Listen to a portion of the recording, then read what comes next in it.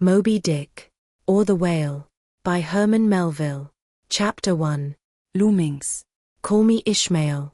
Some years ago, never mind how long precisely. Having little or no money in my purse, and nothing particular to interest me on shore, I thought I would sail about a little, and see the watery part of the world. It is a way I have of driving off the spleen and regulating the circulation, whenever I find myself growing grim about the mouth.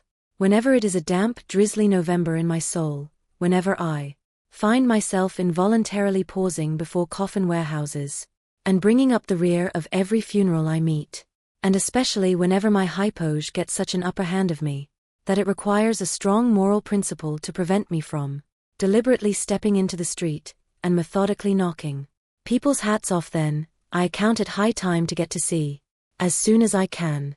This is my substitute for pistol and ball. With a philosophical flourish Cato throws himself upon his sword. I quietly take to the ship. There is nothing surprising in this. If they but knew it, almost all men in their degree some time or other cherish very nearly the same feelings towards the ocean with me. There now is your insular city of the Manhattoes, belted round by wharves, as Indian Isles by coral reefs. Commerce surrounds it with her surf.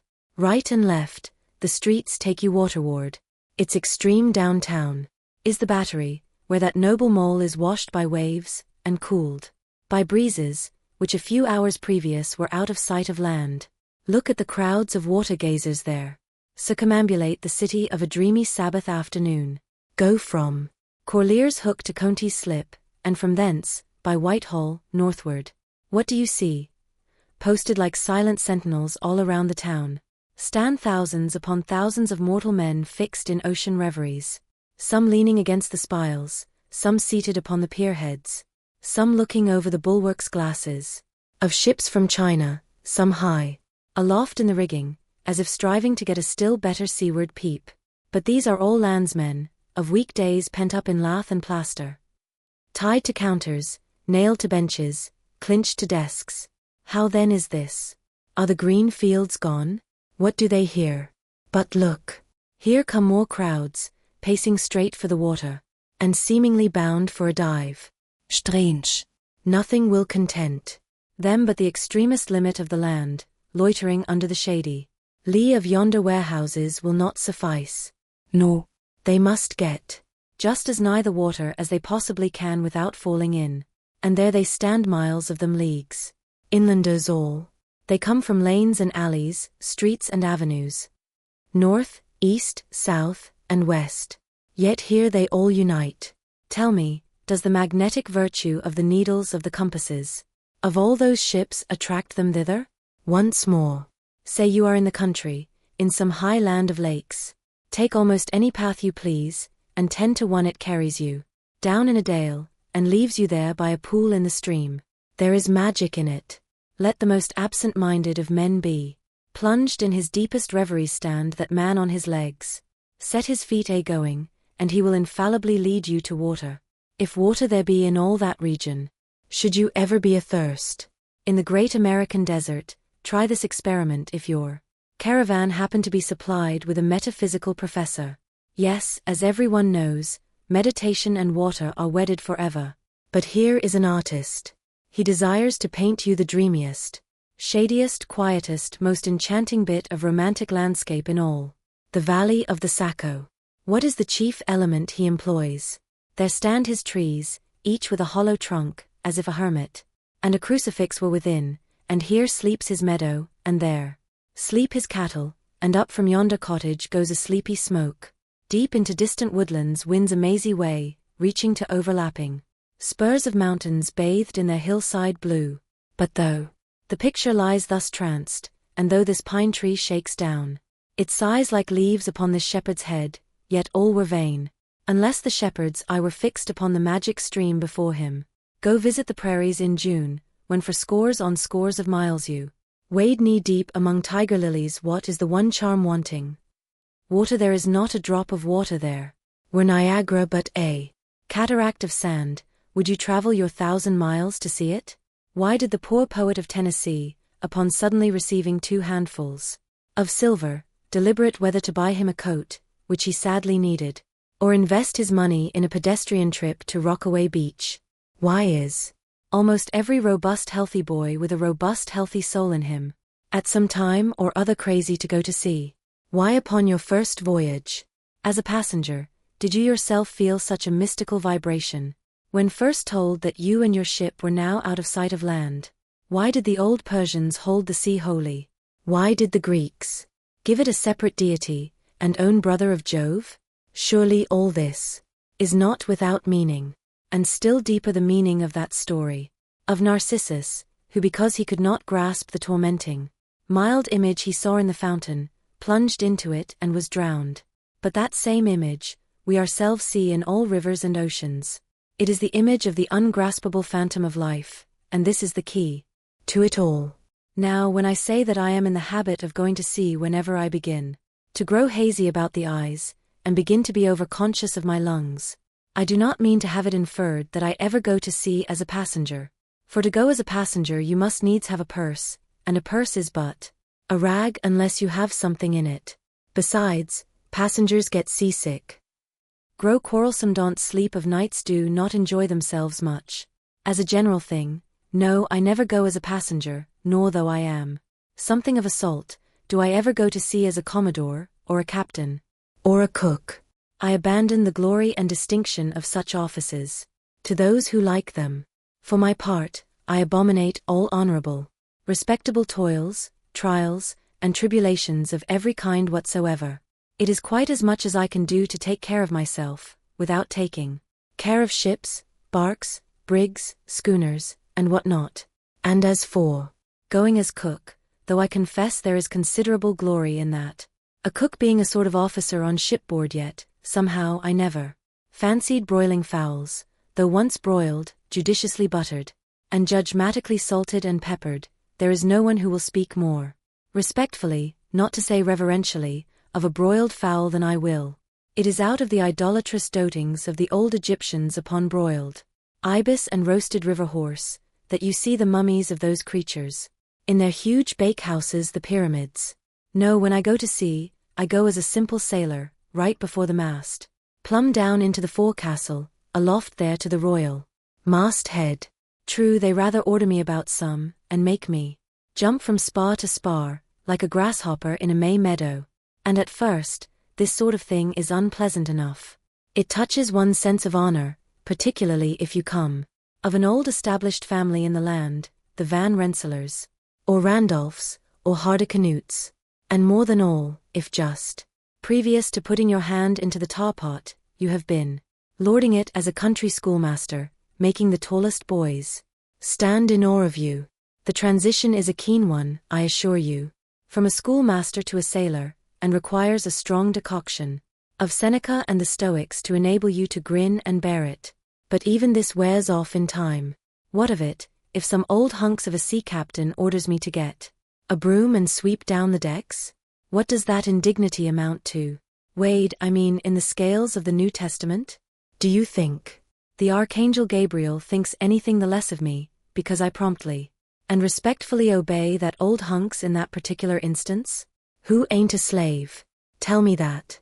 Well then, however the old sea captains may order me about, however they may thump and punch me about, I have the satisfaction of knowing that it is all right, that everybody else is one way or other served in much the same way, either in a physical or metaphysical point of view, that is, and so the universal thump is passed round, and all hands should rub each other's shoulder blades, and be content. Again, I always go to sea as a sailor, because they make a point of paying me for my trouble, whereas they never pay passengers a single penny that I ever heard of. On the contrary, passengers themselves must pay. And there is all the difference in the world between paying and being paid. The act of paying is perhaps the most uncomfortable infliction that the two orchard thieves entailed upon us. But being paid, what will compare with it? The urbane activity with which a man receives money is really marvelous, considering that we so earnestly believe money to be the root of all earthly ills, and that on no account can a moneyed man enter heaven. Ah, how cheerfully we consign ourselves to perdition. Finally, I always go to sea as a sailor, because of the wholesome exercise and pure air of the forecastle deck. For as in this world, headwinds are far more prevalent than winds from astern, that is, if you never violate the Pythagorean maxim. So for the most part the Commodore on the quarterdeck gets his atmosphere at second hand from the sailors on the forecastle. He thinks he breathes it first, but not so. In much the same way do the commonalty lead their leaders in many other things, at the same time that the leaders little suspect it. But wherefore it was that after having repeatedly smelt the sea as a merchant sailor, I should now take it into my head to go on a whaling voyage, this the invisible police officer of the fates, who has the constant surveillance of me, and secretly dogs me, and influences me in some unaccountable way. He can better answer than anyone else.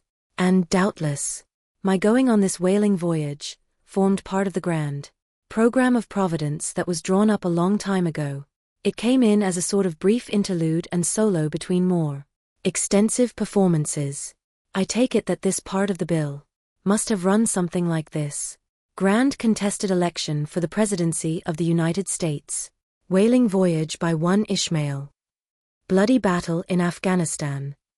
Though I cannot tell why it was exactly that those stage managers, the fates, put me down for this shabby part of a whaling voyage, when others were set down for magnificent parts in high tragedies, and short and easy parts in genteel comedies, and jolly parts in farces. Though I cannot tell why this was exactly, yet, now that I recall all the circumstances, I think I can see a little into the springs and motives which, being cunningly presented to me under various disguises, induced me to set about performing the part one did, besides cajoling me into the delusion that it was a choice resulting from my own unbiased free will and discriminating judgment. Chief among these motives was the overwhelming idea of the great whale himself. Such a portentous and mysterious monster roused all my curiosity. Then the wild and distant seas where he rolled his island bulk, the undeliverable, nameless perils of the whale, these, with all the attending marvels of 1,000 Patagonian sights and sounds, helped to sway me to my wish. With other men, perhaps, such things would not have been inducements. But as for me, I am tormented with an everlasting itch for things remote. I love to sail forbidden seas, and land on barbarous coasts. Not ignoring what is good, I am quick to perceive a horror, and could still be social with it would they let me, since it is but well to be on friendly terms with all the inmates of the place one lodges in. By reason of these things, then, the whaling voyage was welcome. The great floodgates of the wonder-world swung open, and in the wild conceits that swayed me to my purpose, two and two there floated into my inmost soul endless processions of the whale, and mid most of them all, one grand hooded phantom, like a snow hill in the air. Chapter 2. The Carpet Bag. I stuffed a shirt or two into my old carpet bag, tucked it under my arm, and started for Cape Horn and the Pacific. Quitting the good city of Old Manhattan, I duly arrived in New Bedford. It was on a Saturday night in December. Much was I disappointed upon learning that the little packet for Nantucket had already sailed, and that no way of reaching that place would offer till the following Monday, as most young candidates for the pains and penalties of whaling stop at this same New Bedford, thence to embark on their voyage. It may as well be related that I, for one, had no idea of so doing, for my mind was made up to sail in no other than a Nantucket craft, because there was a fine boisterous something about everything connected with that famous old island, which amazingly pleased me. Besides, though New Bedford has of late been gradually monopolizing the business of whaling, and though in this matter poor old Nantucket is now much behind her, yet Nantucket was her great original. The Tyre of this Carthage, the place where the first dead American whale was stranded. Where else but from Nantucket did those aboriginal whalemen, the red men, first sally out in canoes to give chase to the Leviathan? And where but from Nantucket, too, did that first adventurous little sloop put forth, partly laden with imported cobblestones, so goes the story, to throw at the whales, in order to discover when they were nigh enough to risk a harpoon from the bowsprit? Now having a night, a day, and still another night following before me, in New Bedford, ere I could embark for my destined port, it became a matter of concernment where I was to eat and sleep meanwhile. It was a very dubious-looking, nay, a very dark and dismal night, bitingly cold and cheerless. I knew no one in the place. With anxious grapnels I had sounded my pocket, and only brought up a few pieces of silver. So wherever you go, Ishmael, said I to myself, as I stood in the middle of a dreary street shouldering my bag, and comparing the gloom towards the north with the darkness towards the south, wherever in your wisdom you may conclude to lodge for the night, my dear Ishmael, be sure to inquire the price, and don't be too particular. With halting steps I paced the streets, and passed the sign of the Crossed Harpoons, but it looked too expensive and jolly there. Further on, from the bright red windows of the Swordfish Inn, there came such fervent rays, that it seemed to have melted the packed snow and ice from before the house, for everywhere else the congealed frost lay 10 inches thick in a hard, asphaltic pavement, rather weary for me, when I struck my foot against the flinty projections, because from hard, remorseless service the soles of my boots were in a most miserable plight. Too expensive and jolly, again thought I, pausing one moment to watch the broad glare in the street, and hear the sounds of the tinkling glasses within. But go on, Ishmael, said I at last, don't you hear? Get away from before the door, your patched boots are stopping the way. So on I went. I now by instinct followed the streets that took me waterward, for there, doubtless, were the cheapest, if not the cheeriest inns. Such dreary streets, blocks of blackness, not houses, on either hand, and here and there a candle, like a candle moving about in a tomb. At this hour of the night, of the last day of the week, that quarter of the town proved all but deserted. But presently, I came to a smoky light proceeding from a low wide building, the door of which stood invitingly open. It had a careless look, as if it were meant for the uses of the public, so, entering, the first thing I did was to stumble over an ash box in the porch. Ha! Thought I, as the flying particles almost choked me, are these ashes from that destroyed city, Gomorrah? But the Crossed Harpoons, and the Swordfish. This then must needs be the sign of the trap. However, I picked myself up and hearing a loud voice within, pushed on and opened a second interior door. It seemed the great black Parliament sitting in Tophet. 100 black faces turned round in their rows to peer, and beyond, a black angel of doom was beating a book in a pulpit. It was a Negro church, and the preacher's text was about the blackness of darkness, and the weeping and wailing and teeth gnashing there. Ha, Ishmael, muttered I, backing out. Wretched entertainment at the sign of the trap. Moving on, I at last came to a dim sort of light not far from the docks, and heard a forlorn creaking in the air, and looking up, saw a swinging sign over the door with a white painting upon it, faintly representing a tall straight jet of misty spray, and these words underneath, the Spooter Inn, Peter Coffin. Coffin? Spooter? Rather ominous in that particular connection, thought I. But it is a common name in Nantucket, they say, and I suppose this Peter here is an emigrant from there. As the light looked so dim, and the place for the time looked quiet enough, and the dilapidated little wooden house itself looked as if it might have been carted here from the ruins of some burnt district, and as the swinging sign had a poverty-stricken sort of to it, I thought that here was the very spot for cheap lodgings, and the best of pea coffee. It was a queer sort of place, a gable-ended old house, one side palsied as it were, and leaning over sadly. It stood on a sharp, bleak corner, where that tempestuous wind Euroclydon kept up a worse howling than ever it did about poor Paul's tossed craft. Euroclydon, nevertheless, is a mighty pleasant zephyr to any one indoors, with his feet on the hob quietly toasting for bed. In judging of that tempestuous wind called Euroclydon, says an old writer of whose works I possess the only copy extant, it mocketh a marvellous difference, whether thou lookest out at it from a glass window where the frost is all on the outside, or whether thou observest it from that sashless window, where the frost is on both sides, and of which the white death is the only glazier.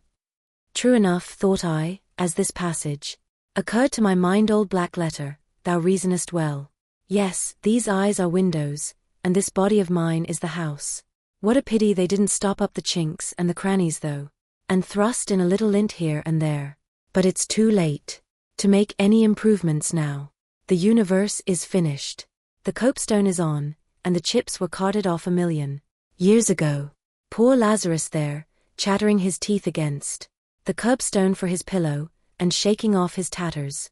With his shiverings, he might plug up both ears with rags, and put a corn-cob into his mouth, and yet that would not keep out the tempestuous Euroclydon. Euroclydon, says old Dives. In his red silken wrapper, he had a redder one afterwards. Pooh. What a fine frosty night, how Orion glitters. What northern lights. Let them talk of their oriental summer. Climes of everlasting conservatories, give me the privilege of making my own summer with my own coals. But what thinks Lazarus? Can he warm his blue hands by holding them up to the grand northern lights? Would not Lazarus rather be in Sumatra than here? Would he not far rather lay him down lengthwise along the line of the equator, yea, ye gods, go down to the fiery pit itself, in order to keep out this frost? Now, that Lazarus should lie stranded there on the curbstone before the door of Dives, this is more wonderful than that an iceberg should be moored to one of the Moluccas. Yet Dives himself, he too lives like a czar in an ice palace made of frozen sighs, and being a president of a temperance society, he only drinks the tepid tears of orphans. But no more of this blubbering now, we are going a-whaling, and there is plenty of that yet to come. Let us scrape the ice from our frosted feet, and see what sort of a place this Spooter may be. Chapter 3. The Spooter Inn. Entering that gable-ended Spooter Inn, you found yourself in a wide, low, straggling entry with old-fashioned wainscots, reminding one of the bulwarks of some condemned old craft. On one side hung a very large oil painting so thoroughly besmoked, and every way defaced, that in the unequal cross-lights by which you viewed it, it was only by diligent study and a series of systematic visits to it, and careful inquiry of the neighbors, that you could any way arrive at an understanding of its purpose. Such unaccountable masses of shades and shadows, that at first you almost thought some ambitious young artist, in the time of the New England hags, had endeavored to delineate chaos bewitched. But by dint of much and earnest contemplation, and oft-repeated ponderings, and especially by throwing open the little window towards the back of the entry, you at last come to the conclusion that such an idea, however wild, might not be altogether unwarranted.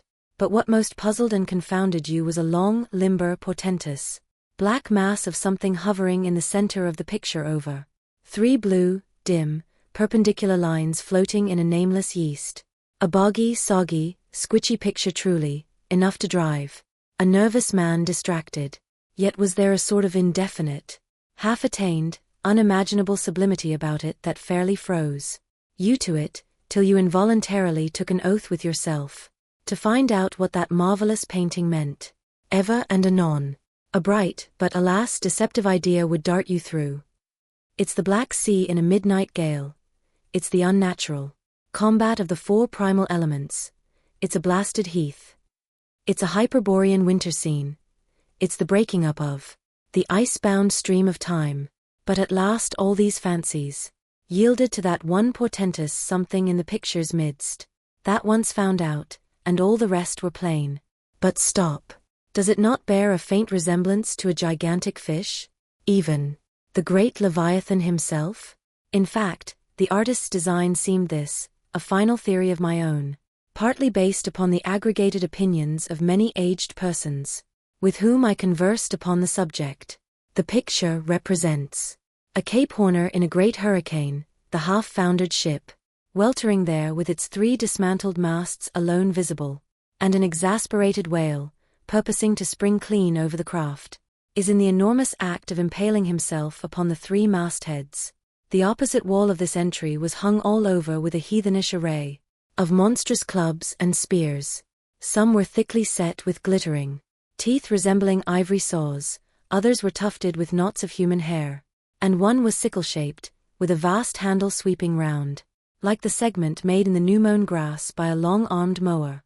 You shuddered as you gazed, and wondered what monstrous cannibal and savage could ever have gone a death-harvesting with such a hacking, horrifying implement.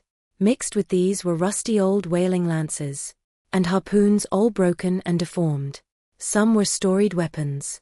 With this once long lance, now wildly elbowed, 50 years ago did Nathan Swain kill 15 whales between a sunrise and a sunset. And that harpoon so like a corkscrew now was flung in Jovan seas, and run away with by a whale, years afterwards slain off the Cape. Off Blanco. The original iron entered nigh the tail, and like a restless needle sojourning in the body of a man, travelled full 40 feet, and at last was found embedded in the hump, crossing this dusky entry, and on through yon low-arched way, cut through what in old times must have been a great central chimney with fireplaces all round you and to the public room. A still duskier place is this, with such low ponderous beams above, and such old wrinkled planks beneath that you would almost fancy you trod some old craft's cockpits, especially of such a howling night, when this corner anchored. Old Ark rocked so furiously. On one side stood a long low, shelf-like table covered with cracked glass cases, filled with dusty rarities gathered from this wide world's remotest nooks.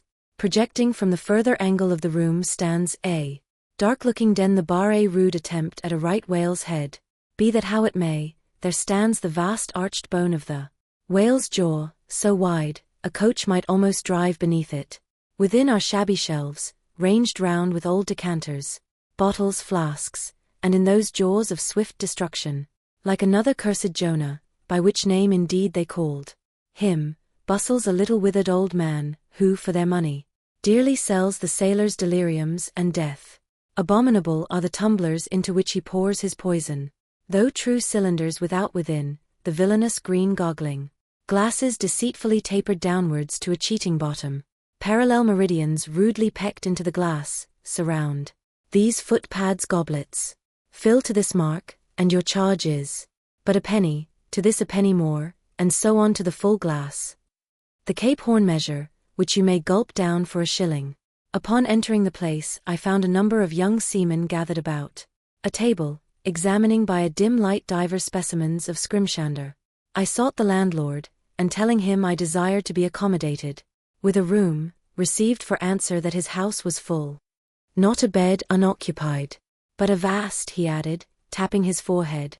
You hain't no objections to sharing a harpooneer's blanket, have ye? I suppose you are goin' a-wallin', so you'd better get used to that sort of thing. I told him that I never liked to sleep two in a bed, that if I should ever do so, it would depend upon who the harpooneer might be, and that if he, the landlord, really had no other place for me, and the harpooneer was not decidedly objectionable, why rather than wander further about a strange town on so bitter a night, I would put up with the half of any decent man's blanket. I thought so. All right, take a seat. Supper? You want supper? Supper'll be ready directly. I sat down on an old wooden settle, carved all over like a bench on the battery.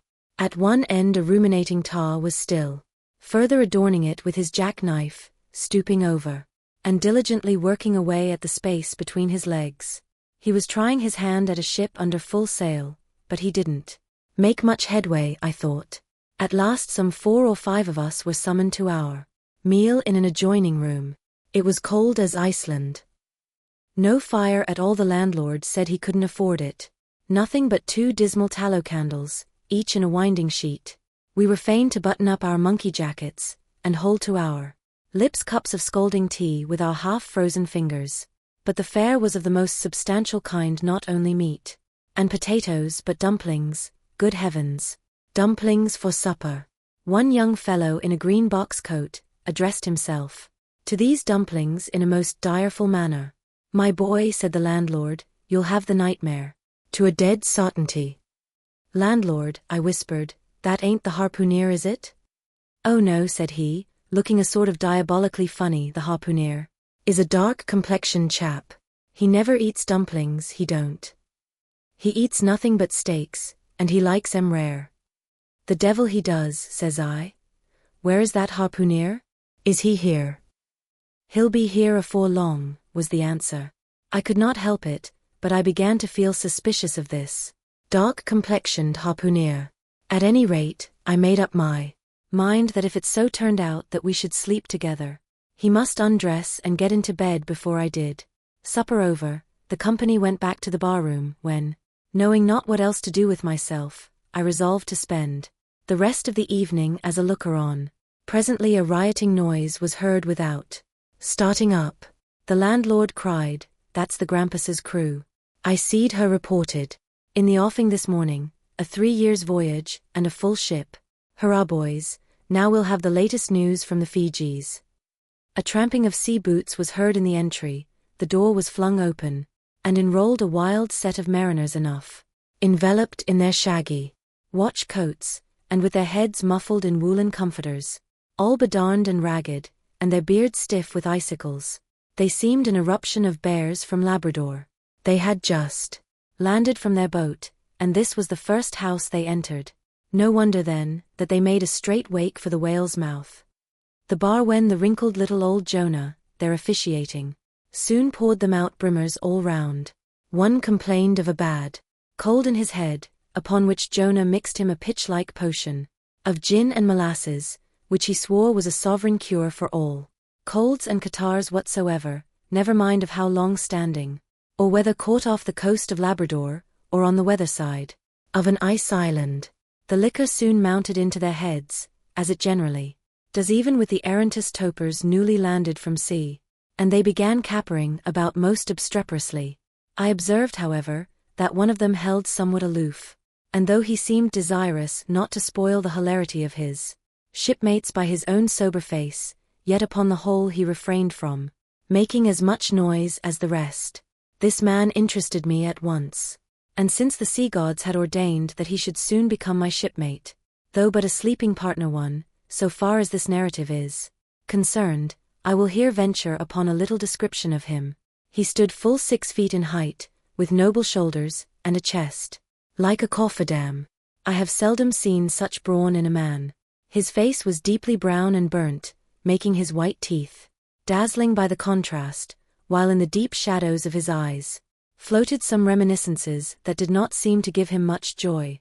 His voice at once announced that he was a southerner, and from his fine stature, I thought he must be one of those tall mountaineers from the Alleghanian Ridge in Virginia. When the revelry of his companions had mounted to its height, this man slipped away unobserved, and I saw no more of him till he became my comrade on the sea. In a few minutes, however, he was missed by his shipmates, and being, it seems, for some reason a huge favorite with them, they raised a cry of Bulkington. Bulkington. Where's Bulkington? And darted out of the house in pursuit of him. It was now about 9 o'clock, and the room seeming almost supernaturally quiet after these orgies, I began to congratulate myself upon a little plan that had occurred to me just previous to the entrance of the seamen. No man prefers to sleep two in a bed. In fact, you would a good deal rather not sleep with your own brother. I don't know how it is, but people like to be private when they are sleeping, and when it comes to sleeping with an unknown stranger, in a strange inn, in a strange town, and that stranger a harpooner, then your objections indefinitely multiply. Nor was there any earthly reason why I as a sailor should sleep two in a bed, more than anybody else, for sailors no more sleep two in a bed at sea than bachelor kings do ashore. To be sure they all sleep together in one apartment, but you have your own hammock, and cover yourself with your own blanket, and sleep in your own skin. The more I pondered over this harpooner, the more I abominated the thought of sleeping with him. It was fair to presume that, being a harpooner, his linen or woolen, as the case might be, would not be of the tiddiest, certainly none of the finest. I began to twitch all over. Besides, it was getting late, and my decent harpooner ought to be home and going bedwards. Suppose now he should tumble in upon me at midnight. How could I tell from what vile hole he had been coming? Landlord, I've changed my mind about that harpooner. I shan't sleep with him. I'll try the bench here. Just as you please. I'm sorry I can't spare ye a tablecloth for a mattress, and it's a plaguey rough board here, feeling of the knots and notches. But wait a bit, Scrimshander, I've got a carpenter's plane there in the bar. Wait, I say, and I'll make ye snug enough. So saying, he procured the plane, and with his old silk handkerchief, first dusting the bench, vigorously set to planing away at my bed, the while grinning like an ape. The shavings flew right and left, till at last the plain iron came bump against an indestructible knot. The landlord was near spraining his wrist, and I told him for heaven's sake to quit the bed was soft enough to suit me, and I did not know how all the planing in the world could make eider down of a pine plank. So gathering up the shavings with another grin, and throwing them into the great stove in the middle of the room, he went about his business, and left me in a brown study. I now took the measure of the bench, and found that it was a foot too short, but that could be mended with a chair. But it was a foot too narrow, and the other bench in the room was about 4 inches higher than the planed one, so there was no yoking them. I then placed the first bench lengthwise along the only clear space against the wall, leaving a little interval between, for my back to settle down in. But I soon found that there came such a draught of cold air over me from under the sill of the window, that this plan would never do at all, especially as another current from the rickety door met the one from the window, and both together formed a series of small whirlwinds in the immediate vicinity of the spot where I had thought to spend the night. The devil fetch that harpooneer, thought I, but stop. Couldn't I steal a march on him, bolt his door inside, and jump into his bed, not to be wakened by the most violent knockings? It seemed no bad idea, but upon second thoughts I dismissed it. For who could tell but what the next morning, so soon as I popped out of the room, the harpooneer might be standing in the entry, all ready to knock me down. Still looking around me again, and seeing no possible chance of spending a sufferable night unless in some other person's bed, I began to think that after all I might be cherishing unwarrantable prejudices against this unknown harpooneer. Thinks I, I'll wait a while, he must be dropping in before long. I'll have a good look at him then, and perhaps we may become jolly good bedfellows after all, there's no telling. But though the other boarders kept coming in by 1s, 2s, and 3s, and going to bed, yet no sign of my harpooneer. Landlord, said I, what sort of a chap is he? Does he always keep such late hours? It was now hard upon 12 o'clock. The landlord chuckled again with his lean chuckle, and seemed to be mightily tickled at something beyond my comprehension. No, he answered, generally he's an early bird, early to bed, and early to rise, he's the bird what catches the worm. But tonight he went out a-peddling, you see, and I don't see what on earth keeps him so late, unless maybe he can't sell his head. Can't sell his head? What sort of a bamboozingly story is this you are telling me? Getting into a towering rage. Do you pretend to say, landlord, that this harpooneer is actually engaged this blessed Saturday night, or rather Sunday morning, in peddling his head around this town? That's precisely it, said the landlord, and I told him he couldn't sell it here, the market's overstocked. With what? Shouted I. With heads, to be sure. Ain't there too many heads in the world? I tell you what it is, landlord, said I quite calmly. You'd better stop spinning that yarn to me. I'm not green. Maybe not, taking out a stick and whittling a toothpick, but I rather guess you'll be done brown if that air harpooneer hears you a slanderin' his head. I'll break it for him, said I, now flying into a passion again at this unaccountable farrago of the landlord's. It's broke already, said he. Broke, said I. Broke, do you mean? Sartain, and that's the very reason he can't sell it, I guess. Landlord, said I, going up to him as cool as MT. Heckler in a snowstorm. Landlord, stop whittling. You and I must understand one another, and that too without delay. I come to your house and want a bed. You tell me you can only give me half a one, that the other half belongs to a certain harpooneer.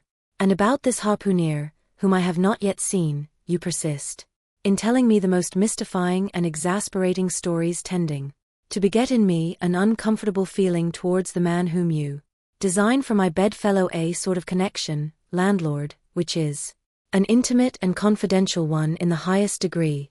I now demand of you to speak out and tell me who and what this harpooneer is, and whether I shall be in all respects safe to spend the night with him.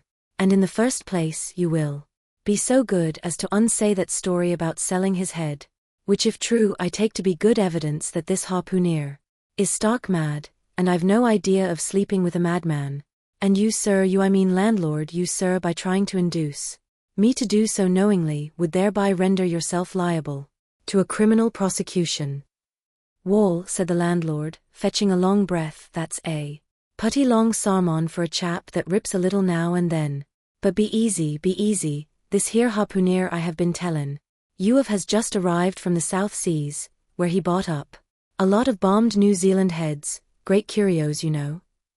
And he sold all on 'em but one, and that one he's trying to sell tonight, 'cause tomorrow's Sunday, and it would not do to be sellin' human heads about the streets when folks is goin' to churches. He wanted to last Sunday, but I stopped him just as he was goin' out of the door with 4 heads strung on a string for all the earth like a string of Aeneans. This account cleared up the otherwise unaccountable mystery, and showed that the landlord, after all, had had no idea of fooling me. But at the same time, what could I think of a harpooneer who stayed out of a Saturday night clean into the Holy Sabbath, engaged in such a cannibal business as selling the heads of dead idolaters? Depend upon it, landlord, that harpooneer is a dangerous man. He pays reglar, was the rejoinder. But come, it's getting dreadful late, you had better be turning flukes. It's a nice bed. Sal and me slept in that air bed the night we were spliced. There's plenty of room for 2 to kick about in that bed. It's an almighty big bed that. Why, afore we give it up, Sal used to put our Sam and little Johnny in the foot of it. But I got a dreaming and sprawling about one night, and somehow Sam got pitched on the floor, and came near breaking his arm. After that, Sal said it wouldn't do. Come along here. I'll give ye a glim in a jiffy, and so saying he lighted a candle and held it towards me, offering to lead the way. But I stood irresolute, when looking at a clock in the corner. He exclaimed, I vomit Sunday you won't see that harpooneer tonight. He's come to anchor somewhere. Come along then, do come. Won't ye come? I considered the matter a moment, and then upstairs we went. And I was ushered into a small room, cold as a clam, and furnished, sure enough, with a prodigious bed, almost big enough indeed for any 4 harpooneers to sleep abreast. There, said the landlord, placing the candle on a crazy old sea chest that did double duty as a washstand and center table. There, make yourself comfortable now, and good night to ye. I turned round from eyeing the bed, but he had disappeared. Folding back the counterpane, I stooped over the bed. Though none of the most elegant, it yet stood the scrutiny tolerably well. I then glanced round the room, and besides the bedstead and center table, could see no other furniture belonging to the place, but a rude shelf, the 4 walls, and a papered fireboard representing a man striking a whale. Of things not properly belonging to the room, there was a hammock lashed up, and thrown upon the floor in one corner. Also a large seaman's bag, containing the harpooneer's wardrobe, no doubt in lieu of a land trunk. Likewise, there was a parcel of outlandish bone fish hooks on the shelf over the fireplace, and a tall harpoon standing at the head of the bed. But what is this on the chest? I took it up, and held it close to the light, and felt it, and smelt it, and tried every way possible to arrive at some satisfactory conclusion concerning it.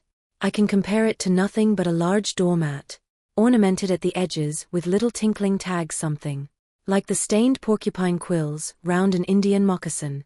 There was a hole or slit in the middle of this mat, as you see, the same in South American ponchos.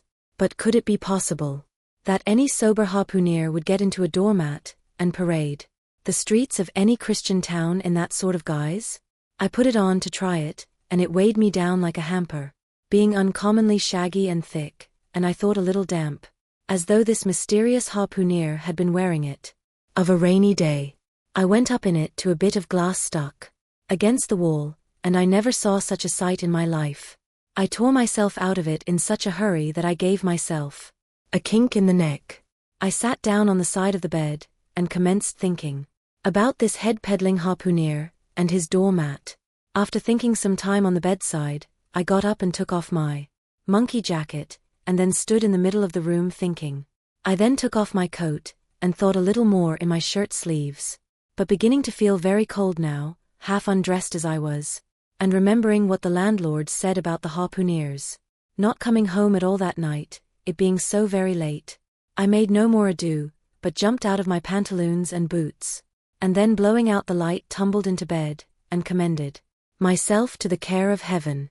Whether that mattress was stuffed with corn cobs or broken crockery, there is no telling, but I rolled about a good deal, and could not sleep for a long time. At last I slid off into a light doze, and had pretty nearly made a good offing towards the land of Nod, when I heard a heavy footfall in the passage, and saw a glimmer of light come into the room from under the door.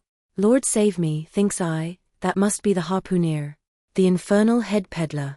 But I lay perfectly still, and resolved not to say a word till spoken to.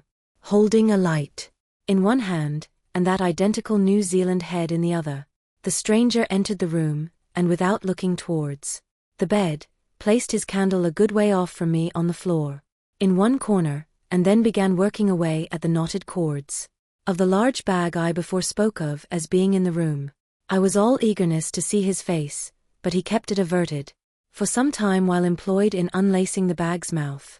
This accomplished, however, he turned round when, good heavens, what a sight! Such a face! It was of a dark, purplish, yellow color, here and there stuck over with large blackish-looking squares. Yes, it's just as I thought, he's a terrible bedfellow. He's been in a fight, got dreadfully cut, and here he is, just from the surgeon. But at that moment he chanced to turn his face so towards the light, that I plainly saw they could not be sticking plasters at all, those black squares on his cheeks. They were stains of some sort or other. At first I knew not what to make of this, but soon an inkling of the truth occurred to me. I remembered a story of a white man, a whaleman too, who, falling among the cannibals, had been tattooed by them. I concluded that this harpooner, in the course of his distant voyages, must have met with a similar adventure. And what is it, thought I, after all? It's only his outside. A man can be honest in any sort of skin, but then what to make of his unearthly complexion, that part of it I mean lying round about, and completely independent of the squares of tattooing? To be sure, it might be nothing but a good coat of tropical tanning, but I never heard of a hot sun's tanning a white man into a purplish yellow one. However, I had never been in the South Seas, and perhaps the sun there produced these extraordinary effects upon the skin. Now, while all these ideas were passing through me like lightning, this harpooner never noticed me at all. But, after some difficulty having opened his bag, he commenced fumbling in it, and presently pulled out a sort of tomahawk, and a sealskin wallet with the hair on. Placing these on the old chest in the middle of the room, he then took the New Zealand head, a ghastly thing enough, and crammed it down into the bag. He now took off his hat, a new beaver hat, when I came nigh singing out with fresh surprise. There was no hair on his head, none to speak of at least. Nothing but a small scalp knot twisted up on his forehead. His bald, purplish head now looked for all the world like a mildewed skull. Had not the stranger stood between me and the door, I would have bolted out of it quicker than ever I bolted a dinner. Even as it was, I thought something of slipping out of the window, but it was the second floor back. I am no coward, but what to make of this head-peddling purple rascal altogether past my comprehension. Ignorance is the parent of fear, and being completely nonplussed and confounded about the stranger, I confess I was now as much afraid of him as if it was the devil himself who had thus broken into my room at the dead of night. In fact, I was so afraid of him that I was not game enough just then to address him, and demand a satisfactory answer concerning what seemed inexplicable in him. Meanwhile, he continued the business of undressing, and at last showed his chest and arms. As I live, these covered parts of him were checkered with the same squares as his face. His back, too, was all over the same dark squares. He seemed to have been in a 30 years' war, and just escaped from it with a sticking plaster shirt. Still more, his very legs were marked, as if a parcel of dark green frogs were running up the trunks of young palms. It was now quite plain that he must be some abominable savage, or other shipped aboard of a whaleman in the South Seas, and so landed in this Christian country. I quaked to think of it. A peddler of heads, too, perhaps the heads of his own brothers. He might take a fancy to mine heavens. Look at that tomahawk. But there was no time for shuddering, for now the savage went about something that completely fascinated my attention, and convinced me that he must indeed be a heathen, going to his heavy grego, or rapall, or dreadnought. which he had previously hung on a chair, he fumbled in the pockets, and produced at length a curious little deformed image with a hunch on its back, and exactly the color of a 3-days-old Congo baby. Remembering the embalmed head, at first I almost thought that this black mannequin was a real baby preserved in some similar manner. But seeing that it was not at all limber, and that it glistened a good deal like polished ebony, I concluded that it must be nothing but a wooden idol, which indeed it proved to be. For now the savage goes up to the empty fireplace, and removing the papered fireboard, sets up this little hunchbacked image, like a tenpin, between the andirons.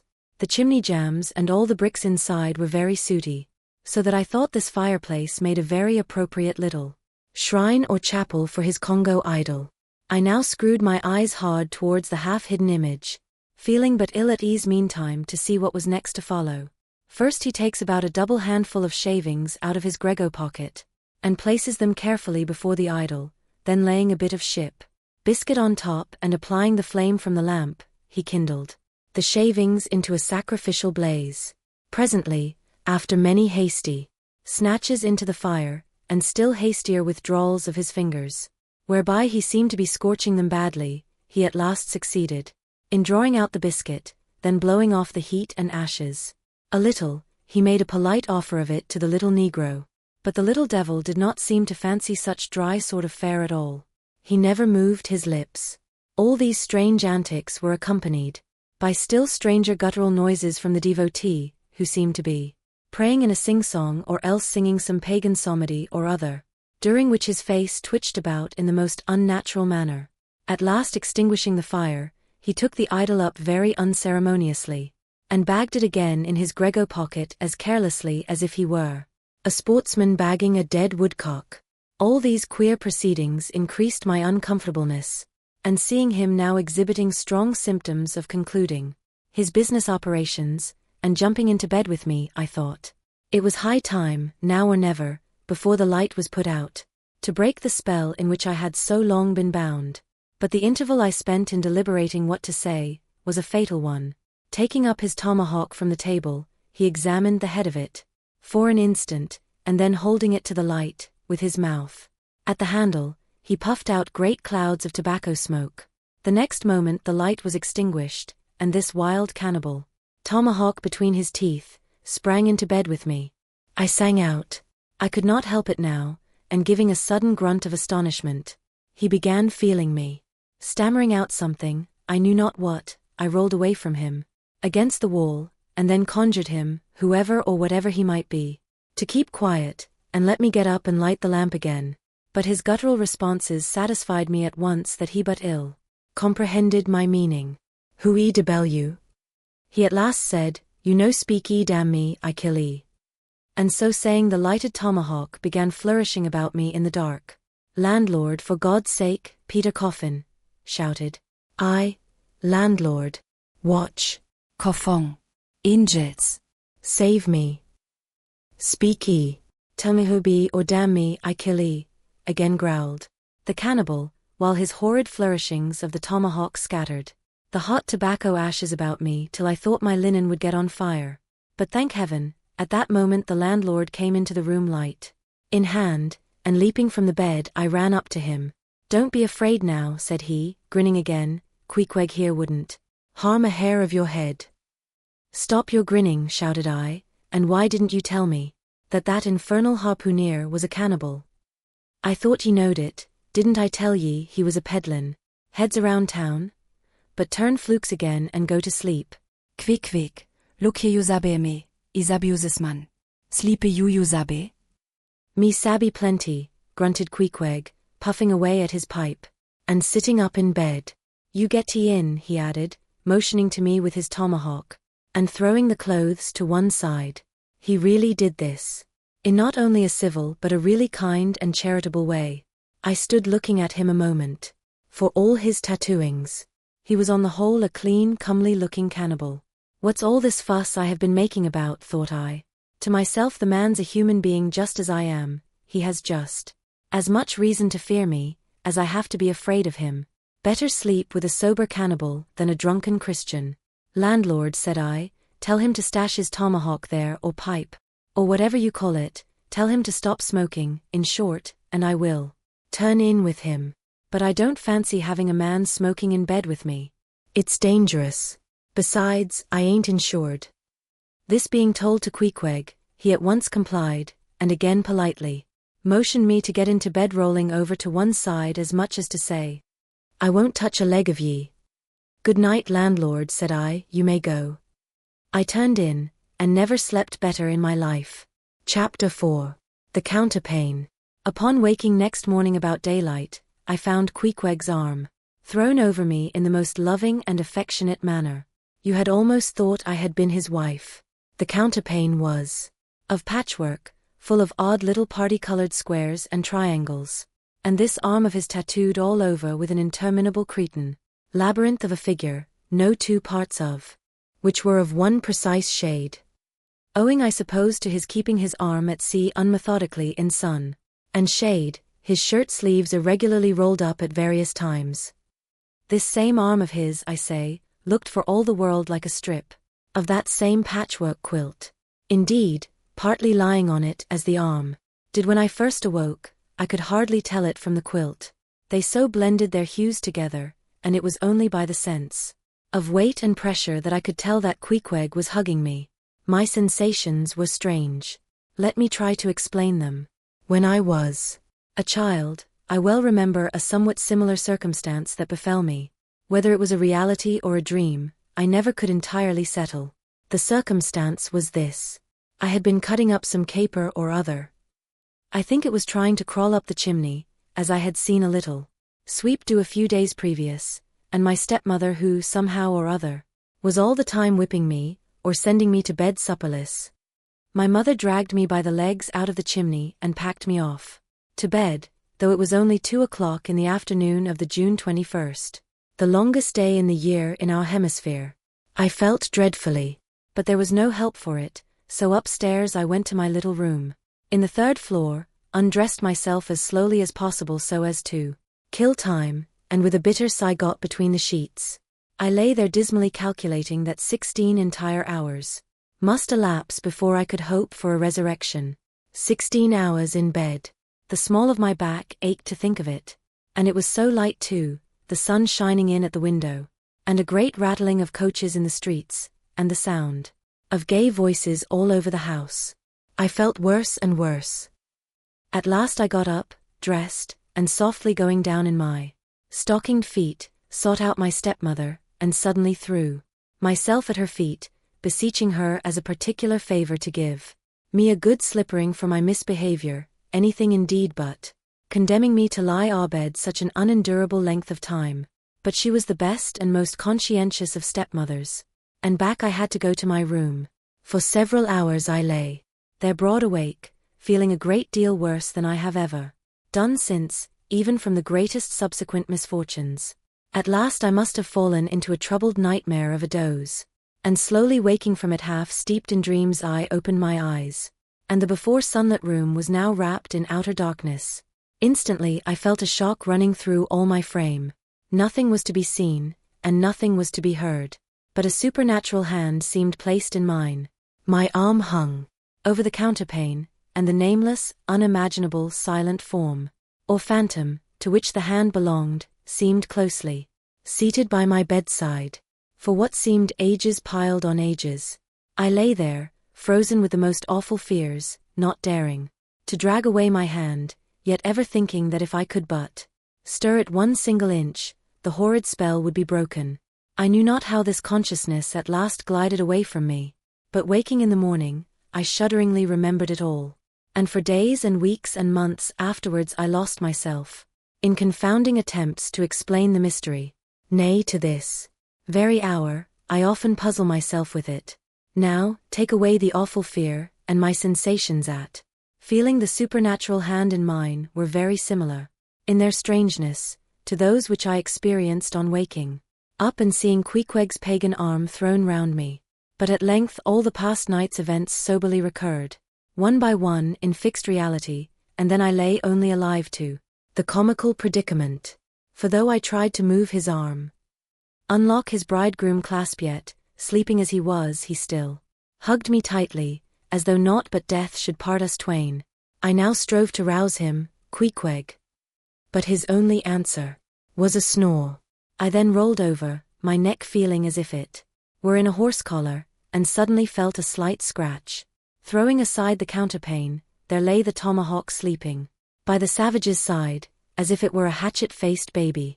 A pretty pickle truly, thought I, abed here in a strange house in the broad day, with a cannibal and a tomahawk. Queequeg, in the name of goodness, Queequeg, wake.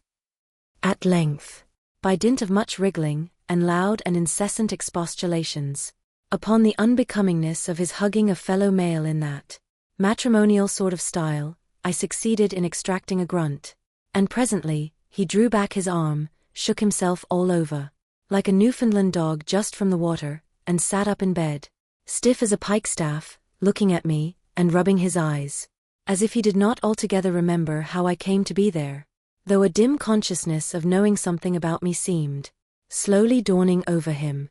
Meanwhile, I lay quietly eyeing him, having no serious misgivings now, and bent upon narrowly observing so curious a creature, when at last his mind seemed made up touching the character of his bedfellow, and he became, as it were, reconciled to the fact. He jumped out upon the floor, and by certain signs and sounds gave me to understand that, if it pleased me, he would dress first and then leave me to dress afterwards, leaving the whole apartment to myself.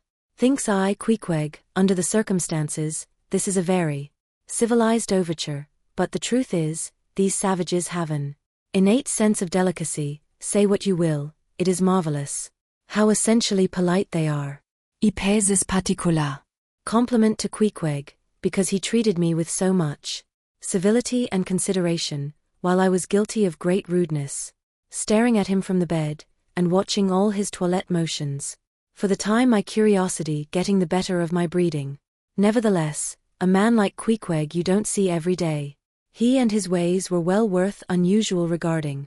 He commenced dressing at top by donning his beaver hat, a very tall one by the by, and then still minus his trousers. He hunted up his boots. What under the heavens he did it for, I cannot tell, but his next movement was to crush himself, boots in hand, and hat on under the bed, when from sundry violent gaspings and strainings, I inferred he was hard at work, booting himself, though by no law of propriety that I ever heard of is any man required to be private when putting on his boots. But Queequeg, do you see, was a creature in the transition state. Neither caterpillar nor butterfly. He was just enough civilized to show off his outlandishness in the strangest possible manner. His education was not yet completed. He was an undergraduate. If he had not been a small degree civilized, he very probably would not have troubled himself with boots at all. But then, if he had not been still a savage, he never would have dreamt of getting under the bed to put them on. At last, he emerged, with his hat very much dented and crushed down over his eyes, and began creaking and limping about the room, as if, not being much accustomed to boots, his pair of damp, wrinkled cowhide ones, probably not made to order, either rather pinched and tormented him at the first go off of a bitter cold morning. Seeing now that there were no curtains to the window and that, the street being very narrow, the house opposite commanded a plain view into the room, and observing more and more the indecorous figure that Queequeg made, staving about with little else but his hat and boots on, I begged him as well as I could to accelerate his toilet somewhat, and particularly to get into his pantaloons as soon as possible. He complied, and then proceeded to wash himself. At that time in the morning any Christian would have washed his face, but Queequeg, to my amazement, contented himself with restricting his ablutions to his chest, arms, and hands. He then donned his waistcoat, and taking up a piece of hard soap on the washstand center table, dipped it into water and commenced lathering his face. I was watching to see where he kept his razor, when lo and behold, he takes the harpoon from the bed corner, slips out the long wooden stock, unsheathes the head, wets it a little on his boot, and striding up to the bit of mirror against the wall, begins a vigorous scraping, or rather harpooning of his cheeks. Thinks I, Queequeg, this is using Rogers's best cutlery with a vengeance. Afterwards I wondered the less at this operation when I came to know of what fine steel the head of a harpoon is made, and how exceedingly sharp the long straight edges are always kept. The rest of his toilet was soon achieved, and he proudly marched out of the room, wrapped up in his great pilot monkey jacket, and sporting his harpoon like a marshal's baton. Chapter 5. Breakfast. I quickly followed suit, and descending into the bar-room accosted the grinning landlord very pleasantly. I cherished no malice towards him, though he had been skylarking with me not a little in the matter of my bedfellow. However, a good laugh is a mighty good thing, and rather too scarce a good thing, the more's the pity. So, if any one man, in his own proper person, affords stuff for a good joke to anybody, let him not be backward, but let him cheerfully allow himself to spend and to be spent in that way. And the man that has anything bountifully laughable about him, be sure there is more in that man than you perhaps think for. The bar-room was now full of the boarders who had been dropping in the night previous, and whom I had not as yet had a good look at. They were nearly all whalemen, chief mates, and second mates, and third mates, and sea carpenters, and sea coopers, and sea blacksmiths, and harpooneers, and shipkeepers. A brown and brawny company, with bosky beards, an unshorn, shaggy set, all wearing monkey jackets for morning gowns. You could pretty plainly tell how long each one had been ashore. This young fellow's healthy cheek is like a sun-toasted pear in hue, and would seem to smell almost as musky. He cannot have been 3 days landed from his Indian voyage. That man next him looks a few shades lighter, you might say. A touch of satin wood is in him. In the complexion of a third still lingers a tropic tone, but slightly bleached withal. He doubtless has tarried whole weeks ashore. But who could show a cheek like Queequeg, which, barred with various tints, seemed like the Andes' western slope, to show forth in one array, contrasting climates, zone by zone. Grub ho!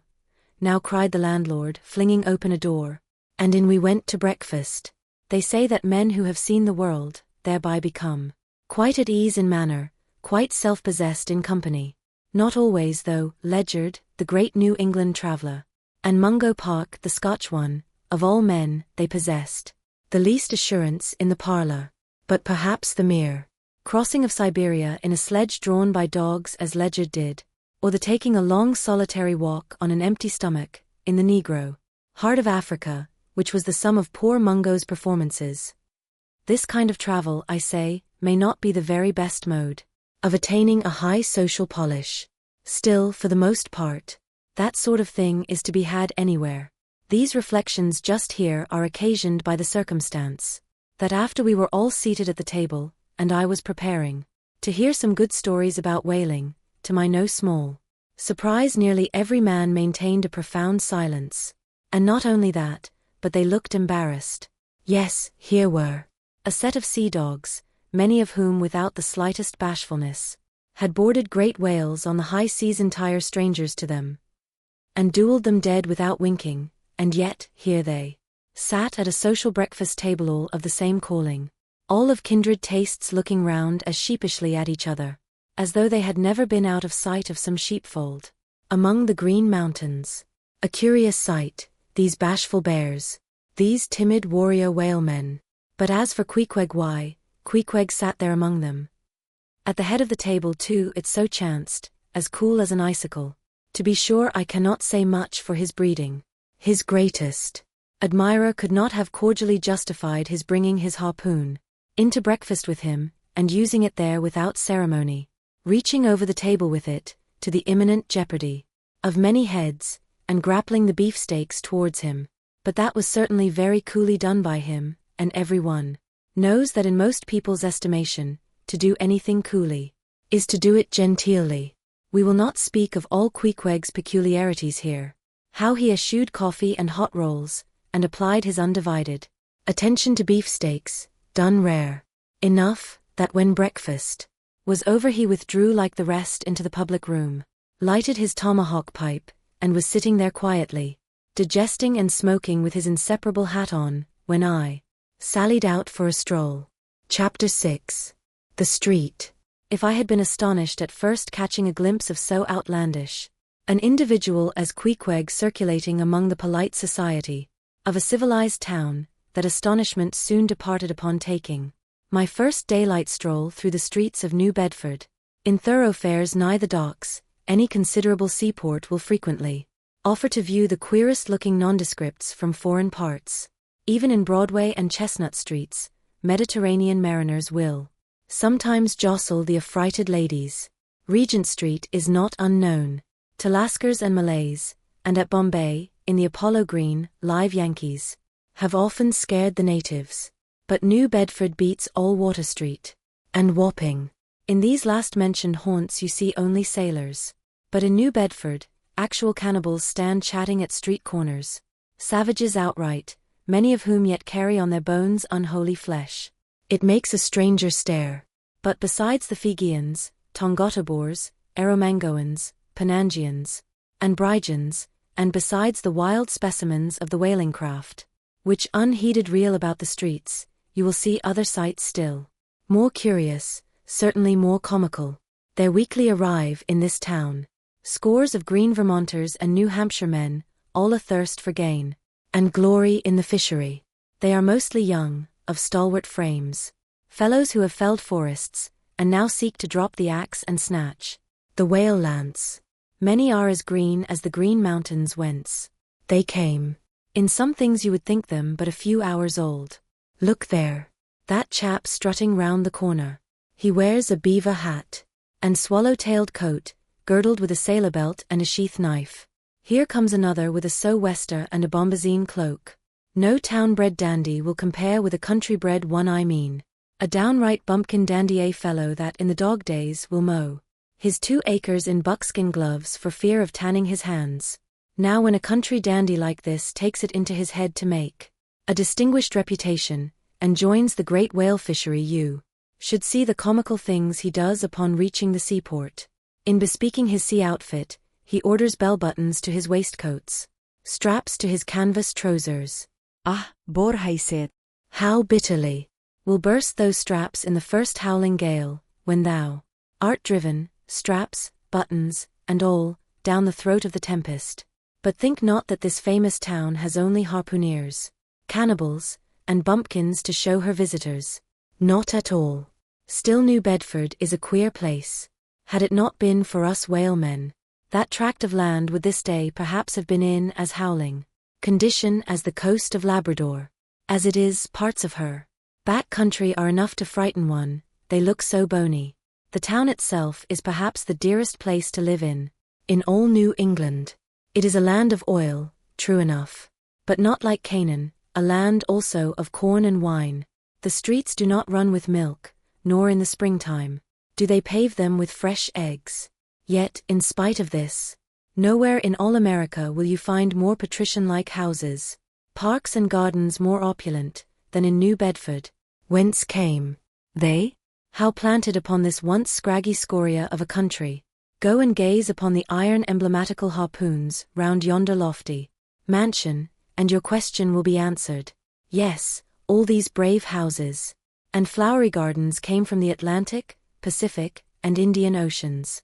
One and all, they were harpooned and dragged up hither from the bottom of the sea.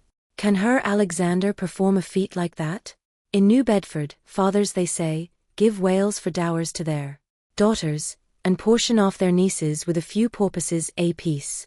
You must go to New Bedford to see a brilliant wedding, for they say they have reservoirs of oil in every house, and every night recklessly burn their lengths in spermaceti candles. In summertime, the town is sweet to see, full of fine maples, long avenues of green and gold, and in August, high in air, the beautiful and bountiful horse-chestnuts, candelabra-wise, proffer the passer-by their tapering upright cones of congregated blossoms.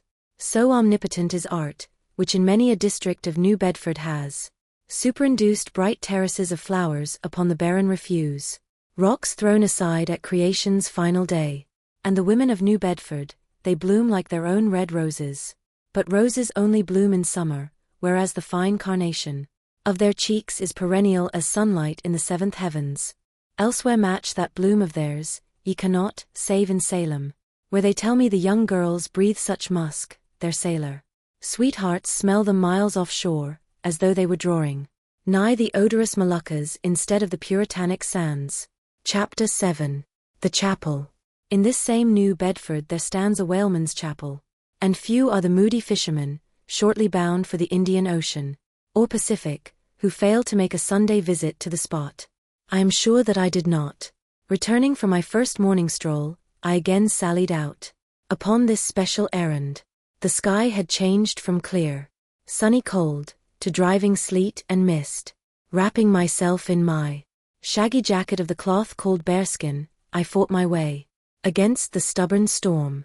Entering, I found a small scattered congregation of sailors, and sailors' wives and widows.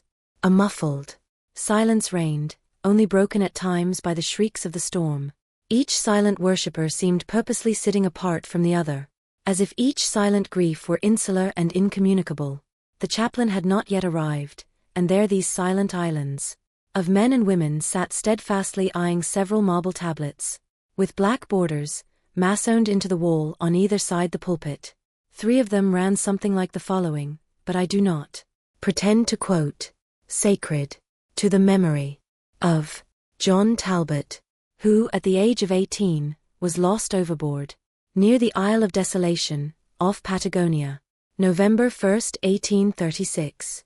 This tablet is erected to his memory by his sister. Sacred, to the memory of Robert Long, Willis Elle, Nathan Coleman, Walter Canny, Seth Macy, and Samuel Gleig, forming one of the boat's crews of the ship Eliza, who were towed out of sight by a whale on the offshore ground in the Pacific, December 31, 1839. This marble is here placed by their surviving shipmates, sacred to the memory of the late Captain Ezekiel Hardy, who in the bows of his boat was killed by a sperm whale on the coast of Japan, August 3d, 1833. This tablet is erected to his memory by his widow. Shaking off the sleet from my ice-glazed hat and jacket, I seated myself near the door, and turning sideways was surprised to see Queequeg near me. Affected by the solemnity of the scene, there was a wondering gaze of incredulous curiosity in his countenance. This savage was the only person present who seemed to notice my entrance, because he was the only one who could not read, and therefore was not reading those frigid inscriptions on the wall. Whether any of the relatives of the seamen whose names appeared there were now among the congregation, I knew not. But so many are the unrecorded accidents in the fishery, and so plainly did several women present wear the countenance, if not the trappings of some unceasing grief, that I feel sure that here before me were assembled those, in whose unhealing hearts the sight of those bleak tablets sympathetically caused the old wounds to bleed afresh. Oh, ye whose dead lie buried beneath the green grass, who standing among flowers can say, here lies my beloved. Ye know not the desolation that broods in bosoms like these. What bitter blanks in those black-bordered marbles which cover Noastis. What despair in those immovable inscriptions. What deadly voids and unbidden infidelities in the lines that seem to gnaw upon all faith and refuse resurrections. To the beings who have placelessly perished without a grave, as well might those tablets stand in the cave of Elephanta as here. In what census of living creatures the dead of mankind are included? Why it is that a universal proverb says of them, that they tell no tales, though containing more secrets than the Goodwin sands. How it is that to his name who yesterday departed for the other world, we prefix so significant and infidel a word, and yet do not thus entitle him, if he but embarks for the remotest Indies of this living earth. Why the life insurance companies pay death forfeitures upon immortals. In what eternal, unstirring paralysis, and deadly hopeless trance, yet lies antique Adam who died 60 round centuries ago. How it is that we still refuse to be comforted for those who we nevertheless maintain are dwelling in unspeakable bliss. Why all the living so strive to hush all the dead, wherefore but the rumor of a knocking in a tomb will terrify a whole city. All these things are not without their meanings. But faith, like a jackal, feeds among the tombs, and even from these dead doubts she gathers her most vital hope. It needs scarcely to be told, with what feelings, on the eve of a Nantucket voyage, I regarded those marble tablets, and by the murky light of that darkened, doleful day read the fate of the whalemen who had gone before me. Yes, Ishmael, the same fate may be thine. But somehow I grew merry again. Delightful inducements to embark, fine chance for promotion. It seems a stove boat will make me an immortal by brevet. Yes, there is death in this business of whaling speechlessly. Quick chaotic bundling of a man into eternity. But what then? Methinks we have hugely mistaken this matter of life and death. Methinks that what they call my shadow here on earth is my true substance. Methinks that in looking at things spiritual, we are too much like oysters observing the sun through the water, and thinking that thick water the thinnest of air. Methinks my body is but the lees of my better being. In fact, take my body who will, take it I say, it is not me. And therefore 3 cheers for Nantucket, and come a stove boat and stove body when they will, for stave my soul. Jove himself cannot. Chapter 8. The Pulpit. I had not been seated very long ere a man of a certain venerable robustness entered, immediately as the storm-pelted door flew back upon admitting him, a quick regardful eyeing of him by all the congregation, sufficiently attested that this fine old man was the chaplain. Yes, it was the famous Father Mapple, so called by the whalemen, among whom he was a very great favorite. He had been a sailor and a harpooneer in his youth, but for many years past had dedicated his life to the ministry. At the time I now write of, Father Mapple was in the hardy winter of a healthy old age, that sort of old age which seems merging into a second flowering youth, for among all the fissures of his wrinkles, there shone certain mild gleams of a newly developing bloom. The spring verdure peeping forth even beneath February's snow. No one having previously heard his history, could for the first time behold Father Mapple without the utmost interest, because there were certain engrafted clerical peculiarities about him, imputable to that adventurous maritime life he had led. When he entered I observed that he carried no umbrella, and certainly had not come in his carriage, for his tarpaulin hat ran down with melting sleet, and his great pilot cloth jacket seemed almost to drag him to the floor with the weight of the water it had absorbed. However, hat and coat and overshoes were one by one removed, and hung up in a little space in an adjacent corner, when arrayed in a decent suit, he quietly approached the pulpit. Like most old-fashioned pulpits, it was a very lofty one, and since a regular stairs to such a height would, by its long angle with the floor, seriously contract the already small area of the chapel, the architect, it seemed, had acted upon the hint of Father Mapple, and finished the pulpit without a stairs, substituting a perpendicular side ladder, like those used in mounting a ship from a boat at sea. The wife of a whaling captain had provided the chapel with a handsome pair of red worsted man-ropes for this ladder, which, being itself nicely headed, and stained with a mahogany color, the whole contrivance, considering what manner of chapel it was, seemed by no means in bad taste. Halting for an instant at the foot of the ladder, and with both hands grasping the ornamental knobs of the man-ropes, Father Mapple cast a look upwards, and then with a truly sailor-like, but still reverential dexterity, hand over hand, mounted the steps, as if ascending the main top of his vessel. The perpendicular parts of this side ladder, as is usually the case with swinging ones, were of cloth-covered rope, only the rounds were of wood, so that at every step there was a joint. At my first glimpse of the pulpit, it had not escaped me that however convenient for a ship, these joints in the present instance seemed unnecessary, for I was not prepared to see Father Mapple, after gaining the height, slowly turn round, and stooping over the pulpit, deliberately drag up the ladder step by step, till the whole was deposited within, leaving him impregnable in his little Quebec. I pondered some time without fully comprehending the reason for this. Father Mapple enjoyed such a wide reputation for sincerity and sanctity, that I could not suspect him of courting notoriety by any mere tricks of the stage. No, thought I, there must be some sober reason for this thing. Furthermore, it must symbolize something unseen. Can it be, then, that by that act of physical isolation, he signifies his spiritual withdrawal for the time, from all outward worldly ties and connections? Yes, for replenished with the meat and wine of the word, to the faithful man of God, this pulpit, I see, is a self-containing stronghold, a lofty Ehrenbreitstein, with a perennial well of water within the walls. But the side ladder was not the only strange feature of the place, borrowed from the chaplain's former seafarings.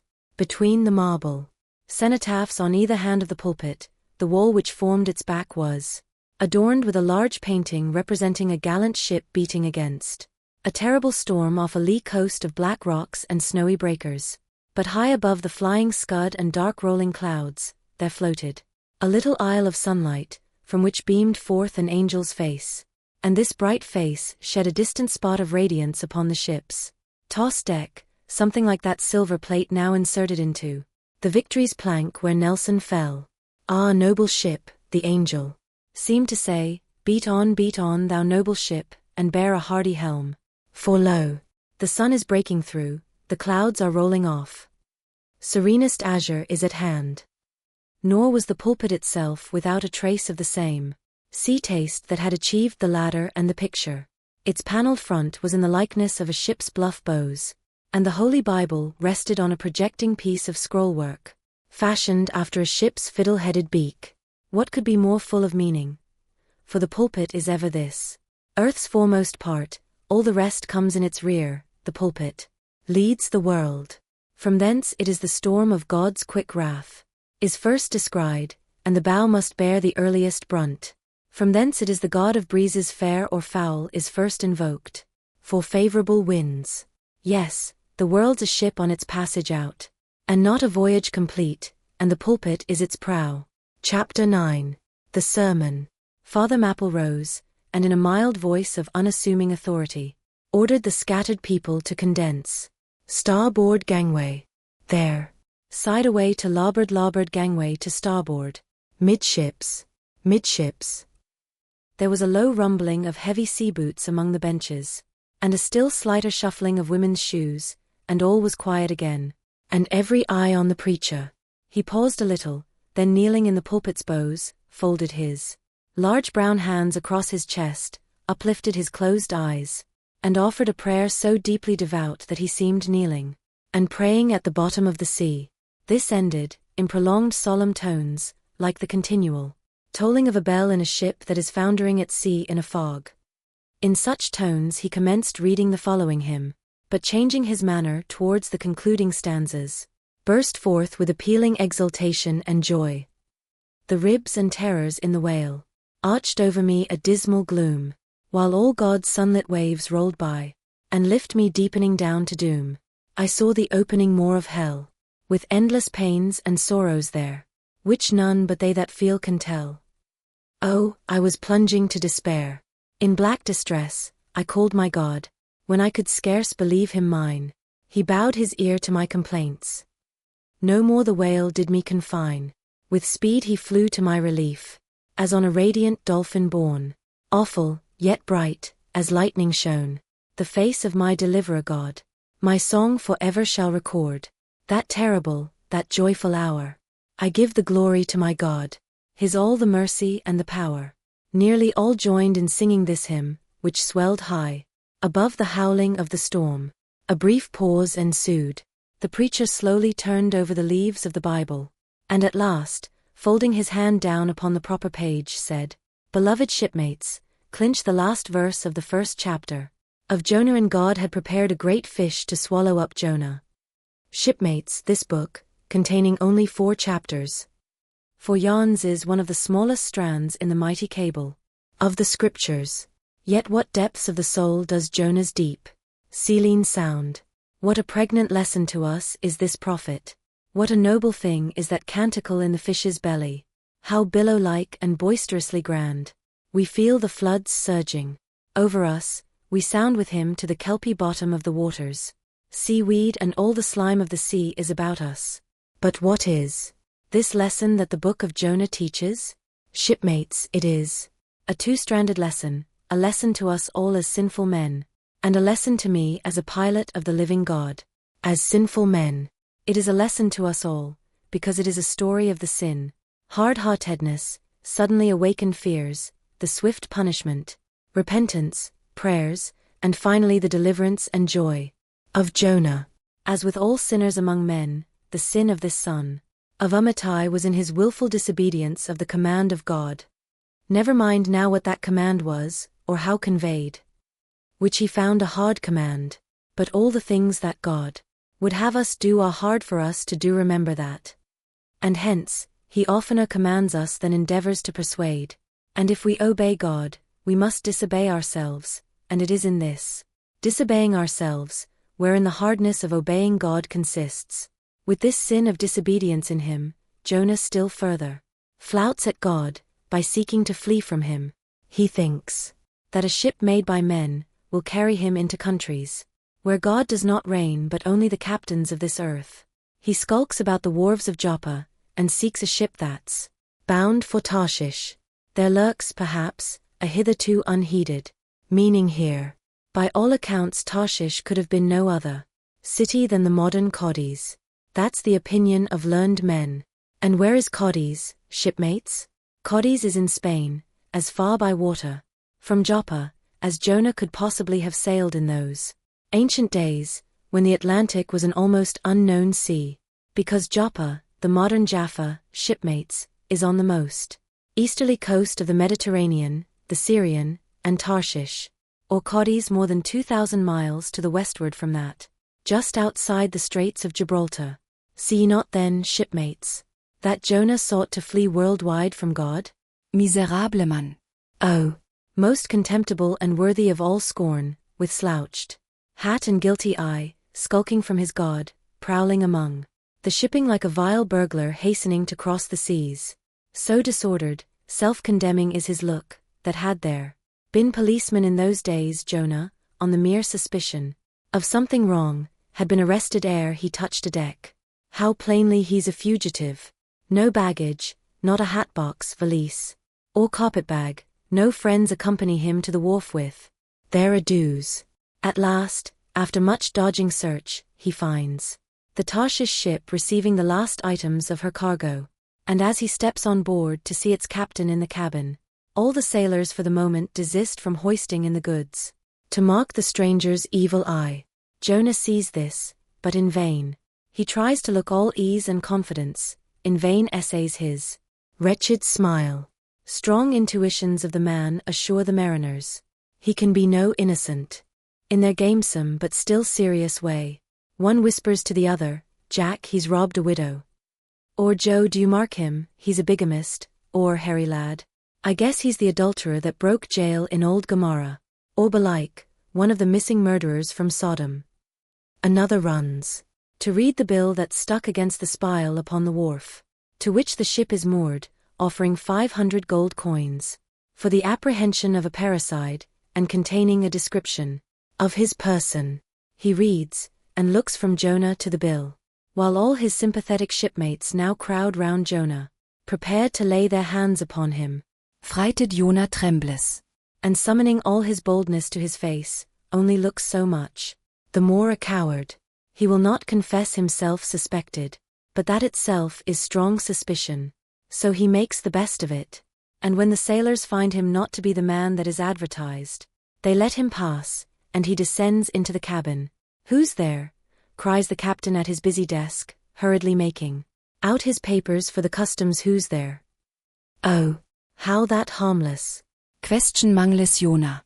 For the instant he almost turns to flee again, but he rallies. "I seek a passage in this ship to Tarshish." "How soon sail ye, sir?" Thus far the busy captain had not looked up to Jonah, though the man now stands before him, but no sooner does he hear that hollow voice, than he darts a scrutinizing glance. "We sail with the next coming tide," at last he slowly answered, still intently eyeing him.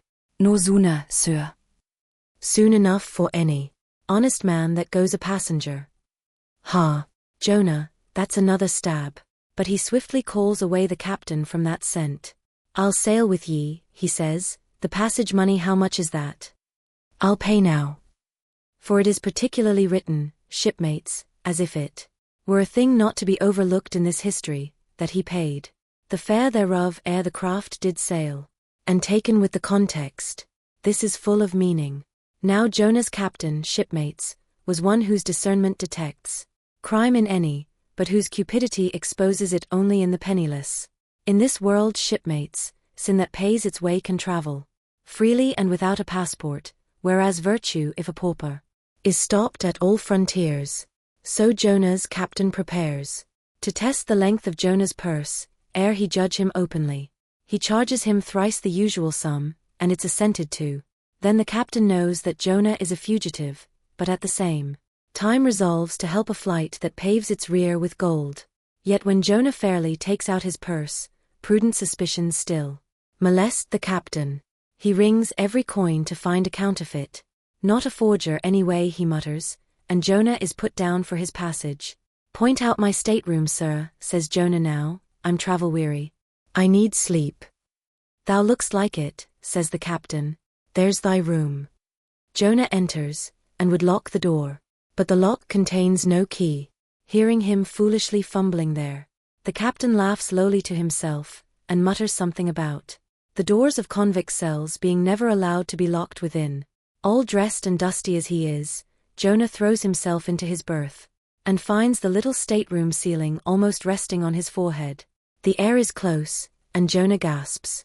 Then, in that contracted hole, sunk too, beneath the ship's waterline, Jonah feels the heralding presentiment of that stifling hour, when the whale shall hold him in the smallest of his bowels wards. Screwed at its axis against the side, a swinging lamp slightly oscillates in Jonah's room, and the ship, heeling over towards the wharf, with the weight of the last bales received, the lamp, flame and all, though in slight motion, still maintains a permanent obliquity with reference to the room, though in truth, infallibly straight itself. It but made obvious the false, lying levels among which it hung. The lamp alarms and frightens Jonah, as lying in his berth, his tormented eyes roll round the place, and this thus far successful fugitive finds no refuge for his restless glance. But that contradiction in the lamp more and more appalls him. The floor, the ceiling and the side, are all awry. Oh, so my conscience hangs in me, he groans, straight upward. So it burns, but the chambers of my soul are all in crookedness.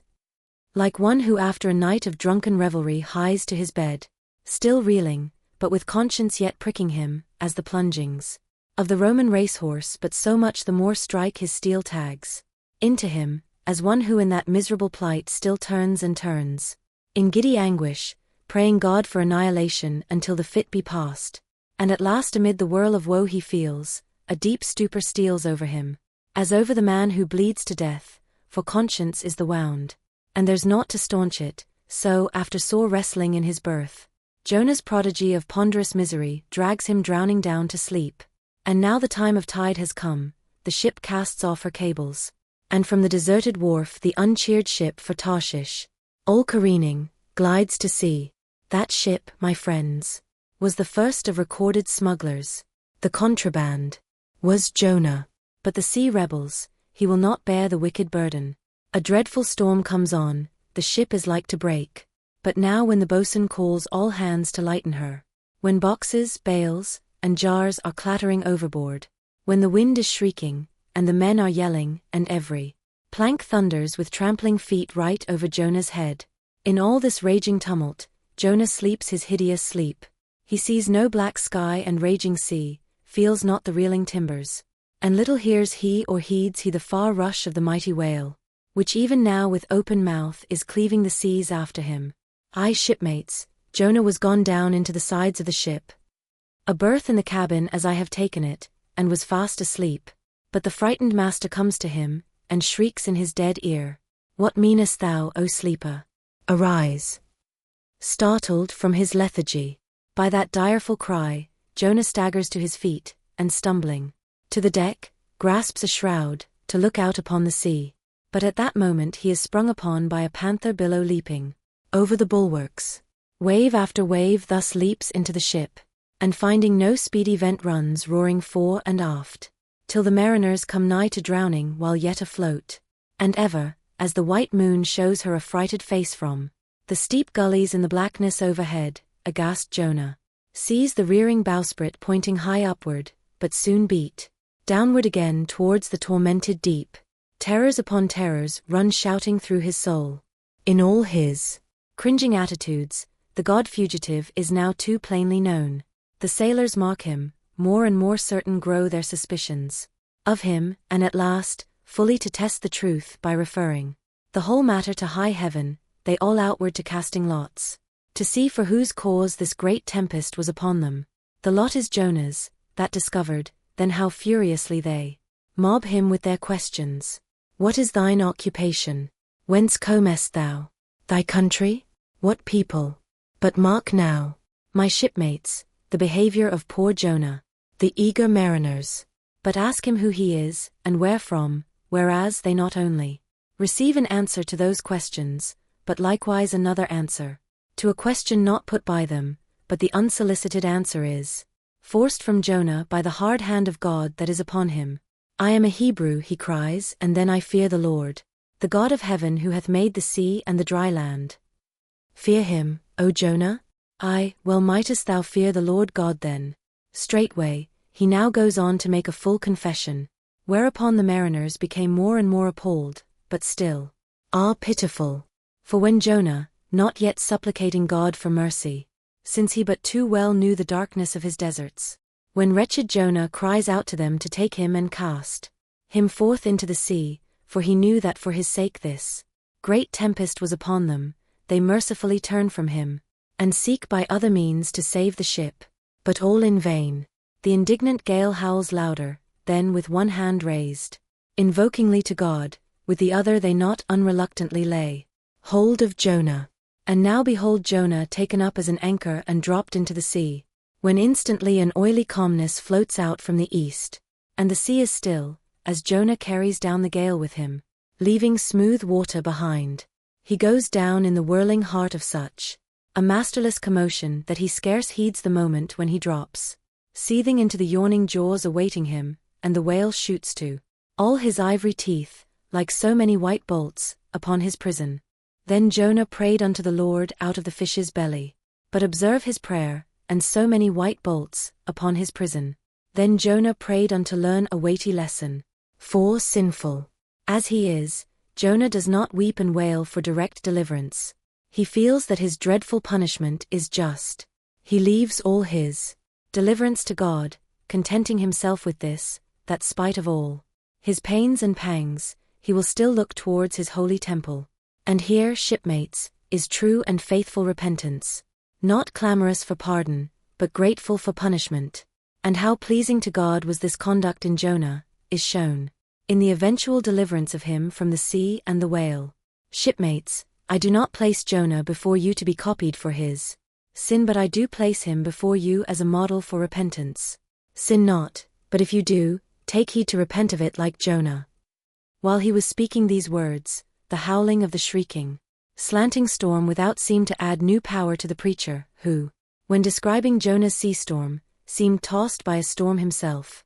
His deep chest heaved as with a groundswell, his tossed arms seemed the warring elements at work, and the thunders that rolled away from off his swarthy brow, and the light leaping from his eye, made all his simple hearers look on him with a quick fear that was strange to them. There now came a lull in his look, as he silently turned over the leaves of the book once more, and at last, standing motionless, with closed eyes for the moment, seemed communing with God and himself. But again he leaned over towards the people, and bowing his head lowly, with an aspect of the deepest yet manliest humility, he spake these words. Shipmates, God has laid but one hand upon you, both his hands press upon me. I have read ye by what murky light may be mine, the lesson that Jonah teaches to all sinners, and therefore to ye, and still more to me, for I am a greater sinner than ye. And now how gladly would I come down from this masthead and sit on the hatches there where you sit, and listen as you listen, while some one of you reads me that other and more awful lesson, which Jonah teaches to me, as a pilot of the living God. How being an anointed pilot prophet, or speaker of true things and bidden by the Lord to sound those unwelcome truths in the ears of a wicked Nineveh, Jonah, appalled at the hostility he should raise, fled from his mission, and sought to escape his duty and his God by taking ship at Joppa. But God is everywhere, Tarshish he never reached. As we have seen, God came upon him in the whale, and swallowed him down to living gulfs of doom, and with swift slantings tore him along into the midst of the seas, where the eddying depths sucked him 10,000 fathoms down, and the weeds were wrapped about his head, and all the watery world of woe bowled over him. Yet even then beyond the reach of any plummet out of the belly of hell when the whale grounded upon the ocean's utmost bones. Even then, God heard the engulfed, repenting prophet when he cried. Then God spake unto the fish, and from the shuddering cold and blackness of the sea, the whale came breaching up towards the warm and pleasant sun, and all the delights of air and earth, and vomited out Jonah upon the dry land, when the word of the Lord came a second time, and Jonah, bruised and beaten his ears, like two seashells, still multitudinously murmuring of the ocean. Jonah did the Almighty's bidding. And what was that, shipmates? To preach the truth to the face of falsehood. That was it. This, shipmates, this is that other lesson, and woe to that pilot of the living God who slights it.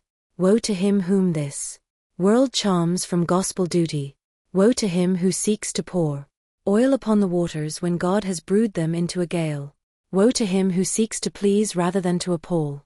Woe to him whose good name is more to him than goodness. Woe to him who, in this world, courts not dishonor. Woe to him who would not be true, even though to be false were salvation. Yea, woe to him who as the great pilot Paul has it, while preaching to others is himself a castaway. He drooped and fell away from himself for a moment, then lifting his face to them again, showed a deep joy in his eyes, as he cried out with a heavenly enthusiasm, But oh, shipmates, on the starboard hand of every woe, there is a sure delight, and higher the top of that delight, than the bottom of the woe, is deep. Is not the main truck higher than the kelson is low? Delight is to him a far, far upward and inward delight, who against the proud gods and commodores of this earth, ever stands forth his own inexorable self. Delight is to him, whose strong arms yet support him, when the ship of this base, treacherous world has gone down beneath him. Delight is to him, who gives no quarter in the truth, and kills, burns and destroys all sin though he pluck it out from under the robes of senators and judges. Delight, top-gallant delight is to him, who acknowledges no law or lord, but the Lord his God, and is only a patriot to heaven. Delight is to him, whom all the waves of the billows of the seas, of the boisterous mob can never shake from this sure keel of the ages. An eternal delight and deliciousness will be his, who coming to lay him down, can say with his final breath, O Father, chiefly known to me by thy rod mortal or immortal, here I die. I have striven to be thine, more than to be this world's, or mine own. Yet this is nothing, I leave eternity to thee, for what is man, that he should live out the lifetime of his God? He said no more, but slowly waving a benediction, covered his face with his hands, and so remained kneeling, till all the people had departed, and he was left alone in the place. Chapter 10. A Bosom Friend. Returning to the Spooter Inn from the chapel, I found Queequeg there, quite alone, he having left the chapel before the benediction some time. He was sitting on a bench before the fire, with his feet on the stove hearth, and in one hand was holding close up to his face that little Negro idol of his, peering hard into its face, and with a jackknife gently whittling away at its nose, meanwhile humming to himself in his heathenish way. But being now interrupted, he put up the image, and pretty soon going to the table, took up a large book there, and placing it on his lap began counting the pages with deliberate regularity, at every 50th page. As I fancied stopping for a moment, looking vacantly around him, and giving utterance to a long-drawn gurgling whistle of astonishment, he would then begin again at the next 50, seeming to commence at number 1 each time, as though he could not count more than 50. And it was only by such a large number of 50s being found together, that his astonishment at the multitude of pages was excited. With much interest I sat watching him, savage though he was, and hideously marred about the face at least to my taste. His countenance yet had a something in it which was by no means disagreeable.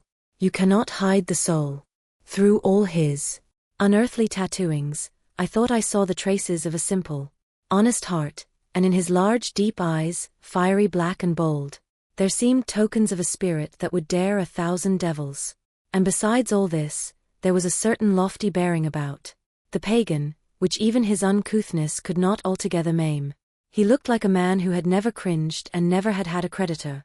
Whether it was too that his head being shaved, his forehead was drawn out in freer and brighter relief, and looked more expansive than it otherwise would, this I will not venture to decide. But certain it was his head was phrenologically an excellent one. It may seem ridiculous, but it reminded me of General Washington's head, as seen in the popular busts of him. It had the same long, regularly graded retreating slope from above the brows, which were likewise very projecting, like two long promontories thickly wooded on top. Pequod was George Washington cannibalistically developed. Whilst I was thus closely scanning him, half pretending meanwhile to be looking out at the storm from the casement, he never heeded my presence, never troubled himself with so much as a single glance, but appeared wholly occupied with counting the pages of the marvelous book. Considering how sociably we had been sleeping together the night previous, and especially considering the affectionate arm I had found thrown over me upon waking in the morning, I thought this indifference of his very strange. But savages are strange beings. At times you do not know exactly how to take them. At first they are overroaring. Their calm self-collectedness of simplicity seems as Socratic wisdom. I had noticed also that Pequod never consorted at all, or but very little, with the other seamen in the inn. He made no advances whatever, appeared to have no desire to enlarge the circle of his acquaintances. All this struck me as mighty singular, yet, upon second thoughts, there was something almost sublime in it.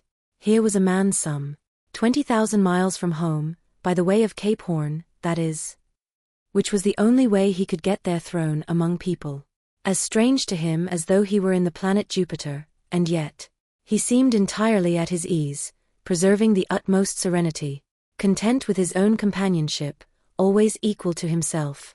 Surely this was a touch of fine philosophy, though no doubt he had never heard there was such a thing as that. But perhaps, to be true philosophers, we mortals should not be conscious of so living or so striving. So soon as I hear that such or such a man gives himself out for a philosopher, I conclude that, like the dyspeptic old woman, he must have broken his digester. As I sat there in that now lonely room, the fire burning low, in that mild stage when, after its first intensity has warmed the air, it then only glows to be looked at, the evening shades and phantoms, gathering round the casements, and peering in upon us silent, solitary twain, the storm booming without in solemn swells, I began to be sensible of strange feelings. I felt a melting in me. No more my splintered heart and maddened hand were turned against the wolfish world. This soothing savage had redeemed it. There he sat, his very indifference speaking a nature in which there lurked no civilized hypocrisies and bland deceits. Wild he was, a very sight of sights to see, yet I began to feel myself mysteriously drawn towards him. And those same things that would have repelled most others, they were the very magnets that thus drew me. I'll try a pagan friend, thought I, since Christian kindness has proved but hollow courtesy. I drew my bench near him, and made some friendly signs and hints, doing my best to talk with him meanwhile. At first he little noticed these advances, but presently, upon my referring to his last night's hospitalities, he made out to ask me whether we were again to be bedfellows. I told him yes, whereat I thought he looked pleased, perhaps a little complimented. We then turned over the book together, and I endeavored to explain to him the purpose of the printing, and the meaning of the few pictures that were in it. Thus I soon engaged his interest, and from that we went to jabbering the best we could about the various outer sights to be seen in this famous town. Soon I proposed a social smoke, and producing his pouch and tomahawk, he quietly offered me a puff, and then we sat, exchanging puffs from that wild pipe of his, and keeping it regularly passing between us. If there yet lurked any ice of indifference towards me in the pagan's breast, this pleasant genial smoke we had soon thawed it out, and left us cronies. He seemed to take to me quite as naturally and unbiddenly as I to him, and when our smoke was over, he pressed his forehead against mine, clasped me round the waist, and said that henceforth we were married, meaning in his country's phrase that we were bosom friends. He would gladly die for me, if need should be. In a countryman, this sudden flame of friendship would have seemed far too premature, a thing to be much distrusted. But in this simple savage those old rules would not apply. After supper, and another social chat and smoke, we went to our room together. He made me a present of his embalmed head, took out his enormous tobacco wallet, and groping under the tobacco, drew out some $30 in silver, then spreading them on the table, and mechanically dividing them into 2 equal portions, pushed one of them towards me, and said it was mine. I was going to remonstrate, but he silenced me by pouring them into my trousers pockets. I let them stay. He then went about his evening prayers, took out his idol, and removed the paper firebrand. By certain signs and symptoms, I thought he seemed anxious for me to join him, but well, knowing what was to follow, I deliberated a moment whether, in case he invited me, I would comply or otherwise. I was a good Christian, born and bred in the bosom of the infallible Presbyterian Church. How then could I unite with this wild idolater in worshipping his piece of wood? But what is worship? Thought I. Do you suppose now, Ishmael, that the magnanimous God of heaven and earth, pagans and all included, can possibly be jealous of an insignificant bit of black wood? Impossible. But what is worship? To do the will of God? That is worship. And what is the will of God? To do to my fellow man what I would have my fellow man to do to me. That is the will of God. Now, Queequeg is my fellow man. And what do I wish that this Queequeg would do to me? Why, unite with me in my particular Presbyterian form of worship. Consequently, I must then unite with him in his, ergo, I must turn idolater. So I kindled the shavings, helped prop up the innocent little idol, offered him burnt biscuit with Queequeg, salamied before him twice or thrice, kissed his nose, and that done, we undressed and went to bed, at peace with our own consciences and all the world. But we did not go to sleep without some little chat.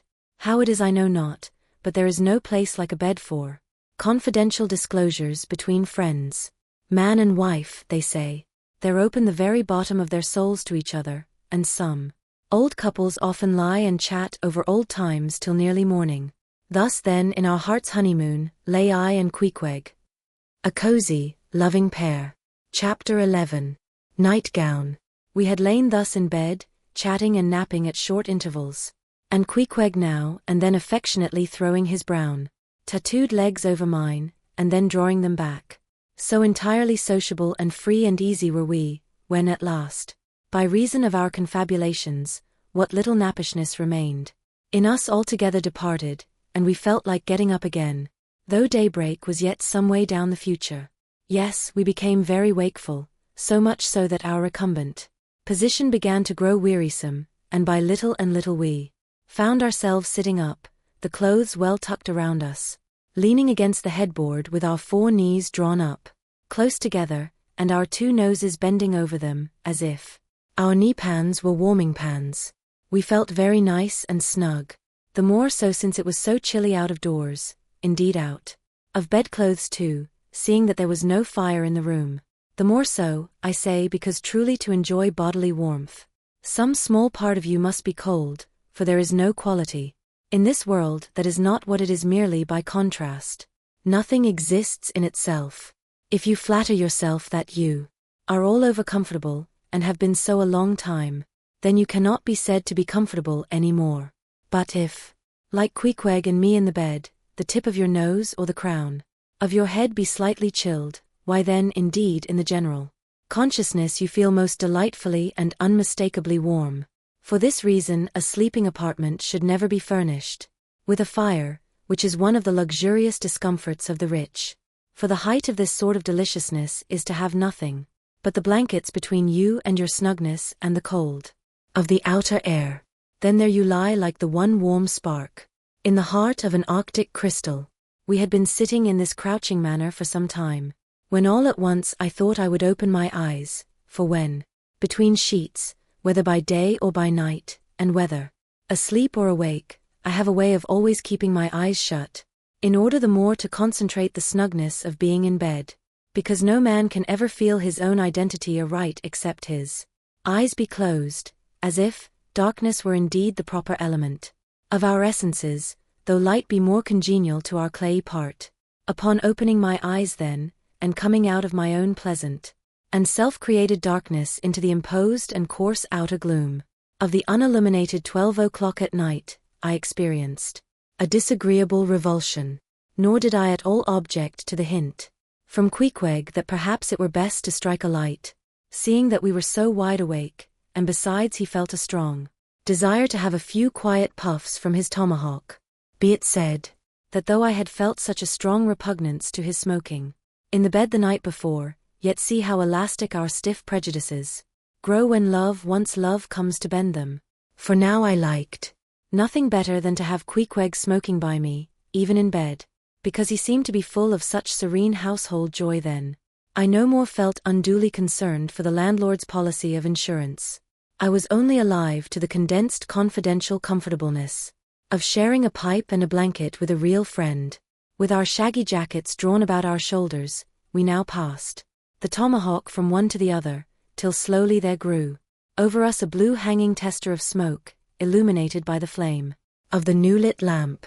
Whether it was that this undulating tester rolled the savage away to far distant scenes, I know not, but he now spoke of his native island, and eager to hear his history, I begged him to go on and tell it. He gladly complied, though at the time I but ill comprehended not a few of his words. Yet subsequent disclosures, when I had become more familiar with his broken phraseology, now enable me to present the whole story such as it may prove in the mere skeleton I give. Chapter 12. Biographical. Queequeg was a native of Cocavoco, an island far away to the west and south. It is not down on any map, true places never are. When a new-hatched savage running wild about his native woodlands, in a grass clout, followed by the nibbling goats, as if he were a green sapling, even then in Queequeg's ambitious soul lurked a strong desire to see something more of Christendom than a specimen whaler or two. His father was a high chief, a king, his uncle a high priest, and on the maternal side, he boasted aunts who were the wives of unconquerable warriors. There was excellent blood in his veins, royal stuff, though sadly vitiated, I fear, by the cannibal propensity he nourished in his untutored youth. A Sag Harbor ship visited his father's bay, and Queequeg sought a passage to Christian lands. But the ship, having her full complement of seamen, spurned his suit, and not all the king, his father's influence, could prevail. But Queequeg vowed a vow.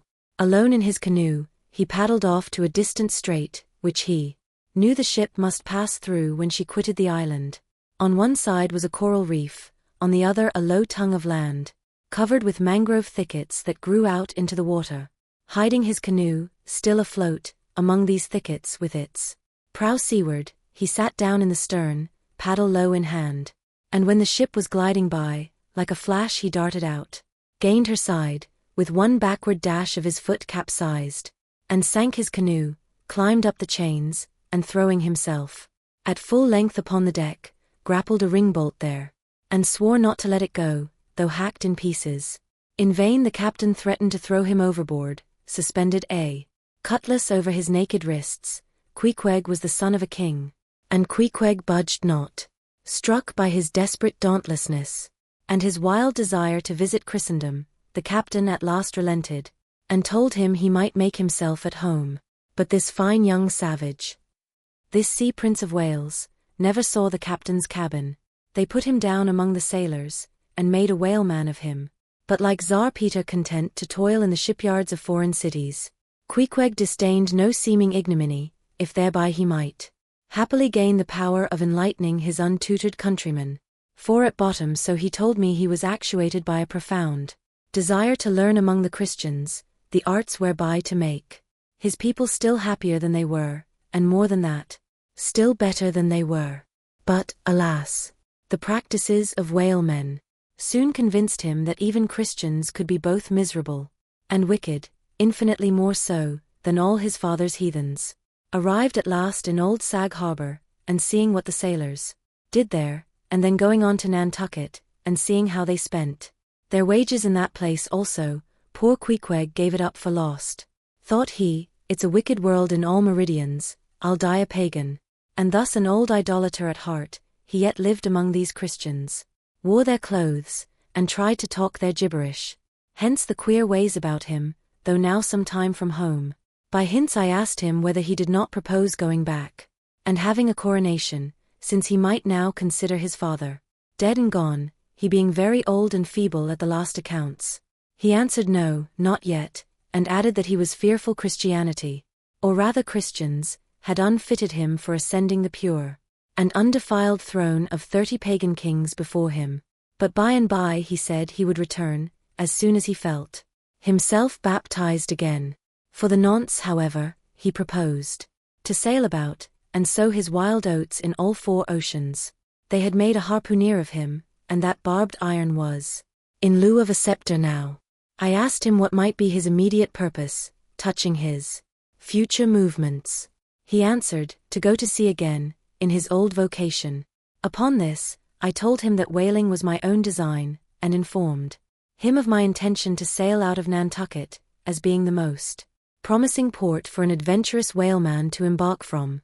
He at once resolved to accompany me to that island, ship aboard the same vessel, get into the same watch, the same boat, the same mess with me, in short to share my every hap, with both my hands in his, boldly dip into the potluck of both worlds. To all this I joyously assented, for besides the affection I now felt for Queequeg, he was an experienced harpooner, and as such could not fail to be of great usefulness to one who, like me, was wholly ignorant of the mysteries of whaling though well acquainted with the sea, as known to merchant seamen. His story being ended with his pipe's last dying puff, Queequeg embraced me, pressed his forehead against mine, and blowing out the light, we rolled over from each other, this way and that, and very soon were sleeping. Chapter 13. Wheelbarrow. Next morning, Monday, after disposing of the embalmed head to a barber for a block, I settled my own and comrade's bill, using, however, my comrade's money. The grinning landlord, as well as the boarders, seemed amazingly tickled at the sudden friendship which had sprung up between me and Queequeg, especially as Peter Coffin's cock and bull stories about him had previously so much alarmed me concerning the very person whom I now companied with. We borrowed a wheelbarrow, and embarking our things, including my own poor carpet-bag, and Queequeg's canvas sack and hammock, away we went down to the Moss, the little Nantucket packet schooner moored at the wharf. As we were going along, the people stared, not at Queequeg so much, for they were used to seeing cannibals like him in their streets, but at seeing him and me upon such confidential terms. But we heeded them not, going along wheeling the barrow by turns, and Queequeg now and then stopping to adjust the sheath on his harpoon barbs. I asked him why he carried such a troublesome thing with him ashore, and whether all whaling ships did not find their own harpoons. To this in substance he replied, that though what I hinted was true enough, yet he had a particular affection for his own harpoon, because it was of assured stuff, well tried in many a mortal combat, and deeply intimate with the hearts of whales. In short, like many inland reapers and mowers, who go into the farmers' meadows armed with their own scythes, though in no wise obliged to furnish them, even so, Queequeg, for his own private reasons, preferred his own harpoon. Shifting the barrow from my hand to his, he told me a funny story about the first wheelbarrow he had ever seen. It was in Sag Harbor. The owners of his ship, it seems, had lent him one, in which to carry his heavy chest to his boarding house. Not to seem ignorant about the thing, though in truth he was entirely so, concerning the precise way in which to manage the barrow, Queequeg puts his chest upon it, lashes it fast, and then shoulders the barrow and marches up the wharf. Why, said I, Queequeg, you might have known better than that, one would think. Didn't the people laugh? Upon this, he told me another story. The people of his island of Rokovoko, it seems, at their wedding feasts express the fragrant water of young coconuts into a large stained calabash like a punch bowl, and this punch bowl always forms the great central ornament on the braided mat where the feast is held.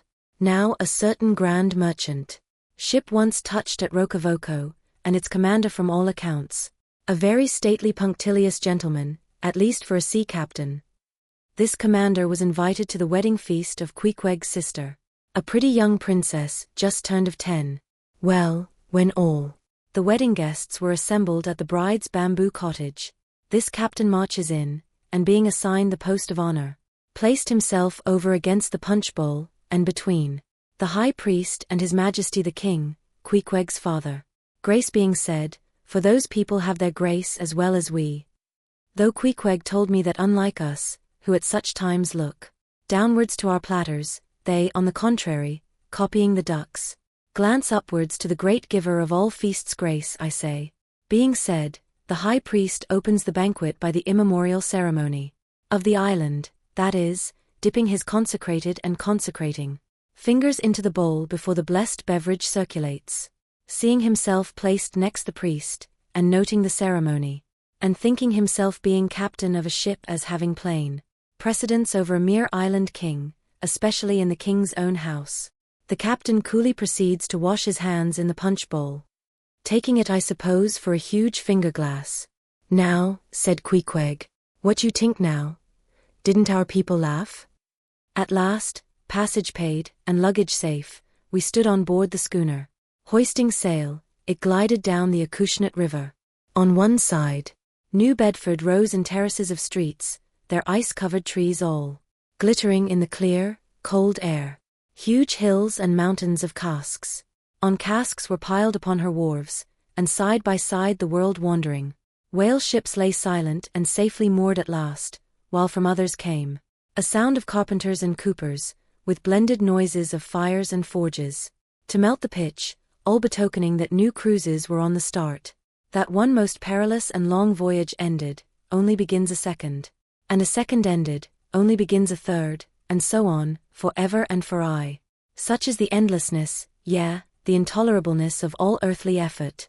Gaining the more open water, the bracing breeze waxed fresh, the little moss tossed the quick foam from her bows, as a young colt his snortings. How I snuffed that tartar air! How I spurned that turnpike earth! That common highway all over dented with the marks of slavish heels and hoofs, and turned me to admire the magnanimity of the sea which will permit no records. At the same foam fountain, Queequeg seemed to drink and reel with me. His dusky nostrils swelled apart, he showed his filed and pointed teeth. On we flew, and our offing gained, the moss did homage to the blast, ducked and dived her bows as a slave before the Sultan. Sideways leaning, we sideways darted, every rope yarn tingling like a wire, the two tall masts buckling like Indian canes in land tornadoes. So full of this reeling scene were we, as we stood by the plunging bowsprit, that for some time we did not notice the jeering glances of the passengers, a lubber-like assembly, who marveled that two fellow beings should be so companionable, as though a white man were anything more dignified than a whitewashed Negro. But there were some boobies and bumpkins there, who by their intense greenness, must have come from the heart and center of all verdure. Queequeg caught one of these young saplings mimicking him behind his back. I thought the bumpkin's hour of doom was come. Dropping his harpoon, the brawny savage caught him in his arms, and by an almost miraculous dexterity and strength, sent him high up, bodily into the air, then slightly tapping his stern in mid-somerset. The fellow landed with bursting lungs upon his feet, while Queequeg, turning his back upon him, lighted his tomahawk pipe and passed it to me for a puff. "Capting! Capting!" yelled the bumpkin, running toward that officer. "Capting! Capting! Here's the devil!" "Hello you sir," cried the captain, a gaunt rib of the sea, stalking up to Queequeg. "What in thunder do you mean by that? Don't you know you might have killed that chap?" "What him say?" said Queequeg, as he mildly turned to me. "He say," said I, "that you came near killee that man there," pointing to the still shivering greenhorn. "Killee," cried Queequeg, twisting his tattooed face into an unearthly expression of disdain. "Ah, him bevy smally fishy. Queequeg no killee so smally fishy, Queequeg killee big whale." "Look you," roared the captain, "I'll kill you, you cannibal, if you try any more of your tricks aboard here, so mind your eye." But it so happened just then, that it was high time for the captain to mind his own eye. The prodigious strain upon the mainsail had parted the weather sheet, and the tremendous boom was now flying from side to side, completely sweeping the entire after part of the deck. The poor fellow whom Queequeg had handled so roughly was swept overboard, All hands were in a panic, and to attempt snatching at the boom to stay it seemed madness. It flew from right to left and back again, almost in one ticking of a watch, and every instant seemed on the point of snapping into splinters.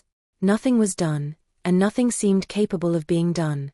Those on deck rushed toward the bows, and stood eyeing the boom, as if it were the lower jaw of an exasperated whale. In the midst of this consternation, Queequeg dropped deftly to his knees, and crawling under the path of the boom, whipped hold of a rope, secured one end to the bulwarks, and then flinging the other, like a lasso, caught it round the boom as it swept over his head. And at the next jerk, the spar was that way trapped, and all was Affe. The schooner was run into the wind, and while the hands were clearing away the stern boat, Queequeg, stripped to the waist, darted from the side with a long living arc of a leap. For 3 minutes or more he was seen swimming like a dog, throwing his long arms straight out before him, and by turns revealing his brawny shoulders through the freezing foam. I looked at the grand and glorious fellow, but saw no one to be saved. The greenhorn had gone down, shooting himself perpendicularly. From the water Queequeg now took an instant's glance around him, and seeming to see just how matters were, dived down and disappeared. A few minutes more, and he rose again, one arm still striking out, and with the other dragging a lifeless form. The boat soon picked them up. The poor bumpkin was restored. All hands voted Queequeg a noble trump. The captain begged his pardon. From that hour I clove to Queequeg like a barnacle, yea till poor Queequeg took his last long dive. Was there ever such unconsciousness? He did not seem to think that he at all deserved a medal from the humane and magnanimous societies. He only asked for fresh water, something to wipe the brine off. That done, he put on dry clothes, lighted his pipe, and leaning against the bulwarks, and mildly eyeing those around him, seemed to be saying to himself, "It's a mutual joint stock world, in all meridians. We cannibals must help these Christians." Chapter 14. Nantucket. Nothing more happened on the passage worthy the mentioning. So, after a fine run, we safely arrived in Nantucket. Nantucket. Take out your map and look at it. See what a real corner of the world it occupies, how it stands there, away offshore, more lonely than the Eddystone Lighthouse. Look at it. A mere hillock and elbow of sand, all beach, without a background. There is more sand there than you would use in 20 years as a substitute for blotting paper.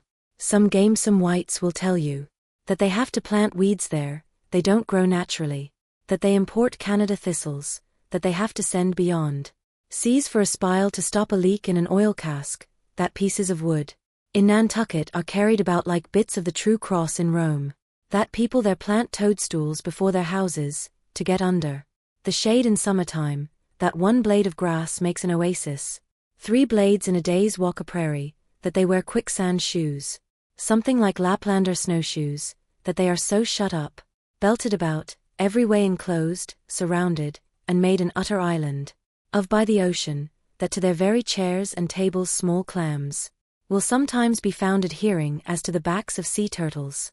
But these extravaganzas only show that Nantucket is no Illinois. Look now at the wondrous traditional story of how this island was settled by the red men. Thus goes the legend. In olden times an eagle swooped down upon the New England coast and carried off an infant Indian in his talons. With loud lament the parents saw their child borne out of sight over the wide waters. They resolved to follow in the same direction.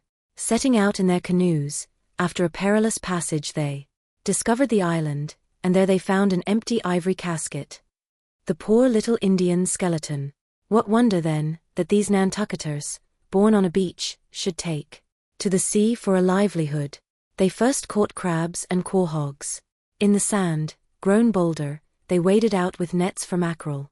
More experienced, they pushed off in boats and captured cod, and at last, launching a navy of great ships on the sea, explored this watery world, put an incessant belt of circumnavigations round it, peeped in at Bering Straits, and in all seasons and all oceans, declared everlasting war with the mightiest animated mass that has survived the flood, most monstrous and most mountainous, that Himalayan, salt sea, mastodon, clothed with such portentousness of unconscious power, that his very panics are more to be dreaded than his most fearless and malicious assaults.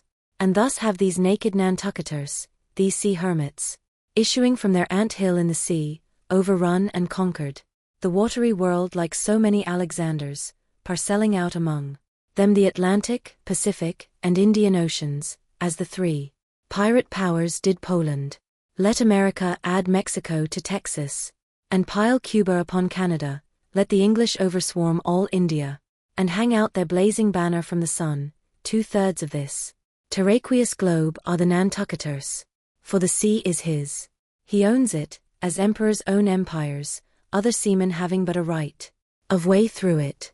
Merchant ships are but extension bridges, armed ones but floating forts, even pirates and privateers, though following the sea as highwaymen the road, they but plunder other ships, other fragments of the land like themselves, without seeking to draw their living from the bottomless deep itself.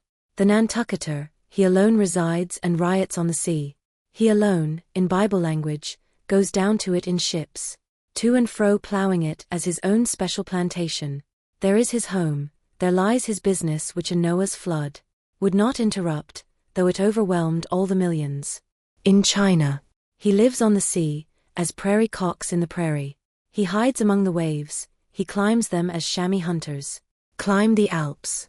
For years he knows not the land, so that, when he comes to it at last, it smells like another world, more strangely than the moon would to an earthsman, with the landless gull, that at sunset folds her wings and is rocked to sleep between billows. So at nightfall the Nantucketer, out of sight of land, furls his sails, and lays him to his rest, while under his very pillow rush herds of walruses and whales. Chapter 15. Chowder. It was quite late in the evening when the little moss came snugly to anchor, and Queequeg and I went ashore, so we could attend to no business that day, at least none but a supper and a bed. The landlord of the Spooter Inn had recommended us to his cousin, Hosea Hussey of the Try-Pots, whom he asserted to be the proprietor of one of the best-kept hotels in all Nantucket, and moreover he had assured us that cousin Hosea, as he called him, was famous for his chowders. In short, he plainly hinted that we could not possibly do better than try potluck at the Try-Pots, but the directions he had given us about keeping a yellow warehouse on our starboard hand till we opened a white church to the larboard, and then keeping that on the larboard hand till we made a corner 3 points to the starboard, and that done, then ask the first man we met where the place was. These crooked directions of his very much puzzled us at first, especially as, at the outset, Queequeg insisted that the yellow warehouse, our first point of departure, must be left on the larboard hand, whereas I had understood Peter Coffin to say it was on the starboard.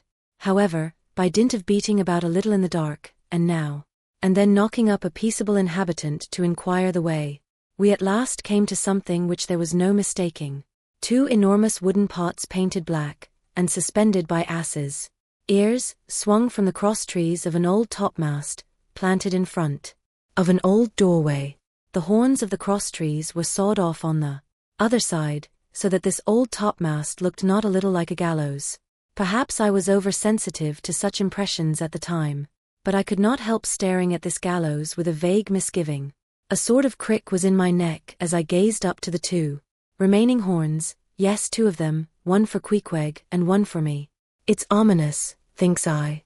A coffin my innkeeper upon landing in my first whaling port, tombstones staring at me in the whaleman's chapel, and here a gallows, and a pair of prodigious black pots too. Are these last throwing out oblique hints touching Tophet? I was called from these reflections by the sight of a freckled woman with yellow hair and a yellow gown, standing in the porch of the inn, under a dull red lamp swinging there, that looked much like an injured eye, and carrying on a brisk scolding with a man in a purple woolen shirt. "Get along with ye," said she to the man, "or I'll be combing ye." "Come on, Queequeg," said I. "All right. There's Mrs. Hussey." And so it turned out, Mr. Hosea Hussey being from home, but leaving Mrs. Hussey entirely competent to attend to all his affairs. Upon making known our desires for a supper and a bed, Mrs. Hussey, postponing further scolding for the present, ushered us into a little room, and seating us at a table spread with the relics of a recently concluded repast, turned round to us and said, "Clam or cod?" "What's that about cods, ma'am?" said I, with much politeness. "Clam or cod?" she repeated. "A clam for supper? A cold clam, is that what you mean, Mrs. Hussey?" Says I, "But that's a rather cold and clammy reception in the winter-time, ain't it, Mrs. Hussey?" But being in a great hurry to resume scolding the man in the purple shirt who was waiting for it in the entry, and seeming to hear nothing but the word clam, Mrs. Hussey hurried towards an open door leading to the kitchen, and bawling out "Clam for two," disappeared. "Queequeg," said I, "do you think that we can make out a supper for us both on one clam?" However, a warm savory steam from the kitchen served to belie the apparently cheerless prospect before us. But when that smoking chowder came in, the mystery was delightfully explained. Oh, sweet friends, hearken to me. It was made of small juicy clams, scarcely bigger than hazelnuts, mixed with pounded ship biscuits, and salted pork cut up into little flakes, the whole enriched with butter, and plentifully seasoned with pepper and salt. Our appetites being sharpened by the frosty voyage, and in particular, Queequeg seeing his favorite fishing food before him, and the chowder being surpassingly excellent, we dispatched it with great expedition, when leaning back a moment and bethinking me of Mrs. Hussey's clam and cod announcement, I thought I would try a little experiment. Stepping to the kitchen door, I uttered the word cod with great emphasis, and resumed my seat. In a few moments the savory steam came forth again, but with a different flavor, and in good time a fine cod chowder was placed before us. We resumed business, and while plying our spoons in the bowl, thinks I to myself, I wonder now if this here has any effect on the head? What's that stultifying saying about chowder-headed people? But look, Queequeg, ain't that a live eel in your bowl? Where's your harpoon? Fishiest of all fishy places was the try-pots, which well deserved its name, for the pots there were always boiling chowders. Chowder for breakfast, and chowder for dinner, and chowder for supper, till you began to look for fish bones coming through your clothes. The area before the house was paved with clamshells. Mrs. Hussey wore a polished necklace of codfish vertebra, and Hosea Hussey had his account books bound in superior old sharkskin. There was a fishy flavor to the milk too, which I could not at all account for, till one morning happening to take a stroll along the beach among some fishermen's boats, I saw Hosea's brindled cow feeding on fish remnants, and marching along the sand with each foot in a cod's decapitated head, looking very slipshod, I assure ye. Supper concluded, we received a lamp, and directions from Mrs. Hussey concerning the nearest way to bed, but as Queequeg was about to precede me up the stairs, the lady reached forth her arm, and demanded his harpoon. She allowed no harpoon in her chambers. "Why not?" said I, "every true whaleman sleeps with his harpoon." "But why not?" "Because it's dangerous," says she. Ever since young Stiggs coming from that unfortunate TVYG of his, when he was gone 4 years and a half, with only 3 barrels of ile, was found dead in my first floor back, with his harpoon in his side, ever since then I allow no boarders to take sich dangerous weapons in their rooms at night. So Mr. Queequeg, for she had learned his name, I will just take this here iron, and keep it for you till morning. But the chowder, clam or cod, tomorrow for breakfast, men?" "Both," says I, "and let's have a couple of smoked herring, by way of variety." Chapter 16. The Ship. In bed we concocted our plans for the morrow, but to my surprise, and no small concern, Queequeg now gave me to understand that he had been diligently consulting Yojo, the name of his black little god. And Yojo had told him 2 or 3 times over, and strongly insisted upon it every way, that instead of our going together among the whaling fleet in harbor, and in concert selecting our craft, instead of this, I say, Yojo earnestly enjoined that the selection of the ship should rest wholly with me, inasmuch as Yojo purposed befriending us, and in order to do so, had already pitched upon a vessel which, if left to myself, I, Ishmael, should infallibly light upon, for all the world as though it had turned out by chance. And in that vessel I must immediately ship myself, for the present, irrespective of Queequeg. I have forgotten to mention that, in many things, Queequeg placed great confidence in the excellence of Yojo's judgment and surprising forecast of things, and cherished Yojo with considerable esteem, as a rather good sort of god, who perhaps meant well enough upon the whole, but in all cases did not succeed in his benevolent designs. Now, this plan of Queequeg's, or rather Yojo's, touching the selection of our craft, I did not like that plan at all. I had not a little relied on Queequeg's sagacity to point out the whaler best fitted to carry us and our fortunes securely. But as all my remonstrances produced no effect upon Queequeg, I was obliged to acquiesce, and accordingly prepared to set about this business with a determined rushing sort of energy and vigor that should quickly settle that trifling little affair. Next morning early, leaving Queequeg shut up with Yojo in our little bedroom, for it seemed that it was some sort of Lent or Ramadan, or day of fasting, humiliation and prayer. With Queequeg and Yojo that day, how it was I never could find out, for though I applied myself to it several times, I never could master his liturgies and XXXIX articles. Leaving Queequeg, then, fasting on his tomahawk pipe, and Yojo warming himself at his sacrificial fire of shavings, I sallied out among the shipping. After much prolonged sauntering, and many random inquiries, I learnt that there were 3 ships up for 3 years' voyages: the Devildam, the Titbit, and the Pequod.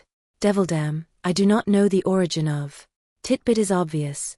Pequod, you will no doubt remember, was the name of a celebrated tribe of Massachusetts Indians, now extinct as the ancient Medes. I peered and pried about the Devildam, from her, hopped over to the Titbit, and finally, going on board the Pequod, looked around her for a moment, and then decided that this was the very ship for us. You may have seen many a quaint craft in your day, for aught I know. Square-toed luggers, mountainous Japanese junks, butterbox galliots, and what not, but take my word for it, you never saw such a rare old craft as this same rare old Pequod. She was a ship of the old school, rather small if anything, with an old-fashioned claw-footed look about her, long seasoned and weather-stained in the typhoons and calms of all 4 oceans. Her old hull's complexion was darkened like a French grenadier's, who has alike fought in Egypt and Siberia. Her venerable bows looked bearded. Her masts cut somewhere on the coast of Japan, where her original ones were lost overboard in a gale. Her masts stood stiffly up like the spines of the 3 old kings of Cologne. Her ancient decks were worn and wrinkled, like the pilgrim worshipped flagstone in Canterbury Cathedral where Becket bled. But to all these her old antiquities were added new and marvelous features pertaining to the wild business that for more than half a century she had followed.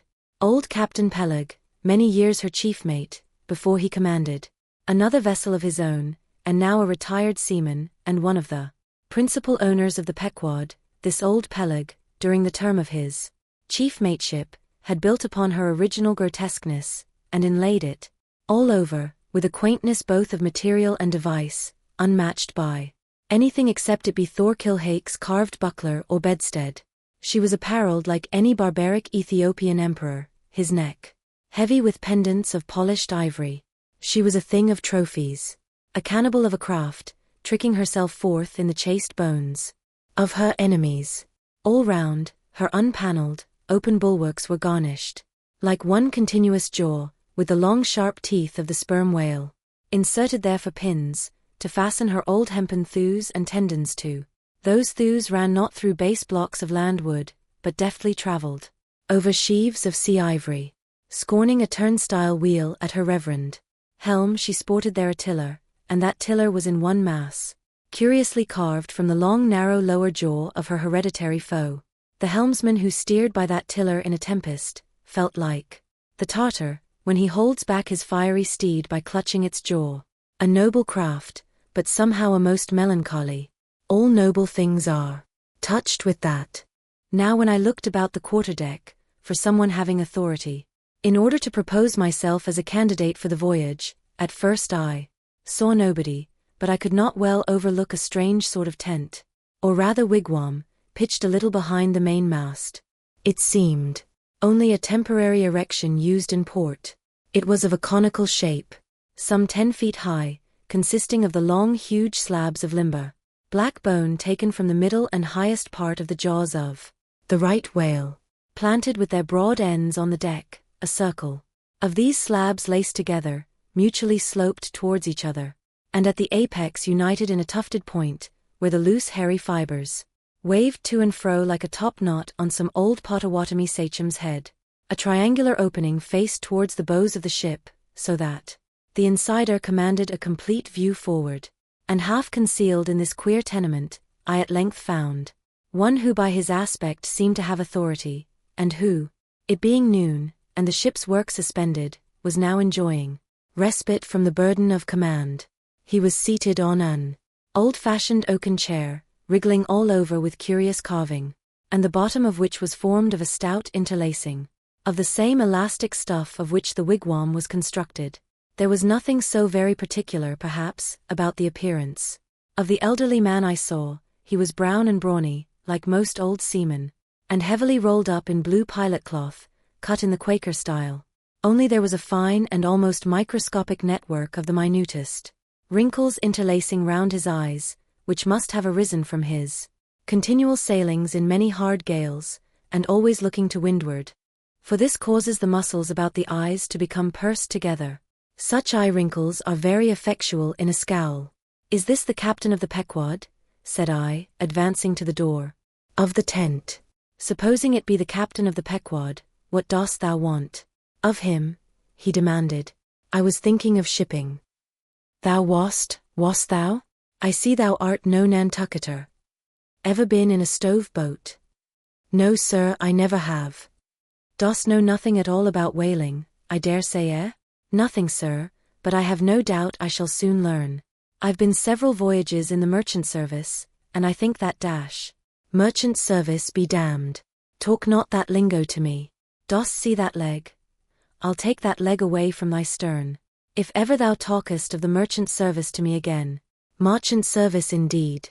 I suppose now ye feel considerable proud of having served in those marchant ships. But flukes, man. What makes thee want to go a-whaling, eh? It looks a little suspicious, don't it, eh? Hast not been a pirate, hast thou? Didst not rob thy last captain, didst thou?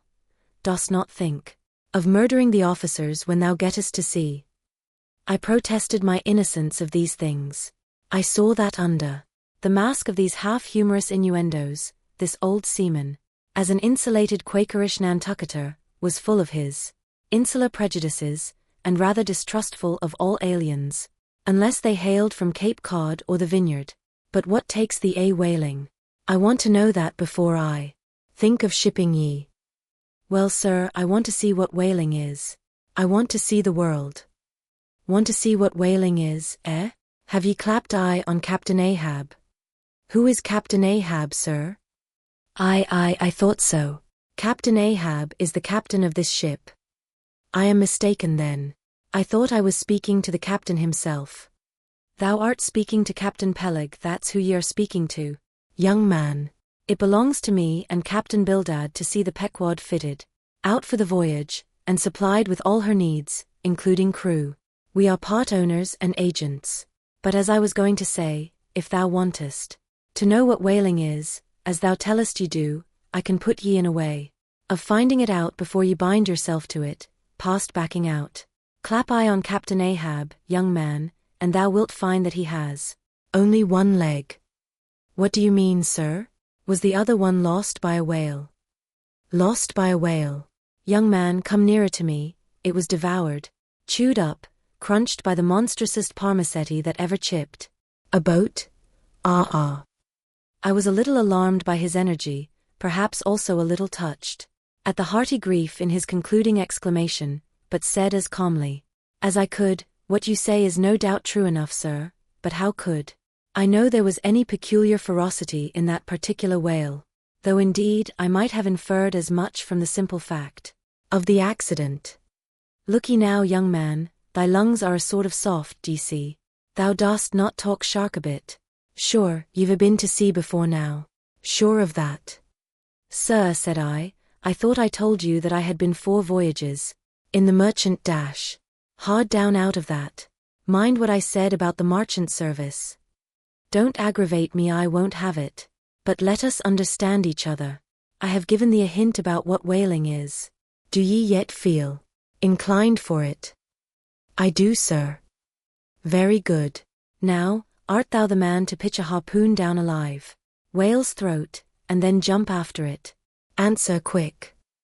I am, sir, if it should be positively indispensable to do so. Not to be got rid of, that is, which I don't take to be the fact. Good again.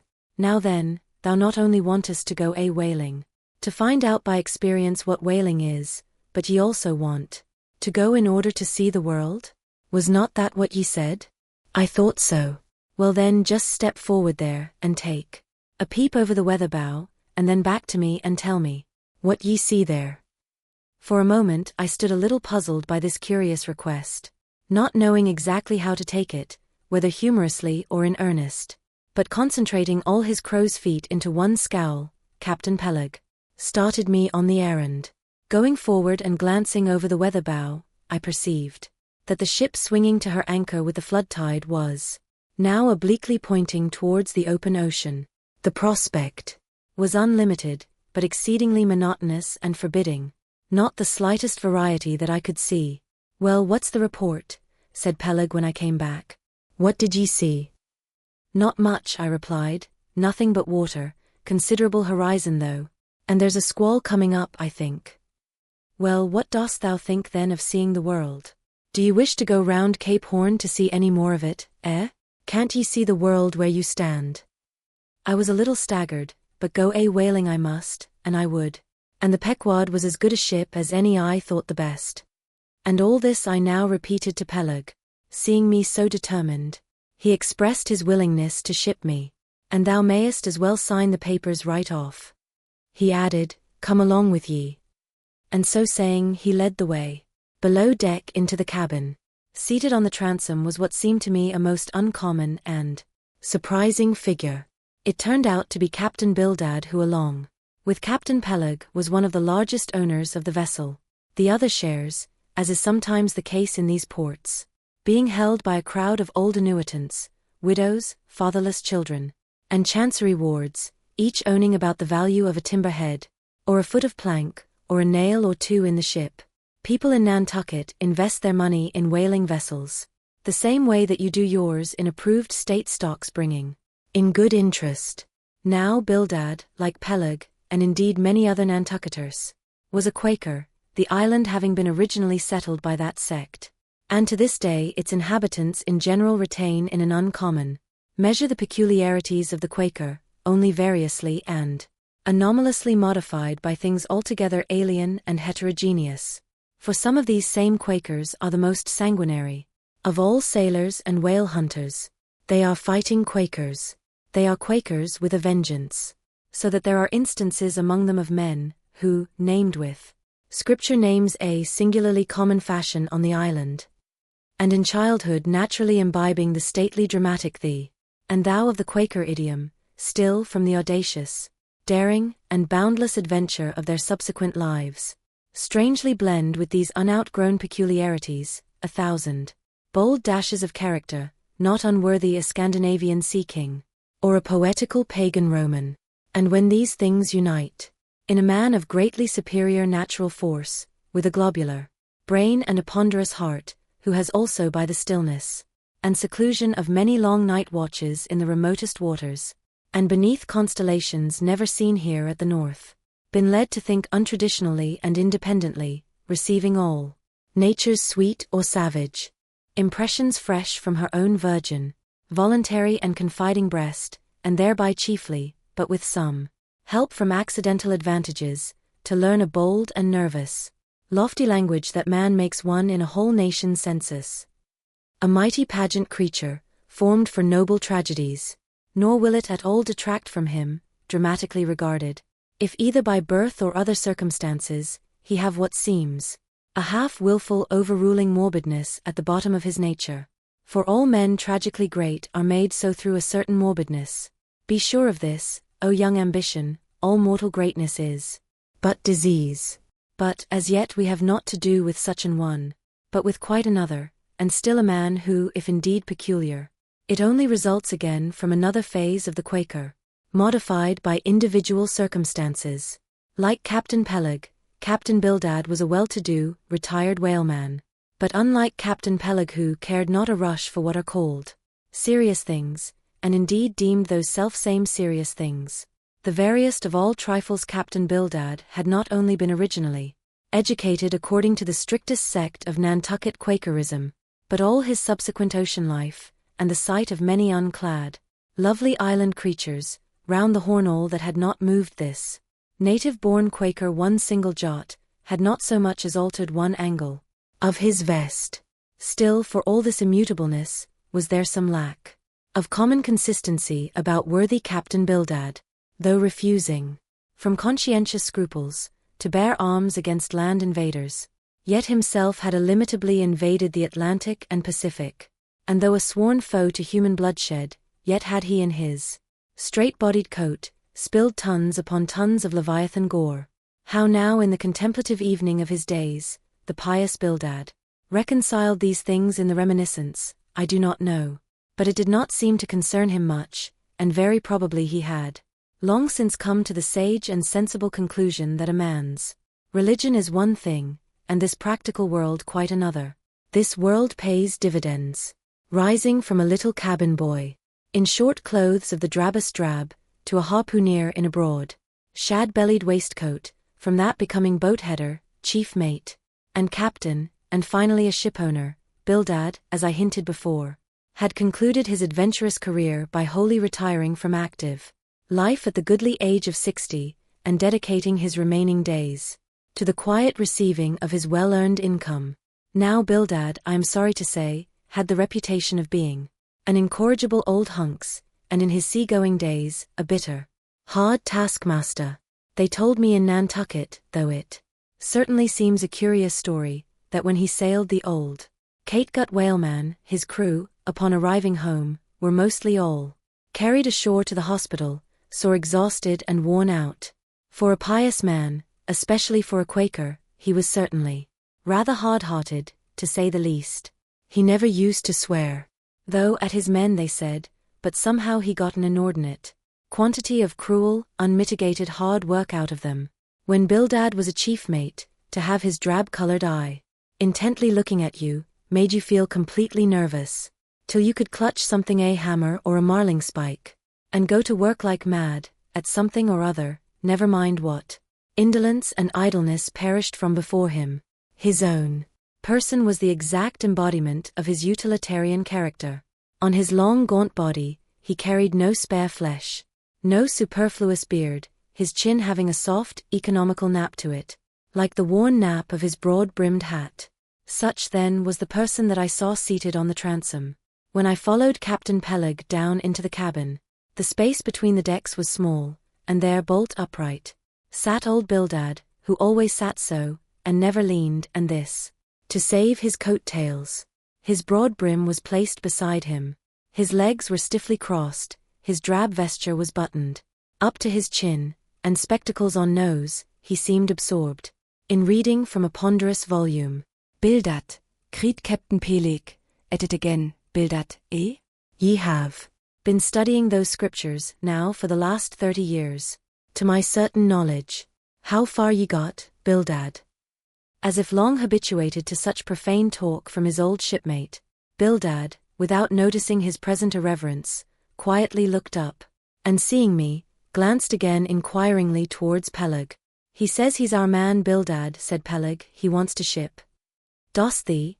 Said Bildad in a hollow tone, and turning round to me. I dost, said I unconsciously, he was so intense a Quaker. What do ye think of him, Bildad? Said Peleg. He'll do, said Bildad, eyeing me, and then went on spelling away at his book in a mumbling tone quite audible. I thought him the queerest old Quaker I ever saw, especially as Peleg, his friend and old shipmate, seemed such a blusterer. But I said nothing, only looking round me sharply. Peleg now threw open a chest, and drawing forth the ship's articles, placed pen and ink before him, and seated himself at a little table. I began to think it was high time to settle with myself at what terms I would be willing to engage for the voyage. I was already aware that in the whaling business they paid no wages, but all hands, including the captain, received certain shares of the profits called lays, and that these lays were proportioned to the degree of importance pertaining to the respective duties of the ship's company. I was also aware that being a green hand at whaling, my own lay would not be very large, but considering that I was used to the sea, could steer a ship, splice a rope, and all that, I made no doubt that from all I had heard I should be offered at least the 275th lay, that is, the 275th part of the clear net proceeds of the voyage, whatever that might eventually amount to. And though the 275th lay was what they call a rather long lay, yet it was better than nothing, and if we had a lucky voyage, might pretty nearly pay for the clothing I would wear out on it, not to speak of my 3 years' beef and board, for which I would not have to pay 1 stiver. It might be thought that this was a poor way to accumulate a princely fortune, and so it was, a very poor way indeed, but I am one of those that never take on about princely fortunes, and am quite content if the world is ready to board and lodge me, while I am putting up at this grim sign of the thundercloud. Upon the whole, I thought that the 275th lay would be about the fair thing, but would not have been surprised had I been offered the 200th, considering I was of a broad-shouldered make. But one thing, nevertheless, that made me a little distrustful about receiving a generous share of the profits was this: ashore, I had heard something of both Captain Peleg and his unaccountable old crony Bildad, how that they being the principal proprietors of the Pequod, therefore the other and more inconsiderable and scattered owners, left nearly the whole management of the ship's affairs to these two, and I did not know but what the stingy old Bildad might have a mighty deal to say about shipping hands, especially as I now found him on board the Pequod, quite at home there in the cabin, and reading his Bible, as if at his own fireside. Now while Peleg was vainly trying to mend a pen with his jackknife, old Bildad, to my no small surprise, considering that he was such an interested party in these proceedings, Bildad never heeded us, but went on mumbling to himself out of his book, "Lay not up for yourselves treasures upon earth, where moth dash." "Well, Captain Bildad," interrupted Peleg, "what d'ye say? What lay shall we give this young man?"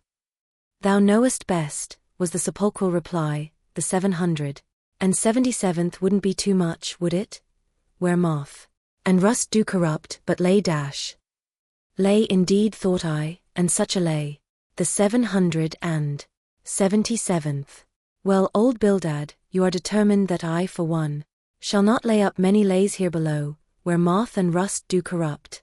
It was an exceedingly long lay that, indeed, and though from the magnitude of the figure it might at first deceive a landsman, yet the slightest consideration will show that though 777 is a pretty large number, yet when you come to make a tenth of it, you will then see, I say, that the 777th part of a farthing is a good deal less than 777 gold doubloons, and so I thought at the time.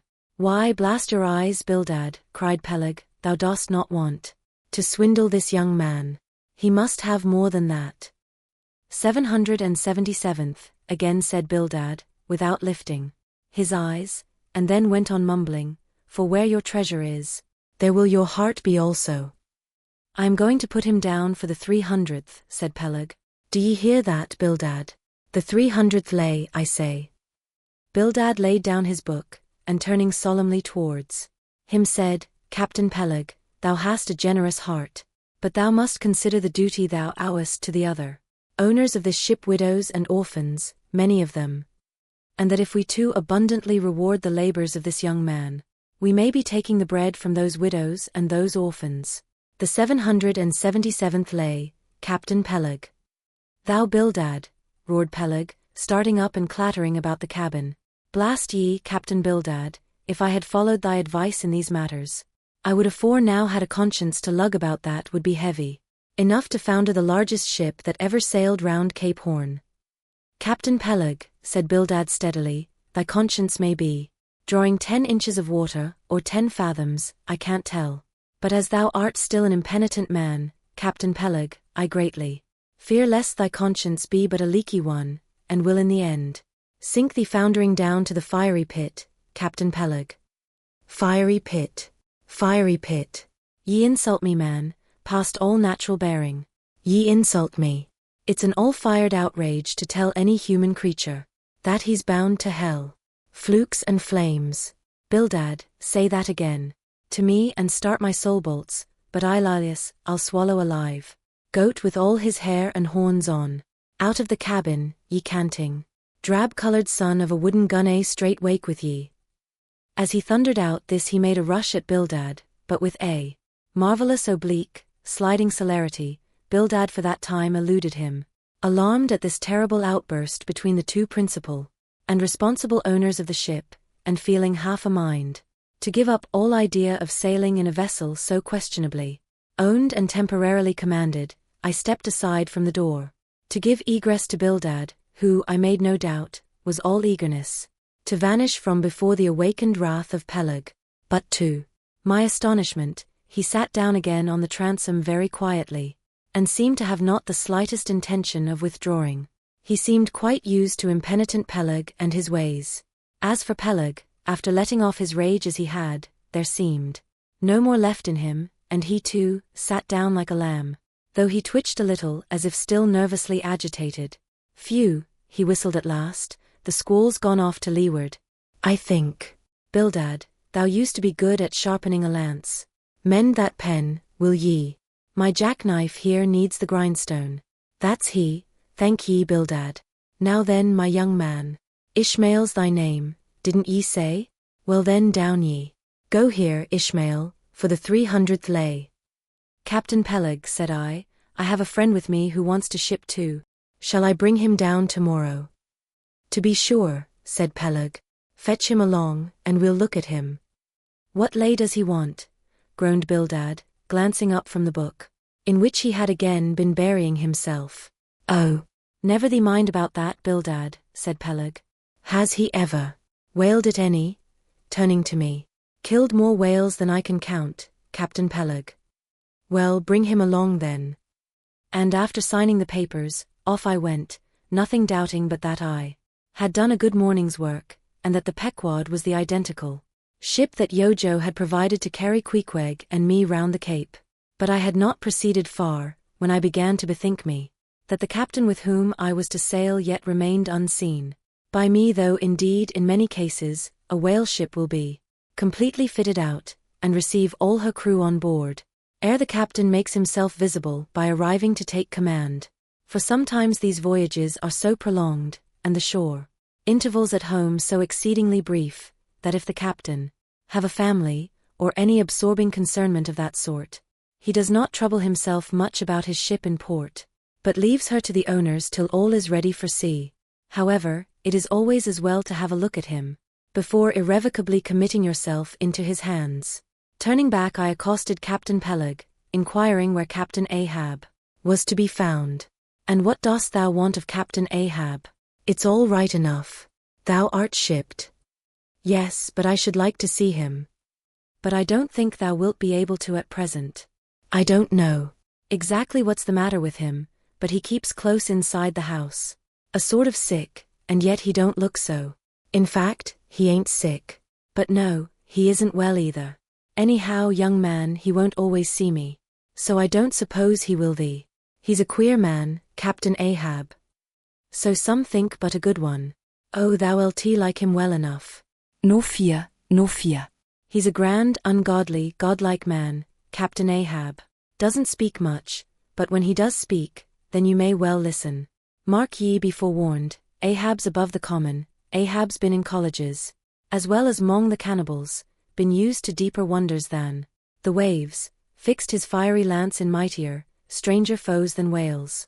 His lance, aye, the keenest and the surest that out of all our isle. Oh, he ain't Captain Bildad, no, and he ain't Captain Peleg. He's Ahab, boy, and Ahab of old thou knowest was a crowned king. And a very vile one. When that wicked king was slain, the dogs, did they not lick his blood? Come hither to me, hither, said Peleg, with a significance in his eye that almost startled me. Look ye, lad, never say that on board the Pequod. Never sei it anywhere. Captain Ahab did not name himself. 'Twas a foolish, ignorant whim of his crazy, widowed mother, who died when he was only a 12-month old. And yet the old squaw Tistig at Gayhead, said that the name would somehow prove prophetic. And perhaps, other fools like her may tell thee the same. I wish to warn thee. It's a lie. I know Captain Ahab well. I've sailed with him as mate years ago, I know what he is. A good man, not a pious good man, like Bildad, but a swearing good man, something like me, only there's a good deal more of him. I know that he was never very jolly. And I know that on the passage home he was a little out of his mind for a spell, but it was the sharp shooting pains in his bleeding stump that brought that about, as anyone might see. I know too, that ever since he lost his leg last voyage, by that accursed whale, he's been a kind of moody, desperate moody, and savage sometimes, but that will all pass off. And once for all, let me tell thee and assure thee, young man, it's better to sail with a moody good captain than a laughing bad one. So goodbye to thee, and wrong not Captain Ahab, because he happens to have a wicked name. Besides, my boy, he has a wife, not 3 voyages wedded, a sweet, resigned girl. Think of that, by that sweet girl that old man had a child. Hold ye then there can be any utter hopeless harm in Ahab? No, no. My lad, stricken blasted if he be, Ahab has his humanities. As I walked away, I was full of thoughtfulness. What had been incidentally revealed to me of Captain Ahab filled me with a certain wild vagueness of painfulness concerning him, and somehow at the time I felt a sympathy and a sorrow for him, but for I don't know what, unless it was the cruel loss of his leg. And yet I also felt a strange awe of him, but that sort of awe, which I cannot at all describe, was not exactly awe. I do not know what it was, but I felt it, and it did not disincline me towards him, though I felt impatience at what seemed like mystery in him, so imperfectly as he was known to me then. However, my thoughts were at length carried in other directions, so that for the present dark Ahab slipped my mind. Chapter 17. The Ramadan.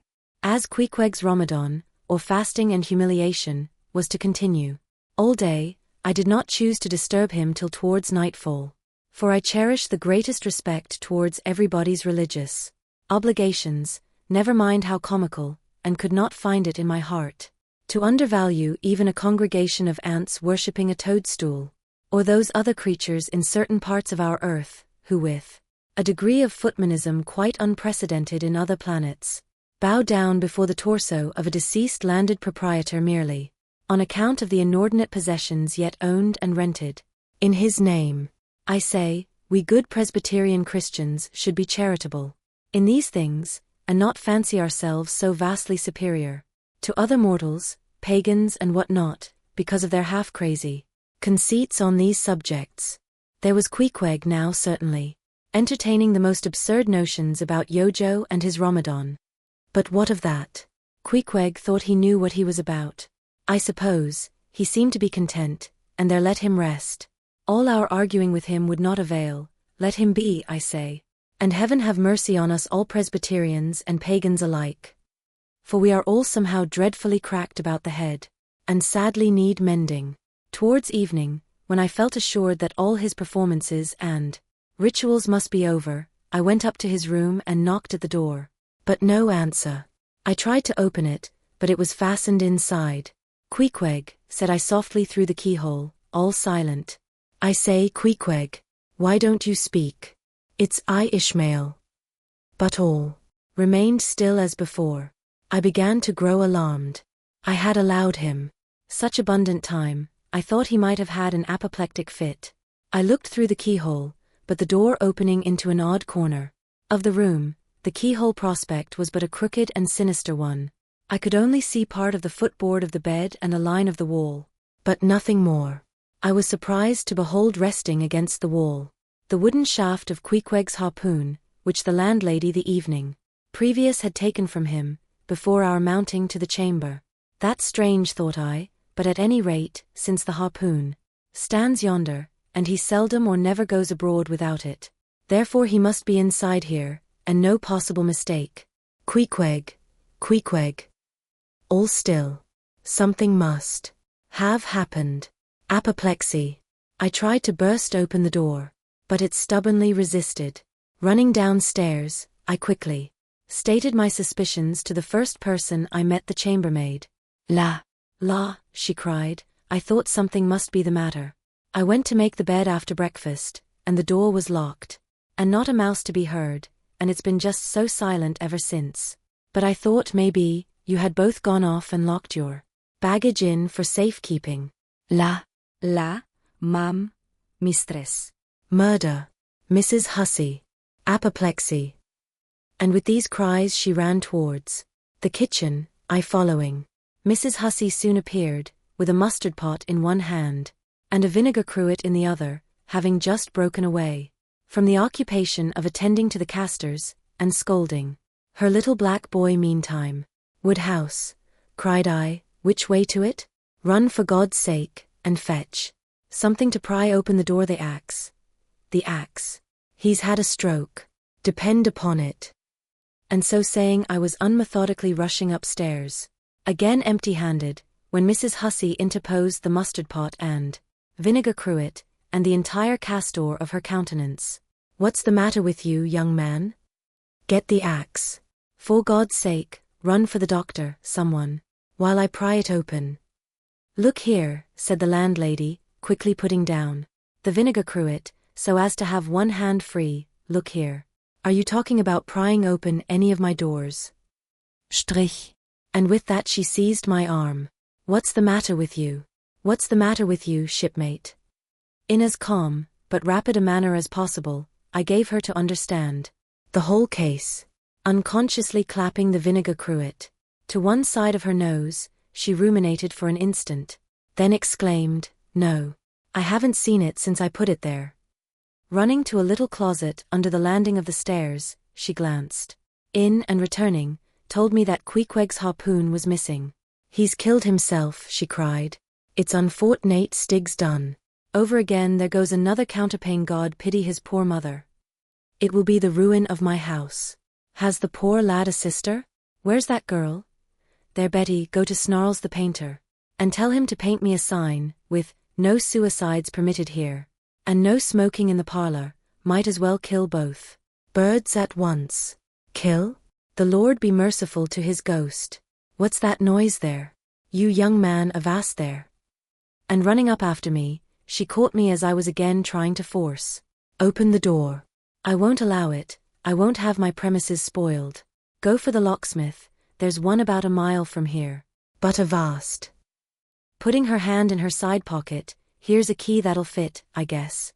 Let's see. And with that, she turned it in the lock, but alas, Queequeg's supplemental bolt remained unwithdrawn within.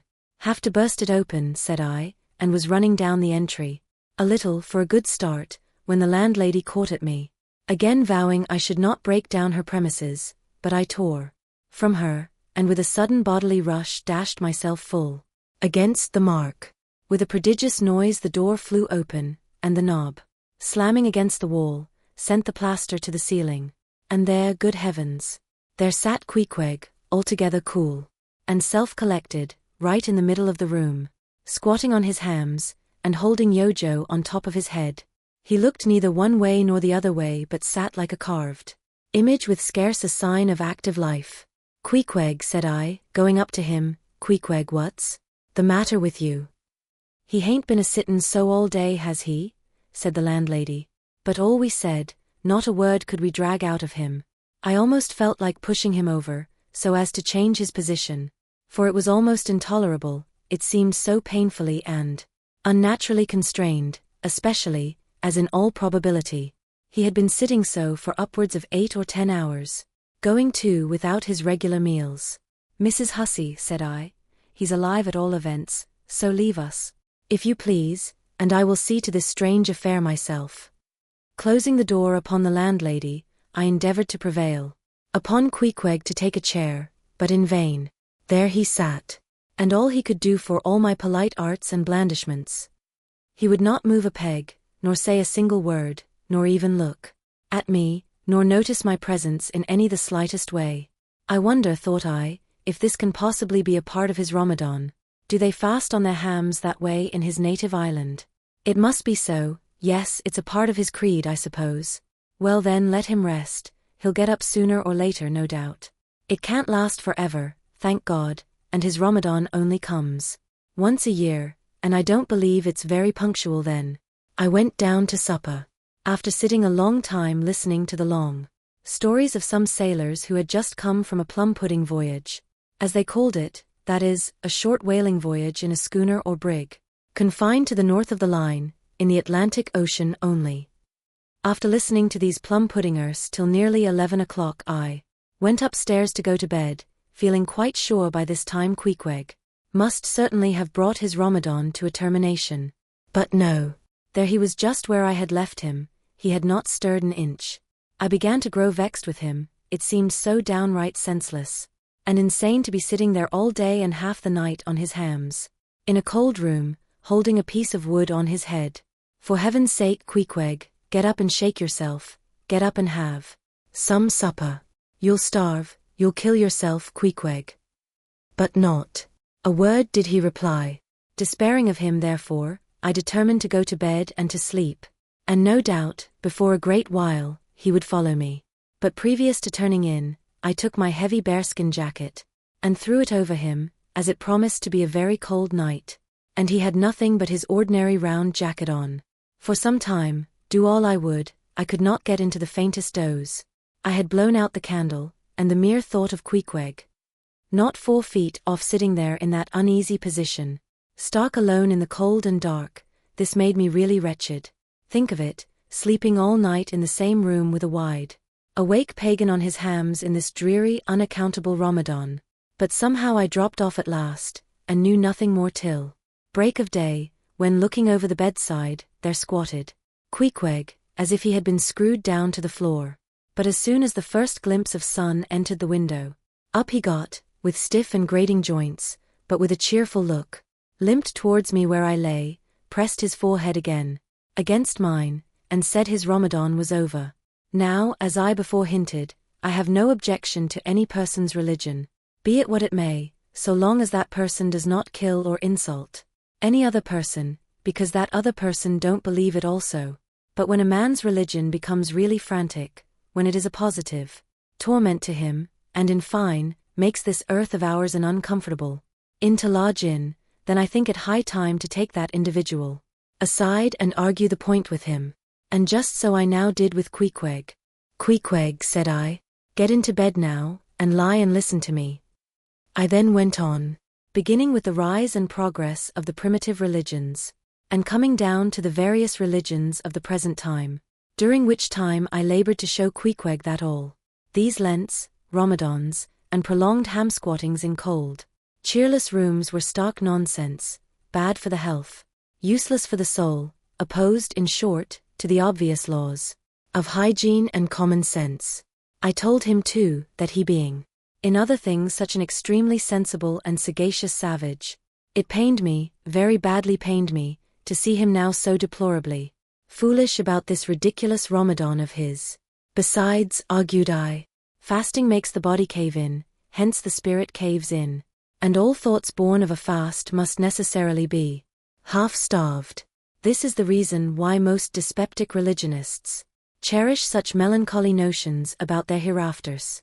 In one word, Queequeg, said I, rather digressively, hell is an idea first born on an undigested apple dumpling, and since then perpetuated through the hereditary dyspepsias, nurtured by Ramadans. I then asked Queequeg whether he himself was ever troubled with dyspepsia, expressing the idea very plainly, so that he could take it in. He said no, only upon one memorable occasion. It was after a great feast, given by his father the king on the gaining of a great battle wherein 50 of the enemy had been killed by about 2 o'clock in the afternoon, and all cooked and eaten that very evening. No more, Queequeg, said I, shuddering, that will do. For I knew the inferences without his further hinting them. I had seen a sailor who had visited that very island, and he told me that it was the custom, when a great battle had been gained there, to barbecue all the slain in the yard or garden of the victor, and then one by one, they were placed in great wooden trenchers, and garnished round like a pillow, with breadfruit and coconuts, and with some parsley in their mouths, were sent round with the victor's compliments to all his friends, just as though these presents were so many Christmas turkeys. After all, I do not think that my remarks about religion made much impression upon Queequeg, because, in the first place, He somehow seemed dull of hearing on that important subject. Unless considered from his own point of view, and in the second place, he did not more than 1/3 understand me, couch my ideas simply as I would, and finally he no doubt thought he knew a good deal more about the true religion than I did. He looked at me with a sort of condescending concern and compassion, as though he thought it a great pity that such a sensible young man should be so hopelessly lost to evangelical pagan piety. At last we rose and dressed, and Queequeg, taking a prodigiously hearty breakfast of chowders of all sorts, so that the landlady should not make much profit by reason of his Ramadan, we sallied out to board the Pequod, sauntering along, and picking our teeth with halibut bones. Chapter 18. His Mark. As we were walking down the end of the wharf towards the ship, Queequeg carrying his harpoon, Captain Peleg in his gruff voice loudly hailed us from his wigwam, saying he had not suspected my friend was a cannibal, and furthermore announcing that he let no cannibals on board that craft, unless they previously produced their papers. "What do you mean by that, Captain Peleg?" said I, now jumping on the bulwarks, and leaving my comrades standing on the wharf. "I mean," he replied, "he must show his papers." "Yes," said Captain Bildad in his hollow voice, sticking his head from behind Peleg's, out of the wigwam. "He must show that he's converted. Son of darkness," he added, turning to Queequeg, "art thou at present in communion with any Christian church?" "Why," said I, "he's a member of the First Congregational Church. Here be it said, that many tattooed savages sailing in Nantucket ships at last come to be converted into the churches." "First Congregational Church," cried Bildad, "what? That worships in Deacon Deuteronomy Coleman's meeting house." And so saying, taking out his spectacles, he rubbed them with his great yellow bandana handkerchief, and putting them on very carefully, came out of the wigwam, and leaning stiffly over the bulwarks, took a good long look at Queequeg. "How long hath he been a member?" he then said, turning to me. "Not very long, I rather guess, young man." "No," said Peleg, "and he hasn't been baptized right either, or it would have washed some of that devil's blue off his face." "Do tell now," cried Bildad, "is this Philistin a regular member of Deacon Deuteronomy's meeting? I never saw him going there, and I pass it every Lord's Day." "I don't know anything about Deacon Deuteronomy or his meeting," said I. "All I know is, that Queequeg here is a born member of the First Congregational Church. He is a deacon himself, Queequeg is." "Young man," said Bildad sternly, "thou art skylarking with me. Explain thyself, thou young Hittite. What church dost thee mean? Answer me." Finding myself thus hard pushed, I replied, "I mean, sir, the same ancient Catholic Church to which you and I, and Captain Peleg there, and Queequeg here, and all of us, and every mother's son and soul of us belong, the great and everlasting first congregation of this whole worshipping world. We all belong to that, only some of us cherish some queer crotchets no ways touching the grand belief, in that we all join hands." "Splice, thou meanst splice hands," cried Peleg, drawing nearer. "Young man, you'd better ship for a missionary, instead of a foremast hand. I never heard a better sermon. Deacon Deuteronomy, why Father Mapple himself couldn't beat it. And he's reckoned something. Come aboard, come aboard. Never mind about the papers. I say, tell Quahog there." "What's that you call him?" "Tell Quahog to step along. By the great anchor, what a harpoon he's got there. Looks like good stuff that, and he handles it about right. I say, Quahog, or whatever your name is, did you ever stand in the head of a whale boat? Did you ever strike a fish?" Without saying a word, Queequeg, in his wild sort of way, jumped upon the bulwarks, from thence into the bows of one of the whale boats hanging to the side, and then bracing his left knee, and poising his harpoon, cried out in some such way as this: "Capine, you see him small drop tar on water deer? You see him? Well, s'pose him one whale eye well den." And taking sharp aim at it, he darted the iron right over old Bildad's broad brim, clean across the ship's decks, and struck the glistening tar spot out of sight. "Now," said Queequeg quietly, hauling in the line, "s'pose him whaley eye, why dad whale dead." "Quick, Bildad," said Peleg his partner, who, aghast at the close vicinity of the flying harpoon, had retreated towards the cabin gangway. "Quick, I say, you Bildad, and get the ship's papers. We must have Hedgehog there, Quahog, in one of our boats. Look ye, Quahog, we'll give ye the 90th lay, and that's more than ever was given a harpooneer yet out of Nantucket." So down we went into the cabin, and to my great joy Queequeg was soon enrolled among the same ship's company to which I myself belonged. When all preliminaries were over and Peleg had got everything ready for signing, he turned to me and said, "I guess Quahog there don't know how to write, does he?" Isai, Quahog, blast je. Das tu sein. Sein Name or meg sei mag?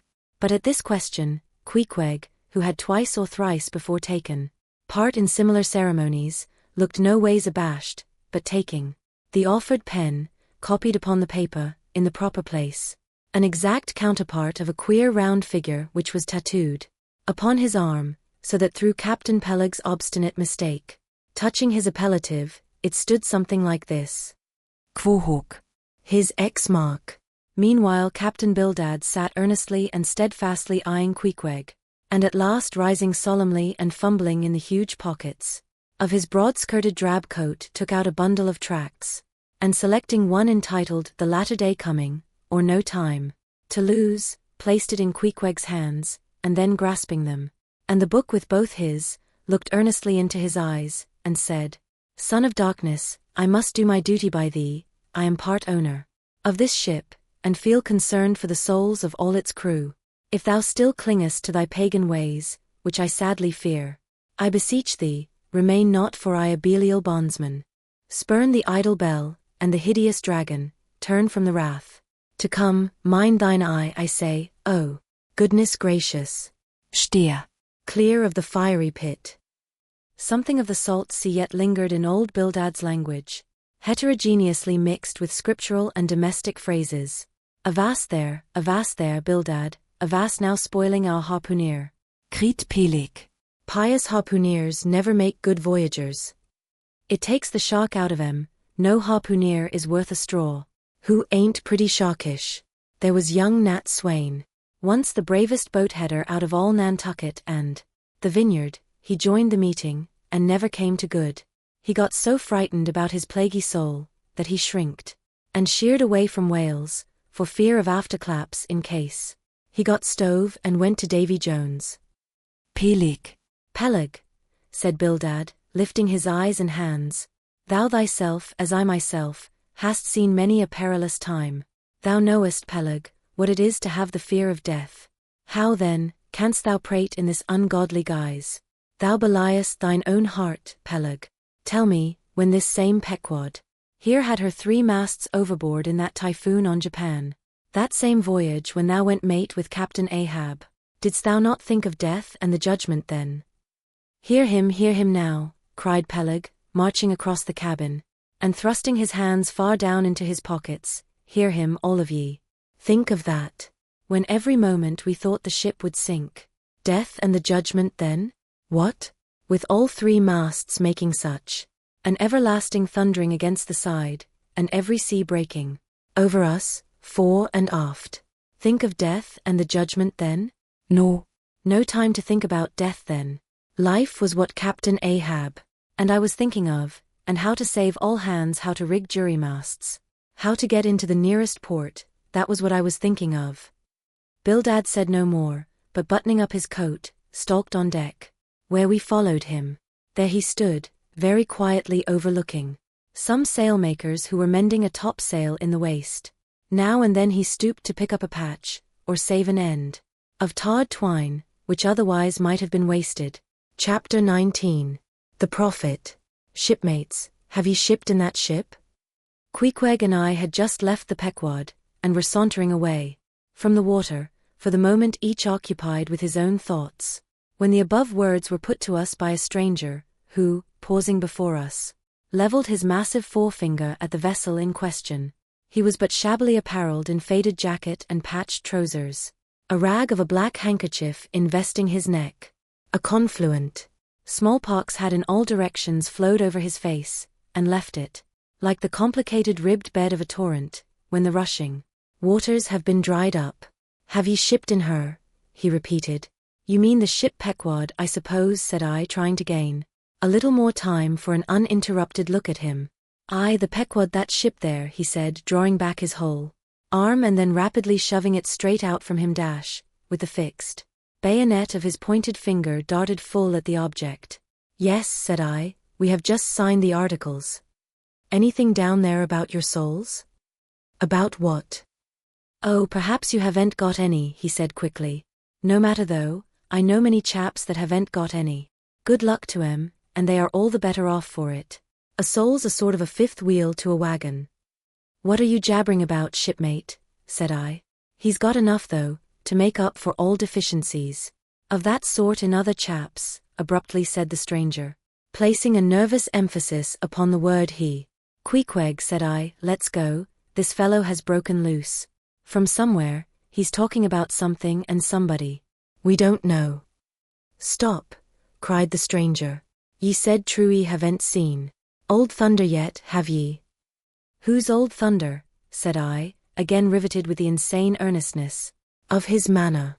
Captain Ahab. What? The captain of our ship, the Pequod.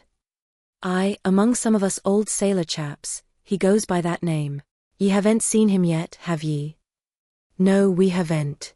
He's sick, they say, but is getting better, and will be all right again before long. All right again before long, laughed the stranger with a solemnly derisive sort of laugh. Look ye, when Captain Ahab is all right, then this left arm of mine will be all right, not before. What do you know about him? What did they tell you about him? Say that. They didn't tell much of anything about him, only I've heard that he's a good whale hunter, and a good captain to his crew. That's true, yes, both true enough. But you must jump when he gives an order. Step and growl. Growl and go, that's the word with Captain Ahab. But nothing about that thing that happened to him off Cape Horn, long ago, when he lay like dead for 3 days and nights. Nothing about that deadly scrimmage with the Spaniard afore the altar in Santa. Heard nothing about that, eh? Nothing about the silver calabash he spat into? And nothing about his losing his leg last voyage. According to the prophecy. Didn't ye hear a word about them? Matters and something more, eh? No, I don't think ye did. How could ye? Who knows it? Not all Nantucket, I guess. But hows'ever mayhap, ye've a heard tell about the leg. And how he lost it. Aye, ye have heard of that, I dare say. Oh yes, that everyone knows, most I mean they know he's only one leg, and that a Parmacetti took the other off. My friend, said I, what all this gibberish of yours is about I don't know, and I don't much care, for it seems to me that you must be a little damaged in the head. But if you are speaking of Captain Ahab, of that ship there, the Pequod, then let me tell you that I know all about the loss of his leg. All about it, sure you do? All? Pretty sure. With finger pointed and eye leveled at the Pequod, the beggar-like stranger stood a moment, as if in a troubled reverie, then starting a little turned and said, Is shipped, have ye? Names down on the papers? Well, what's signed is signed, and what's to be, will be, and then again perhaps it won't be after all. Anyhow, it's all fixed and arranged ready, and some sailors or other must go with him, I suppose, as well these as any other men, God pity 'em. Morning to ye, shipmates, morning, the ineffable heavens bless ye. I'm sorry I stopped ye. Look here, friend, said I, if you have anything important to tell us, out with it, but if you are only trying to bamboozle us, you are mistaken in your game, that's all I have to say. And it said very well, and I like to hear a chap talk up that way. You are just the man for him, the likes of ye. Morning to ye, shipmates, morning. Oh, when ye get there, tell 'em I've concluded not to make one of 'em. Ah, my dear fellow, you can't fool us that way, you can't fool us. It is the easiest thing in the world for a man to look as if he had a great secret in him. Morning to ye, shipmates, morning. Morning it is, said I. Come along, Queequeg, let's leave this Gräsemann. But stop, tell me your name, will you? Elia. Elia, thought I, and we walked away, both commenting, after each other's fashion, upon this ragged old sailor, and agreed that he was nothing but a humbug, trying to be a bugbear.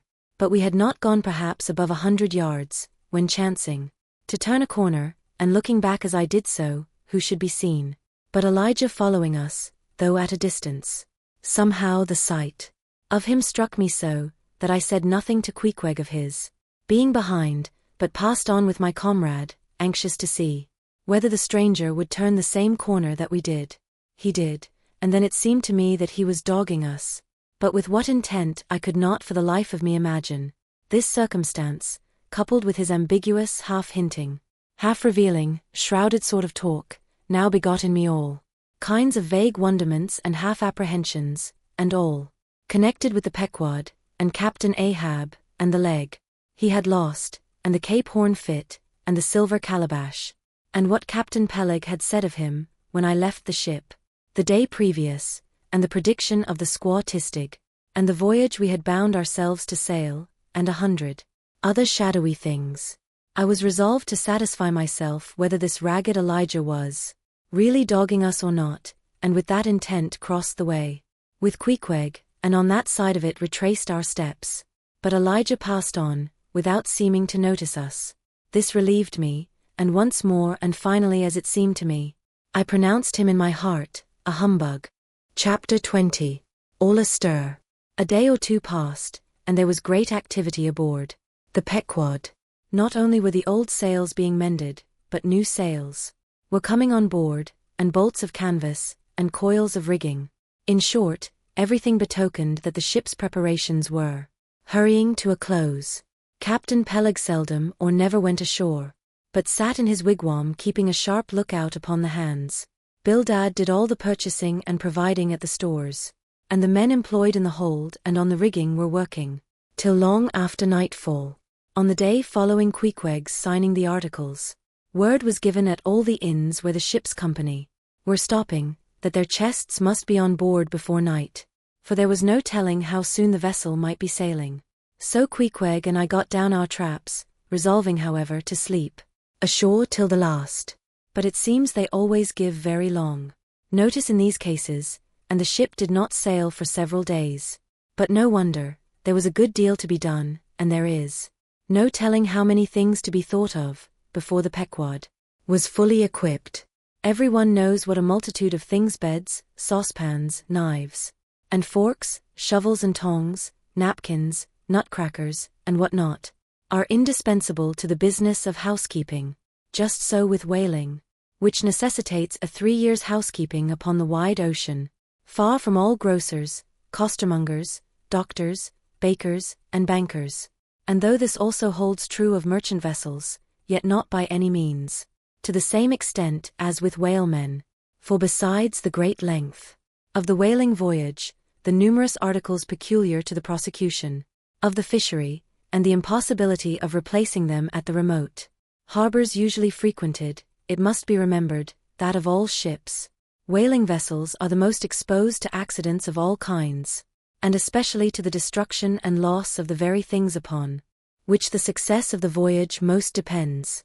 Hence, the spare boats, spare spars, and spare lines and harpoons, and spare everythings, almost, but a spare captain and duplicate ship. At the period of our arrival at the island, the heaviest storage of the Pequod had been almost completed, comprising her beef, bread, water, fuel, and iron hoops and staves.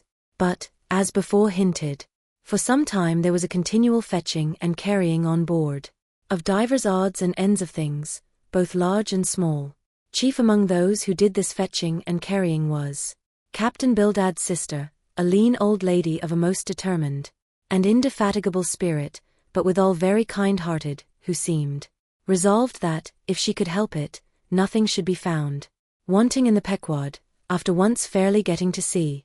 At one time she would come on board with a jar of pickles for the steward's pantry, another time with a bunch of quills for the chief mate's desk, where he kept his log, a third time with a roll of flannel for the small of someone's rheumatic back.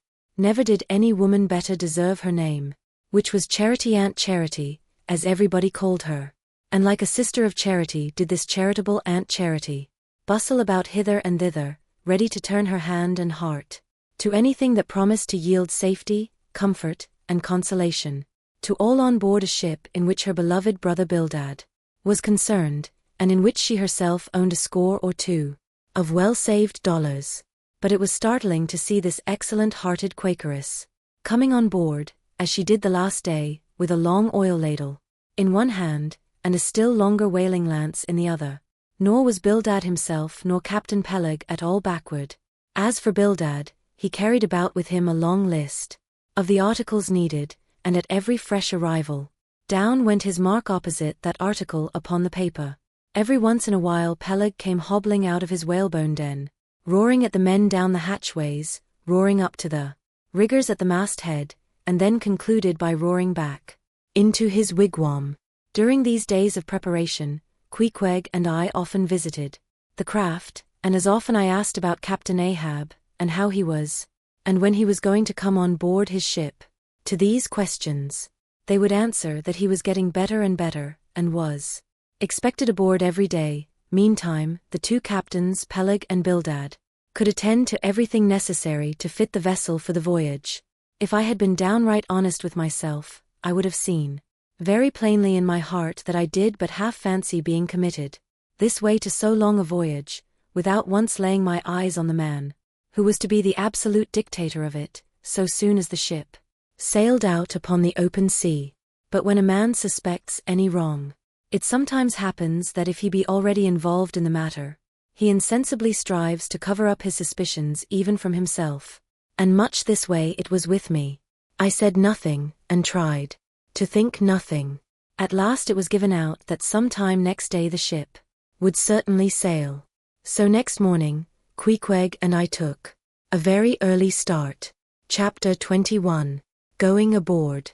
It was nearly 6 o'clock, but only grey imperfect misty dawn, when we drew nigh the wharf. There are some sailors running ahead there, if I see right, said I to Queequeg. It can't be shadows, she's off by sunrise, I guess. Come on. Avast!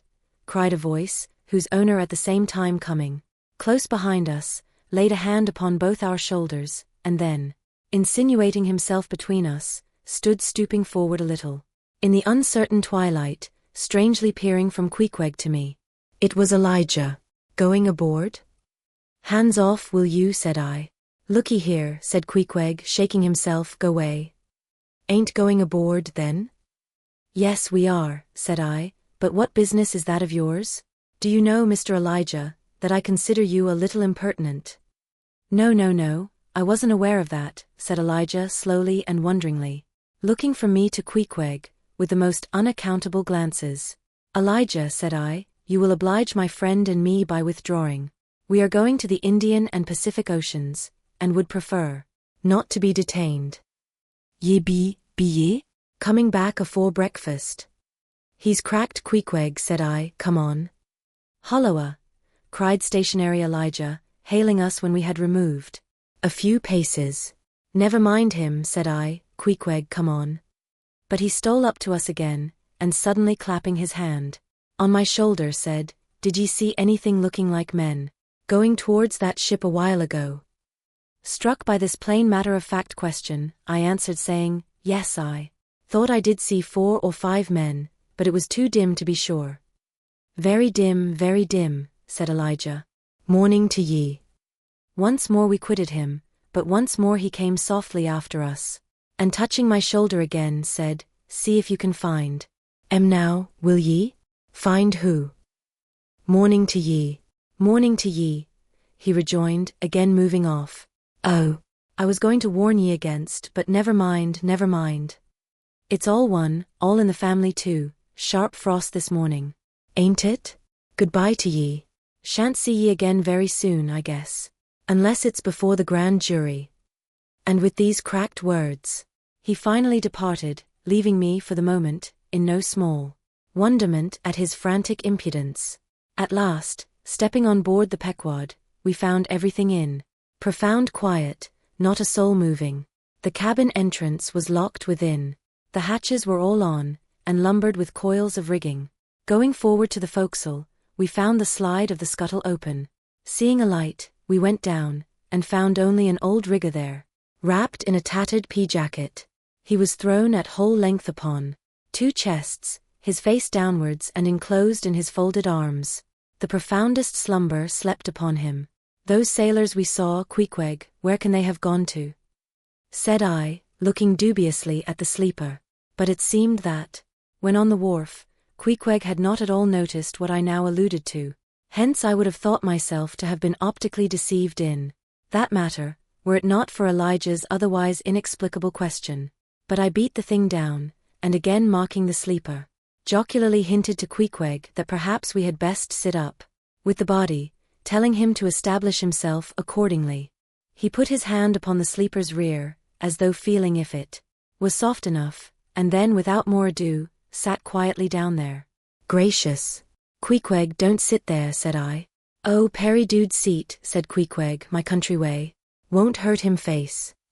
"Face?" said I. "Call that his face? Very benevolent countenance then. But how hard he breathes, he's heaving himself. Get off. Queequeg, you are heavy, it's grinding the face of the poor. Get off, Queequeg. Look, he'll twitch you off soon. I wonder he don't wake." Queequeg removed himself to just beyond the head of the sleeper, and lighted his tomahawk pipe. I sat at the feet. We kept the pipe passing over the sleeper, from one to the other. Meanwhile, upon questioning him in his broken fashion, Queequeg gave me to understand that in his land, owing to the absence of settees and sofas of all sorts, the king, chiefs, and great people generally were in the custom of fattening some of the lower orders for ottomans. And to furnish a house comfortably in that respect, you had only to buy up 8 or 10 lazy fellows, and lay them round in the piers and alcoves. Besides, it was very convenient on an excursion. Much better than those garden chairs which are convertible into walking sticks, upon occasion, a chief calling his attendant, and desiring him to make a settee of himself under a spreading tree, perhaps in some damp marshy place. While narrating these things, every time Queequeg received the tomahawk from me, he flourished the hatchet side of it over the sleeper's head. "What's that for, Queequeg?" "Perry easy, killy-o. Perry easy." He was going on with some wild reminiscences about his tomahawk pipe, which, it seemed, had in its 2 uses both brained his foes and soothed his soul, when we were directly attracted to the sleeping rigger. The strong vapor now completely filling the contracted hole, it began to tell upon him. He breathed with a sort of muffledness, then seemed troubled in the nose, then revolved over once or twice, then sat up and rubbed his eyes. "Holloa," he breathed at last, "who be ye smokers?" "Shipped men," answered I. "When does she sail?" Aye, ye are going in her, be ye?" "She sails today. The captain came aboard last night." "What captain? Ahab? Who but him indeed?" I was going to ask him some further questions concerning Ahab, when we heard a noise on deck. "Holloa! Starbuck's astir," said the rigger. "He's a lively chief. Mate that, good man and a pious, but all alive now I must turn to." And so saying he went on deck, and we followed. It was now clear sunrise. Soon the crew came on board in 2s and 3s. The riggers bestirred themselves, the mates were actively engaged, and several of the shore people were busy in bringing various last things on board. Meanwhile Captain Ahab remained invisibly enshrined within his cabin. Chapter 22. Merry Christmas. At length, towards noon, upon the final dismissal of the ship's riggers, and after the Pequod had been hauled out from the wharf, and after the ever-thoughtful Charity had come off in a whaleboat, with her last gift, a nightcap for Stubb, the second mate, her brother-in-law, and a spare Bible for the steward. After all this, the 2 captains, Peleg and Bildad, issued from the cabin, and turning to the chief mate, Peleg said, "Now, Mr. Starbuck, are you sure everything is right? Captain Ahab is all ready, just spoke to him, nothing more to be got from shore, eh? Well, call all hands, then. Muster 'em aft here, blast 'em." "No need of profane words, however great the hurry, Peleg," said Bildad. "But away with thee, friend Starbuck, and do our bidding." "How now?"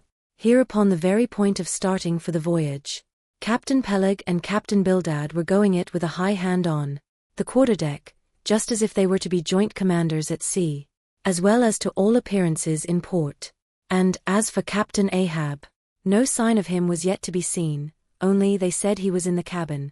But then the idea was that his presence was by no means necessary in getting the ship underway and steering her well out to sea. Indeed, as that was not at all his proper business, but the pilot's. And as he was not yet completely recovered, so they said, therefore, Captain Ahab stayed below. And all this seemed natural enough, especially as in the merchant service many captains never show themselves on deck for a considerable time after heaving up the anchor, but remain over the cabin table, having a farewell merrymaking with their shore friends, before they quit the ship for good with the pilot. But there was not much chance to think over the matter, for Captain Peleg was now all alive. He seemed to do most of the talking and commanding, and not Bildad. "Aft here, ye sons of bachelors," he cried, as the sailors lingered at the main mast. "Mr. Starbuck, drive aft. Strike the tent there," was the next order. As I hinted before, this whalebone marquee was never pitched except in port, and on board the Pequod, for 30 years, the order to strike the tent was well known to be the next thing to heaving up the anchor. "Man the capstan, blood and thunder, jump," was the next command, and the crew sprang for the handspikes. Now in getting under way, the station generally occupied by the pilot is the forward part of the ship, and here Bildad, who, with Peleg be it known, in addition to his other offices, was one of the licensed pilots of the port, he being suspected to have got himself made a pilot in order to save the Nantucket pilot fee to all the ships he was concerned in, for he never piloted any other craft. Bildad, I say, might now be seen actively engaged in looking over the bows for the approaching anchor, and at intervals singing what seemed a dismal stave of psalmody, to cheer the hands at the windlass, who roared forth some sort of a chorus about the girls in Bubble Alley, with hearty good will. Nevertheless, not 3 days previous, Bildad had told them that no profane songs would be allowed on board the Pequod, particularly in getting under way, and Charity, his sister, had placed a small choice copy of Watts in each seaman's berth. Meantime, overseeing the other part of the ship, Captain Peleg ripped and swore astern in the most frightful manner. I almost thought he would sink the ship before the anchor could be got up. Involuntarily I paused on my handspike, and told Queequeg to do the same, thinking of the perils we both ran in starting on the voyage with such a devil for a pilot. I was comforting myself, however, with the thought that in pious Bildad might be found some salvation, spite of his 777th lay, when I felt a sudden sharp poke in my rear, and turning round, was horrified at the apparition of Captain Peleg, in the act of withdrawing his leg from my immediate vicinity. That was my first kick. "Is that the way they heave in the marchant service?" he roared. "Spring, thou sheephead, spring and break thy backbone. Why don't ye spring, I say, all of ye spring. Quohog. Spring, thou chap with the red whiskers, spring there, Scotch cap, spring thou green pants. Spring, I say, all of ye, and spring your eyes out." And so saying, he moved along the windlass, here and there using his leg very freely, while imperturbable Bildad kept leading off with his psalmody. Thinks I, Captain Peleg must have been drinking something today. At last the anchor was up, the sails were set, and off we glided. It was a short, cold Christmas, and as the short northern day merged into night, we found ourselves almost broad upon the wintry ocean, whose freezing spray cased us in ice, as in polished armor. The long rows of teeth on the bulwarks glistened in the moonlight, and like the white ivory tusks of some huge elephant, vast curving icicles depended from the bows. Lank Bildad, as pilot, headed the first watch, and ever and anon, as the old craft deep dived into the green seas, and sent the shivering frost all over her, and the winds howled, and the cordage rang, his steady notes were heard. Sweet fields beyond the swelling flood stand dressed in living green, so to the Jews old Canaan stood, while Jordan rolled between. Never did those sweet words sound more sweetly to me than then. They were full of hope and fruition. Spite of this frigid winter night, in the boisterous Atlantic, spite of my wet feet and wetter jacket, there was yet, it then seemed to me, many a pleasant haven in store, and meads and glades so eternally vernal, that the grass shot up by the spring untrodden, unwilted, remains at midsummer, At last we gained such an offing, that the two pilots were needed no longer. The stout sailboat that had accompanied us began ranging alongside. It was curious and not unpleasing, how Peleg and Bildad were affected at this juncture, especially Captain Bildad. For loath to depart yet, very loath to leave for good, a ship bound on so long and perilous a voyage beyond both stormy capes. A ship in which some thousands of his hard-earned dollars were invested, a ship in which an old shipmate sailed as captain, a man almost as old as he, once more starting to encounter all the terrors of the pitiless jaw, loath to say goodbye to a thing so every way brimful of every interest to him. Poor old Bildad lingered long, paced the deck with anxious strides, ran down into the cabin to speak another farewell word there, again came on deck, and looked to windward, looked towards the wide and endless waters, only bounded by the far-off unseen eastern continents, looked towards the land, looked aloft, looked right and left, looked everywhere and nowhere, and at last, mechanically coiling a rope upon its pin, convulsively grasped stout Peleg by the hand, and holding up a lantern, for a moment stood gazing heroically in his face, as much as to say, "Nevertheless, friend Peleg, I can stand it. Yes, I can." As for Peleg himself, he took it more like a philosopher, but for all his philosophy, there was a tear twinkling in his eye, when the lantern came too near, and he too did not a little run from the cabin to deck, now a word below, and now a word with Starbuck, the chief mate. But at last, he turned to his comrade, with a final sort of look about him. "Captain Bildad, come, old shipmate, we must go back the main yard there. Boat ahoy! Stand by to come close alongside now. Careful, careful. Come, Bildad, boy. Say your last.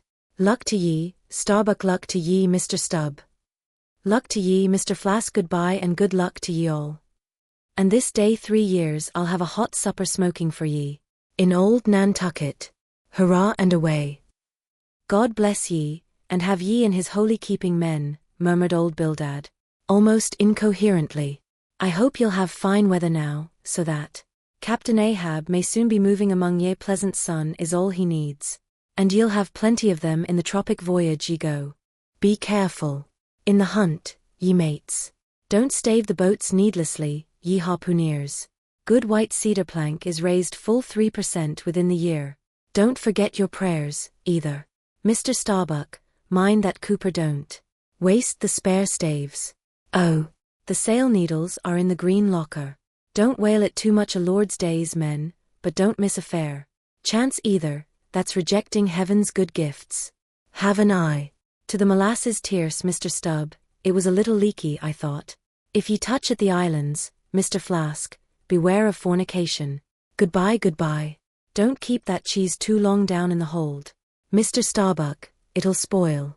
Be careful with the butter, 20 cents. The pound it was, and mind ye if. Come, come, Captain Bildad, stop palavering away." And with that, Peleg hurried him over the side, and both dropped into the boat. Ship and boat diverged, the cold damp night breeze blew between. A screaming gull flew overhead, the two hulls wildly rolled. We gave 3 heavy-hearted cheers, and blindly plunged like fate into the lone Atlantic. Chapter 23. The Lee Shore. Some chapters back, one Bulkington was spoken of, a tall Newland mariner, encountered in New Bedford at the inn, when on that shivering winter's night, the Pequod thrust her vindictive bows into the cold malicious waves. Who should I see standing at her helm but Bulkington? I looked with sympathetic awe and fearfulness upon the man, who in midwinter just landed from a 4 years' dangerous voyage, could so unrestingly push off again for still another tempestuous term. The land seemed scorching to his feet. Wonderfulest things are ever the unmentionable, deep memories yield no epitaphs. This 6-inch chapter is the stoneless grave of Bulkington. Let me only say that it fared with him as with the storm-tossed ship that miserably drives along the leeward land. The port would fain give succor, the port is pitiful. In the port is safety, comfort, hearthstone, supper, warm blankets, friends, all that's kind to our mortalities. But in that gale the port, the land, is that ship's direst jeopardy. She must fly all hospitality, one touch of land though it but graze the keel, would make her shudder through and through. With all her might she crowds all sail offshore, in so doing fights gainst the very winds that fain would blow her homeward, seeks all the lashed seas landlessness again, for refuge's sake, forlornly rushing into peril, her only friend her bitterest foe. Know ye now, Bulkington? Glimpses do ye seem to see of that mortally intolerable truth, that all deep earnest thinking is but the intrepid effort of the soul to keep the open independence of her sea, while the wildest winds of heaven and earth conspire to cast her on the treacherous, slavish shore? But as in landlessness alone resides the highest truth, shoreless, indefinite as God, so better is it to perish in that howling infinite, than be ingloriously dashed upon the lee, even if that were safety. For worm-like, then who would craven crawl to land? Terrors of the terrible. Is all this agony so vain? Take heart, O Bulkington. Bear thee grimly, demigod, up from the spray of thy ocean, perishing straight up. Lipti apotosi. Chapter 24. The Advocate.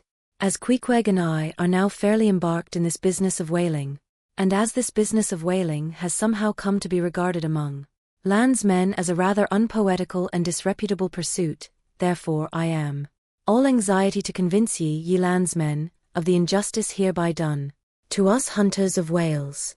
In the first place, it may be deemed almost superfluous to establish the fact that among people at large, the business of whaling is not accounted on a level with what are called the liberal professions. If a stranger were introduced into any miscellaneous metropolitan society, it would but slightly advance the general opinion of his merits, were he presented to the company as a harpooner, say, and if in emulation of the naval officers he should append the initials SWF, sperm whale fishery, to his visiting card, such a procedure would be deemed preeminently presuming and ridiculous. Doubtless one leading reason why the world declines honoring us whalemen is this: they think that, at best, our vocation amounts to a butchering sort of business, and that when actively engaged therein, we are surrounded by all manner of defilements. Butchers we are, that is true. But butchers, also, and butchers of the bloodiest badge have been all martial commanders whom the world invariably delights to honor. And as for the matter of the alleged uncleanliness of our business, ye shall soon be initiated into certain facts hitherto pretty generally unknown, and which, upon the whole, will triumphantly plant the sperm whale ship at least among the cleanliest things of this tidy earth. But even granting the charge in question to be true, what disordered, slippery decks of a whale ship are comparable to the unspeakable carrion of those battlefields from which so many soldiers return to drink in all ladies' plaudits? And if the idea of peril so much enhances the popular conceit of the soldier's profession, let me assure ye that many a veteran who has freely marched up to a battery would quickly recoil at the apparition of the sperm whale's vast tail, fanning into eddies the air over his head. For what are the comprehensible terrors of man compared with the interlinked terrors and wonders of God? But though the world scouts at us whale hunters, yet does it unwittingly pay us the profoundest homage, yea, an all-abounding Adoration. For almost all the tapers, lamps, and candles that burn round the globe burn, as before so many shrines, to our glory. But look at this matter in other lights, weigh it in all sorts of scales. See what we whalemen are, and have been. Why did the Dutch in De Witt's time have admirals of their whaling fleets? Why did Louis XVI of France, at his own personal expense, fit out whaling ships from Dunkirk, and politely invite to that town some score or two of families from our own island of Nantucket?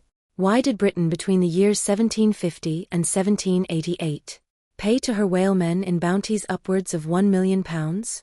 And lastly, how comes it that we whalemen of America now outnumber all the rest of the banded whalemen in the world, sail a navy of upwards of 700 vessels, manned by 18,000 men, yearly consuming 00824,000,000 of dollars, the ship's worth, at the time of sailing, $20 million, and every year importing into our harbors a well-reaped harvest of 00847,000,000 dollars?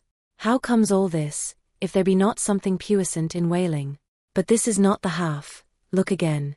I freely assert that the cosmopolite philosopher cannot, for his life, point out one single peaceful influence, which within the last 60 years has operated more potentially, upon the whole broad world, taken in one aggregate, than the high and mighty business of whaling. One way and another, it has begotten events so remarkable in themselves, and so continuously momentous in their sequential issues, that whaling may well be regarded as that Egyptian mother, who bore offspring themselves pregnant from her womb. It would be a hopeless, endless task to catalogue all these things. Let a handful suffice. For many years past the whale ship has been the pioneer in ferreting out the remotest and least known parts of the earth. She has explored seas and archipelagos, which had no chart, where no Cook or Vancouver had ever sailed.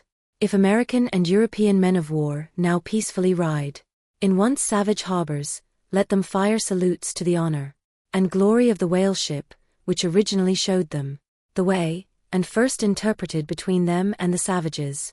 They may celebrate as they will the heroes of exploring expeditions, your Cooks, your Cruisensterns, but I say that scores of anonymous captains have sailed out of Nantucket, that were as great, and greater, than your Cook and your Cruisenstern.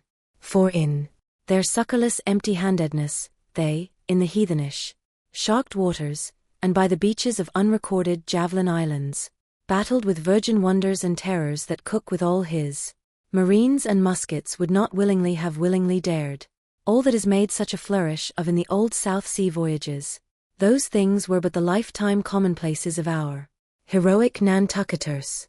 Often, adventures which Vancouver dedicates 3 chapters to, these men accounted unworthy of being set down in the ship's common log.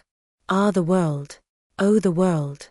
Until the whale fishery rounded Cape Horn, no commerce but colonial, scarcely any intercourse but colonial, was carried on between Europe and the long line of the opulent Spanish provinces on the Pacific coast.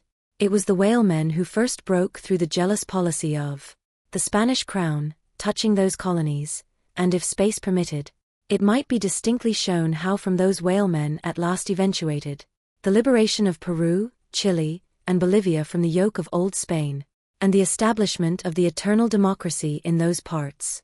That great America on the other side of the sphere, Australia, was given to the enlightened world by the whaleman. After its first blunder-born discovery by a Dutchman, all other ships long shunned those shores as pestiferously barbarous. But the whale ship touched there. The whale ship is the true mother of that now mighty colony. Moreover, in the infancy of the first Australian settlement, the emigrants were several times saved from starvation by the benevolent biscuit of the whale ship luckily dropping an anchor in their waters. The uncounted isles of all Polynesia confess the same truth, and do commercial homage to the whale ship that cleared the way for the missionary and the merchant, and in many cases carried the primitive missionaries to their first destinations. If that double-bolted land, Japan, is ever to become hospitable, it is the whale ship alone to whom the credit will be due, for already she is on the threshold. But if, in the face of all this, you still declare that whaling has no aesthetically noble associations connected with it, then am I ready to shiver 50 lances with you there, and unhorse you with a split helmet every time. The whale has no famous author, and whaling no famous chronicler. You will say, the whale no famous author, and whaling no famous chronicler. Who wrote the first account of our Leviathan? Who but mighty Job? And who composed the first narrative of a whaling voyage? Who, but no less a prince than Alfred the Great, who with his own royal pen, took down the words from Other, the Norwegian whale hunter of those times, and who pronounced our glowing eulogy in Parliament? Who, but Edmund Burke? True enough, but then whalemen themselves are poor devils. They have no good blood in their veins. No good blood in their veins? They have something better than royal blood there.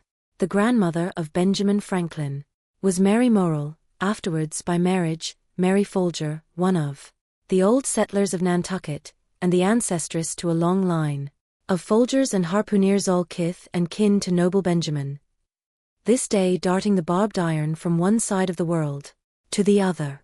Good again, but then all confess that somehow whaling is not respectable.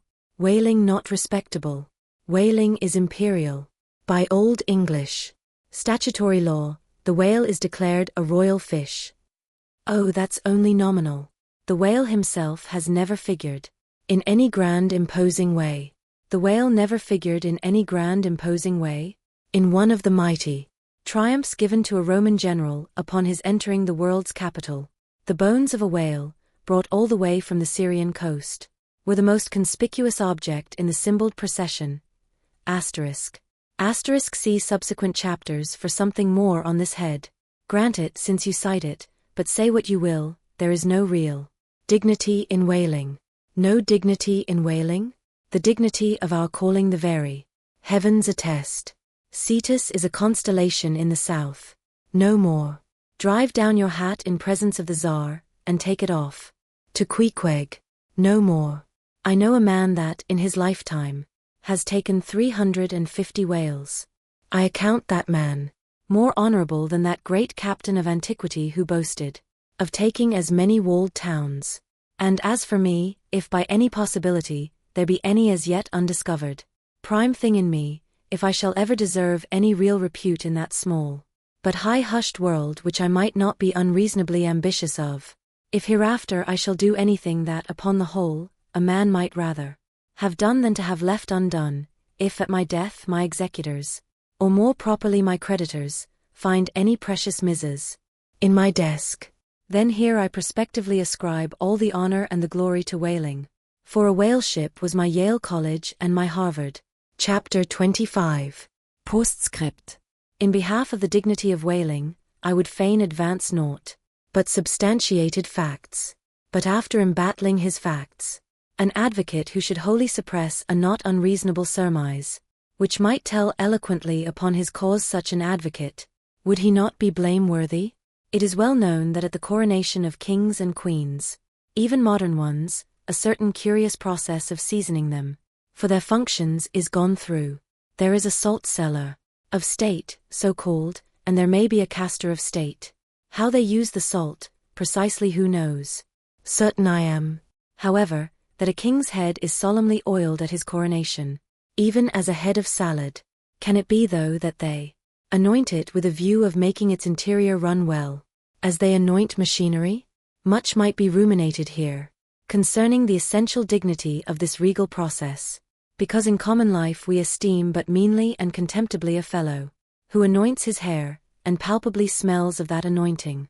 In truth, a mature man who uses hair oil, unless medicinally, that man has probably got a quaggy spot in him somewhere. As a general rule, he can't amount to much in his totality. But the only thing to be considered here is this: what kind of oil is used at coronations? Certainly it cannot be olive oil, nor macassar oil, nor castor oil, nor bear's oil, nor train oil, nor cod liver oil. What then can it possibly be, but the sperm oil in its unmanufactured, unpolluted state, the sweetest of all oils? Think of that, ye loyal Britons. We whalemen supply your kings and queens with coronation stuff. Chapter 26. Knights and Squires. The chief mate of the Pequod was Starbuck, a native of Nantucket, and a Quaker by descent. He was a long, earnest man, and though born on an icy coast, seemed well adapted to endure hot latitudes, his flesh being hard as twice-baked biscuit.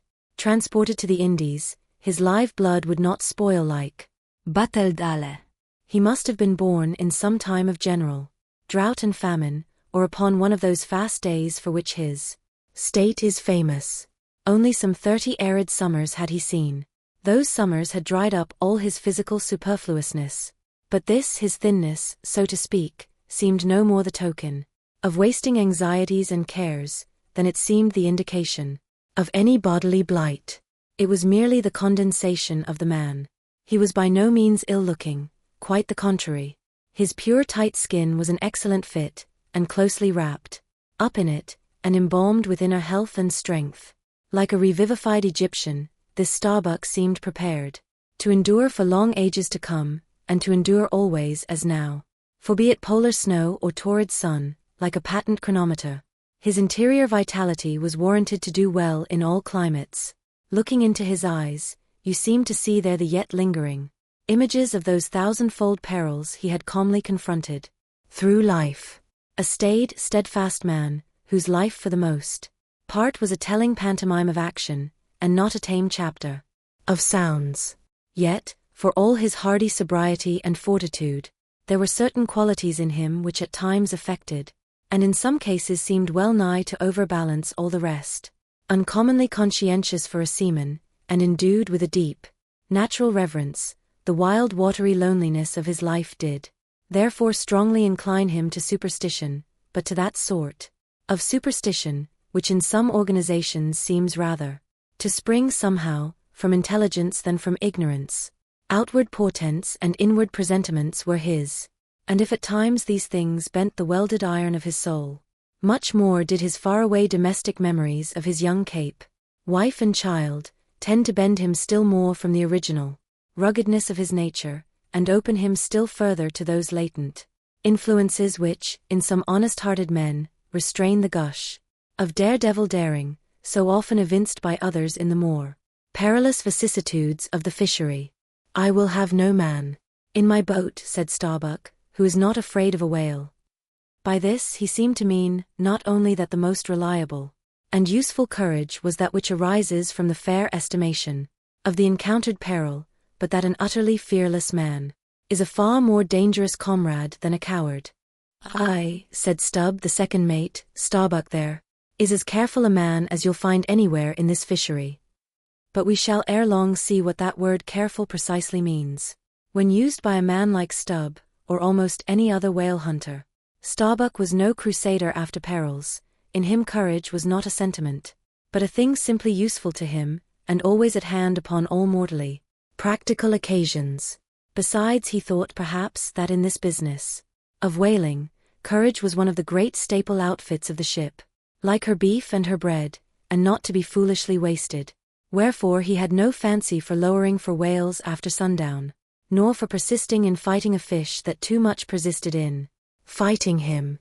"For," thought Starbuck, "I am here in this critical ocean to kill whales for my living, and not to be killed by them for theirs." And that hundreds of men had been so killed Starbuck well knew. What doom was his own father's? Where, in the bottomless deeps, could he find the torn limbs of his brother? With memories like these in him, and moreover given to a certain superstitiousness, as has been said, the courage of this Starbuck, which could, nevertheless, still flourish, must indeed have been extreme. But it was not in reasonable nature that a man so organized, and with such terrible experiences and remembrances as he had, it was not in nature that these things should fail in latently engendering an element in him, which, under suitable circumstances, would break out from its confinement, and burn all his courage up. And brave as he might be, it was that sort of bravery chiefly visible in some intrepid men, which, while generally abiding firm in the conflict with seas or winds or whales, or any of the ordinary irrational horrors of the world, yet cannot withstand those more terrific, because more spiritual terrors, which sometimes menace you from the concentrating brow of an enraged and mighty man, but were the coming narrative to reveal in any instance the complete abasement of poor Starbuck's fortitude, scarce might I have the heart to write it, for it is a thing most sorrowful, nay shocking, to expose the fall of valor in the soul. Men may seem detestable as joint stock companies and nations. Knaves, fools, and murderers there may be, men may have mean and meager faces, but man in the ideal is so noble and so sparkling, such a grand and glowing creature, that over any ignominious blemish in him all his fellows should run to throw their costliest robes. That immaculate manliness we feel within ourselves, so far within us, that it remains intact though all the outer character seem gone, bleeds with keenest anguish at the undraped spectacle of a valor-ruined man. Nor can piety itself, at such a shameful sight, completely stifle her upbraidings against the permitting stars. But this august dignity I treat of, is not the dignity of kings and robes, but that abounding dignity which has no robed investiture. Thou shalt see it shining in the arm that wields a pick or drives a spike, that democratic dignity which, on all hands, radiates without end from God, Himself, the great God absolute, the center and circumference of all democracy, His omnipresence. our divine equality. If then, to meanest mariners, and renegades and castaways, I shall hereafter ascribe high qualities, though dark, weave round them tragic graces, if even the most mournful, perchance the most abased, among them all, shall at times lift himself to the exalted mounts, if I shall touch that workman's arm with some ethereal light, if I shall spread a rainbow over his disastrous set of sun, then against all mortal critics bear me out in it, thou just spirit of equality, which hast spread one royal mantle of humanity over all my kind, bear me out in it, thou great democratic God, who didst not refuse to the swart convict, Bunyan, the pale, poetic pearl, thou who didst clothe with doubly hammered leaves of finest gold the stumped and paupered arm of old Cervantes, thou who didst pick up Andrew Jackson from the pebbles, who didst hurl him upon a war-horse, who didst thunder him higher than a throne, thou who, in all thy mighty earthly marchings, ever cullest thy selectest champions from the kingly commoners, bear me out in it, O God. Chapter 27. Knights and Squires. Stubb was the second mate. He was a native of Cape Cod, and hence, according to local usage, was called a Cape Cod man, a happy-go-lucky, neither craven nor valiant, taking perils as they came with an indifferent air, and while engaged in the most imminent crisis of the chase, toiling away, calm and collected as a journeyman joiner engaged for the year, good-humored, easy and careless, he presided over his whaleboat as if the most deadly encounter were but a dinner, and his crew all invited guests.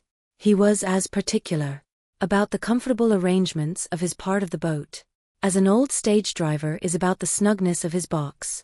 When close to the whale, in the very deathlock of the fight, he handled his unpitying lance coolly and off-handedly, as a whistling tinker his hammer.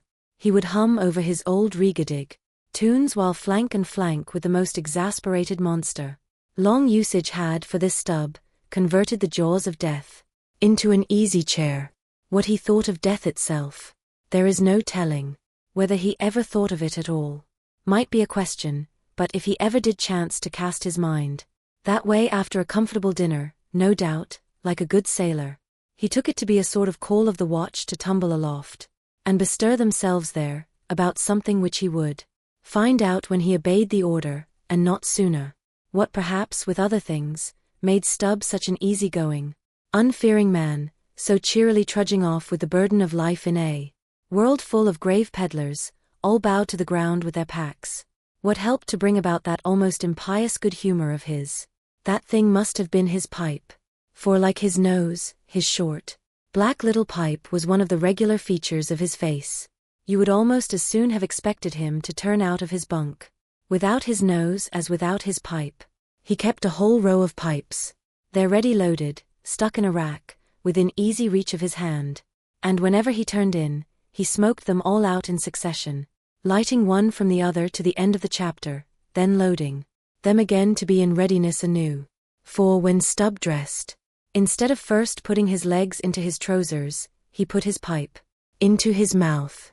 I say this continual smoking must have been one cause, at least of his peculiar disposition, for everyone knows that this earthly air, whether ashore or afloat, is terribly infected with the nameless miseries of the numberless mortals who have died exhaling it, and as in time of the cholera, some people go about with a camphorated handkerchief to their mouths, so likewise against all mortal tribulations, Stubb's tobacco smoke might have operated as a sort of disinfecting agent.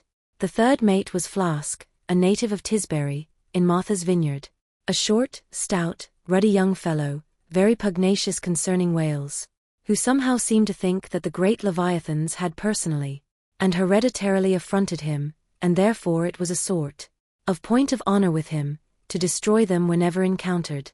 So utterly lost was he to all sense of reverence for the many marvels of their majestic bulk and mystic ways, and so dead to anything like an apprehension of any possible danger from encountering them, that in his poor opinion, the wondrous whale was but a species of magnified mouse, or at least water rat, requiring only a little circumvention and some small application of time and trouble in order to kill and boil. This ignorant, unconscious fearlessness of his made him a little waggish in the matter of whales. He followed these fish for the fun of it, and a 3 years' voyage round Cape Horn was only a jolly joke that lasted that length of time.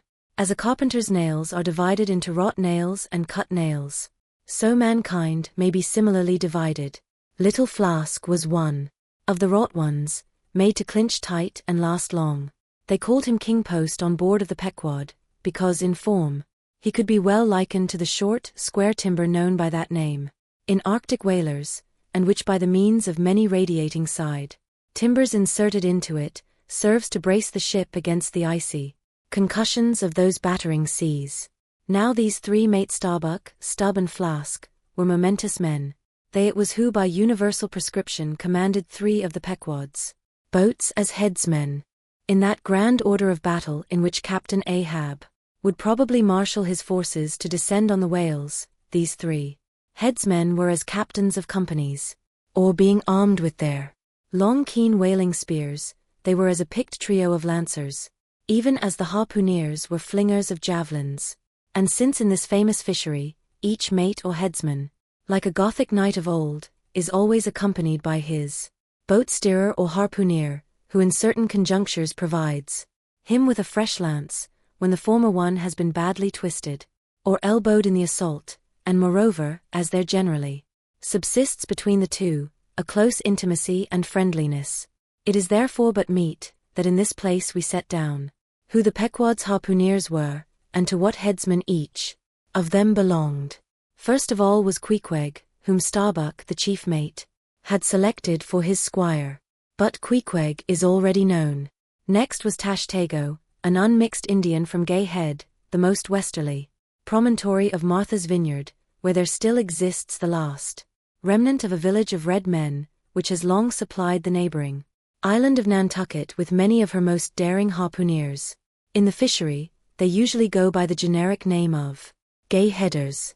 Tashtego's long lean, sable hair, his high cheekbones, and black rounding eyes for an Indian, oriental in their largeness, but Antarctic in their glittering expression, all this sufficiently proclaimed him an inheritor of the unvitiated blood of those proud warrior hunters, who, in quest of the great New England moose, had scoured, bow in hand, the aboriginal forests of the Maine, but no longer snuffing in the trail of the wild beasts of the woodland.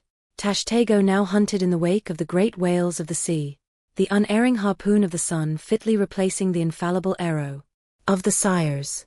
To look at the tawny brawn of his lithe snaky limbs, you would almost have credited the superstitions of some of the earlier Puritans and half believed this wild Indian to be a son of the prince of the powers of the air. Tashtego was Stubb the second mate's squire. Third among the harpooneers was Dagu, a gigantic coal-black negro savage, with a lion-like tread and Ahasuerus to behold. Suspended from his ears were 2 golden hoops, so large that the sailors called them ringbolts, and would talk of securing the topsail halyards to them. In his youth Dagu had voluntarily shipped on board of a whaler, lying in a lonely bay on his native coast, and never having been anywhere in the world but in Africa, Nantucket, and the pagan harbors most frequented by the whalemen, and having now led for many years the bold life of the fishery in the ships of owners uncommonly heedful of what manner of men they shipped, Dagu retained all his barbaric virtues, and erect as a giraffe, moved about the decks in all the pomp of 6'5" in his socks.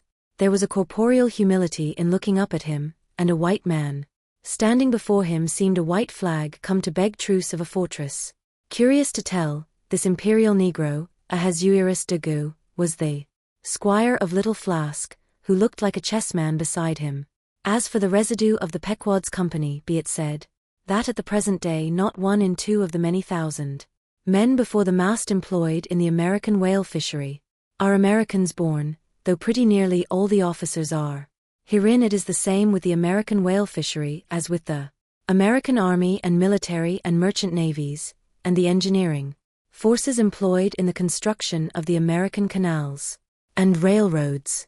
The same, I say, because in all these cases, the native American literally provides the brains, the rest of the world as generously supplying the muscles.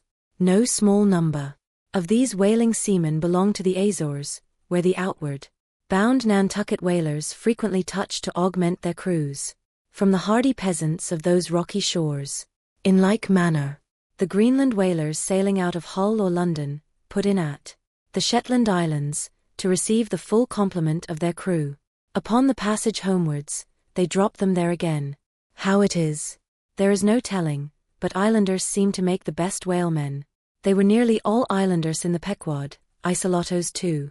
I call such, not acknowledging the common continent of men, but each isolotto living on a separate continent of his own. Yet now, federated along one keel, what a set these isolottos were. An anacharsis klutz deputation from all the isles of the sea, and all the ends of the earth, accompanying old Ahab in the Pequod to lay the world's grievances before that bar from which not very many of them ever come back. Black little Pip.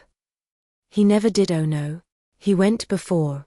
Poor Alabama boy. On the grim Pequod's forecastle, ye shall ere long see him, beating his tambourine, prelusive of the eternal time, when sent for to the great quarterdeck on high, he was bid strike in with angels, and beat his tambourine in glory, called a coward here, hailed a hero there. Chapter 28. Ahab. For several days after leaving Nantucket, nothing above hatches was seen of Captain Ahab. The mates regularly relieved each other at the watches, and for aught that could be seen to the contrary, they seemed to be the only commanders of the ship. Only they sometimes issued from the cabin with orders so sudden and peremptory, that after all it was plain they but commanded vicariously. Yes, their supreme lord and dictator was there, though hitherto unseen by any eyes not permitted to penetrate into the now sacred retreat of the cabin. Every time I ascended to the deck from my watches below, I instantly gazed aft to mark if any strange face were visible. For my first vague disquietude touching the unknown captain, now in the seclusion of the sea, became almost a perturbation. This was strangely heightened at times by the ragged Elijah's diabolical incoherences uninvitedly recurring to me, with a subtle energy I could not have before conceived of. But poorly could I withstand them, much as in other moods. I was almost ready to smile at the solemn whimsicalities of that outlandish prophet of the wharves. But whatever it was of apprehensiveness or uneasiness to call it so, which I felt, yet whenever I came to look about me in the ship, it seemed against all warranty to cherish such emotions. For though the harpooneers, with the great body of the crew, were a far more barbaric, heathenish, and motley set than any of the tame merchant ship companies which my previous experiences had made me acquainted with, still I ascribed this, and rightly ascribed it, to the fierce uniqueness of the very nature of that wild Scandinavian vocation in which I had so abandonedly embarked. But it was especially the aspect of the three chief officers of the ship, the mates, which was most forcibly calculated to allay these colorless misgivings, and induce confidence and cheerfulness in every presentment of the voyage. Three better, more likely sea officers and men, each in his own different way, could not readily be found, and they were every one of them Americans, a Nantucketer, a Vineyarder, a Cape man. Now, it being Christmas when the ship shot from out her harbor, for a space we had biting polar weather, though all the time running away from it to the southward, and by every degree and minute of latitude which we sailed, gradually leaving that merciless winter, and all its intolerable weather behind us. It was one of those less lowering, but still grey and gloomy enough mornings of the transition, when with a fair wind the ship was rushing through the water, with a vindictive sort of leaping and melancholy rapidity, that as I mounted to the deck at the call of the forenoon watch, so soon as I levelled my glance towards the taffrail, foreboding shivers ran over me.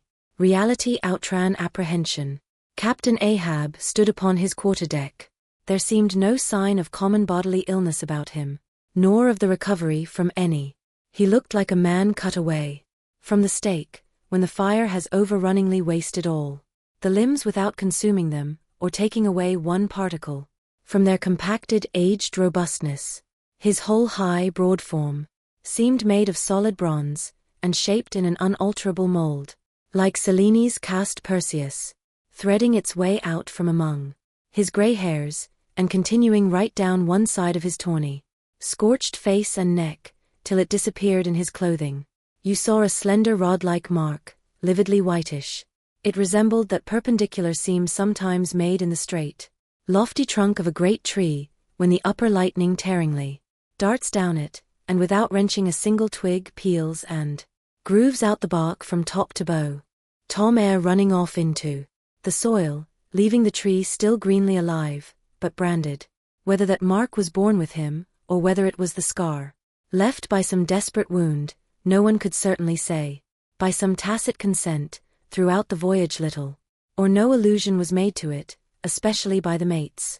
But once Tashtego's senior, an old gay-head Indian among the crew, superstitiously asserted that not till he was full 40 years old did Ahab become that way branded, and then it came upon him, not in the fury of any mortal fray, but in an elemental strife at sea. Yet, this wild hint seemed inferentially negatived by what a grey Manxman insinuated, an old sepulchral man, who, having never before sailed out of Nantucket, had never ere this laid eye upon wild Ahab. Nevertheless, the old sea traditions, the immemorial credulities, popularly invested this old Manxman with preternatural powers of discernment, so that no white sailor seriously contradicted him when he said that if ever Captain Ahab should be tranquilly laid out, which might hardly come to pass, so he muttered then, whoever should do that last office for the dead, would find a birthmark on him, from crown to sole. So powerfully did the whole grim aspect of Ahab affect me, and the livid brand which streaked it, that for the first few moments I hardly noted that not a little of this overbearing grimness was owing to the barbaric white leg upon which he partly stood. It had previously come to me that this ivory leg had at sea been fashioned from the polished bone of the sperm whale's jaw. Aye, he was dismasted off Japan, said the old gay-head Indian once, but like his dismasted craft, he shipped another mast without coming home for it. He has a quiver of I was struck with the singular posture he maintained upon each side of the Pequod's quarter-deck, and pretty close to the mizzen shrouds, there was an auger hole, bored about half an inch or so into the plank. His bone legs steadied in that hole. One arm elevated, and holding by a shroud, Captain Ahab stood erect, looking straight out beyond the ship's ever-pitching prow. There was an infinity of firmest fortitude, a determinate, unsurrenderable willfulness, in the fixed and fearless forward dedication of that glance. Not a word he spoke, nor did his officers say aught to him, though by all their minutest gestures and expressions, they plainly showed the uneasy, if not painful, consciousness of being under a troubled master eye. And not only that, but moody-stricken Ahab stood before them with a crucifixion in his face, in all the nameless, regal overbearing dignity of some mighty woe. Ere long, from his first visit in the air, he withdrew into his cabin, but after that morning, he was every day visible to the crew, either standing in his pivot hole, or seated upon an ivory stool he had, or heavily walking the deck. As the sky grew less gloomy, indeed began to grow a little genial, he became still less and less a recluse, as if, when the ship had sailed from home, nothing but the dead wintry bleakness of the sea had then kept him so secluded. And by, it came to pass that he was almost continually in the air. But as yet, for all that he said or perceptibly did on the last sunny deck, he seemed as unnecessary there as another mast. But the Pequod was only making a passage now, not regularly cruising. Nearly all whaling preparatives needing supervision, the mates were fully competent to, so that there was little or nothing, out of himself, to employ or excite Ahab now, and thus chase away for that one interval. The clouds that layer upon layer were piled upon his brow, as ever. All clouds choose the loftiest peaks to pile themselves upon. Nevertheless, ere long the warm warbling persuasiveness of the pleasant holiday weather we came to, seemed gradually to charm him from his mood. For, as when the red-cheeked, dancing girls, April and May, trip home to the wintry misanthropic woods, even the barest, ruggedest, most thunder-cloven old oak will at least send forth some few green sprouts to welcome such glad-hearted visitants, so Ahab did, in the end, a little respond to the playful allurings of that girlish air. More than once did he put forth the faint blossom of a look, which in any other man would have soon flowered out in a smile. Chapter 29. Enter Ahab, to him, Stubb. Some days elapsed, and icebergs all astern, the Pequod now went rolling through the bright Quito spring, which at sea almost perpetually reigns on the threshold of the eternal August of the tropic. The warmly cool, clear, ringing perfumed, overflowing, redundant days were as crystal goblets of Persian sherbet, heaped up, flaked up, with rose-water snow. The starred and stately nights seemed haughty dames in jeweled velvets, nursing at home in lonely pride the memory of their absent conquering earls, the golden-helmeted sons. For sleeping man, 'twas hard to choose between such winsome days and such seducing nights. But all the witcheries of that unwaning weather did not merely lend new spells and potencies to the outward world. Inward they turned upon the soul, especially when the still mild hours of eve came on. Then memory shot her crystals as the clear ice, most forms of noiseless twilights, and all these subtle agencies, more and more they wrought on Ahab's texture. Old age is always wakeful, as if, the longer linked with life, the less man has to do with aught that looks like death.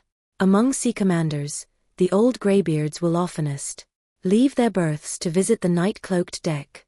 It was so with Ahab, only that now of late he seemed so much to live in the open air, that truly speaking, his visits were more to the cabin, than from the cabin to the planks. It feels like going down into one's tomb, he would mutter to himself, for an old captain like me to be descending this narrow scuttle, to go to my grave-dug berth. So almost every 24 hours, when the watches of the night were set, and the band on deck sentineled the slumbers of the band below, and when if a rope was to be hauled upon the forecastle, the sailors flung it not rudely down, as by day, but with some cautiousness dropped it to its place for fear of disturbing their slumbering shipmates. When this sort of steady quietude would begin to prevail, habitually the silent steersman would watch the cabin scuttle, and ere long the old man would emerge, gripping at the iron banister, to help his crippled way.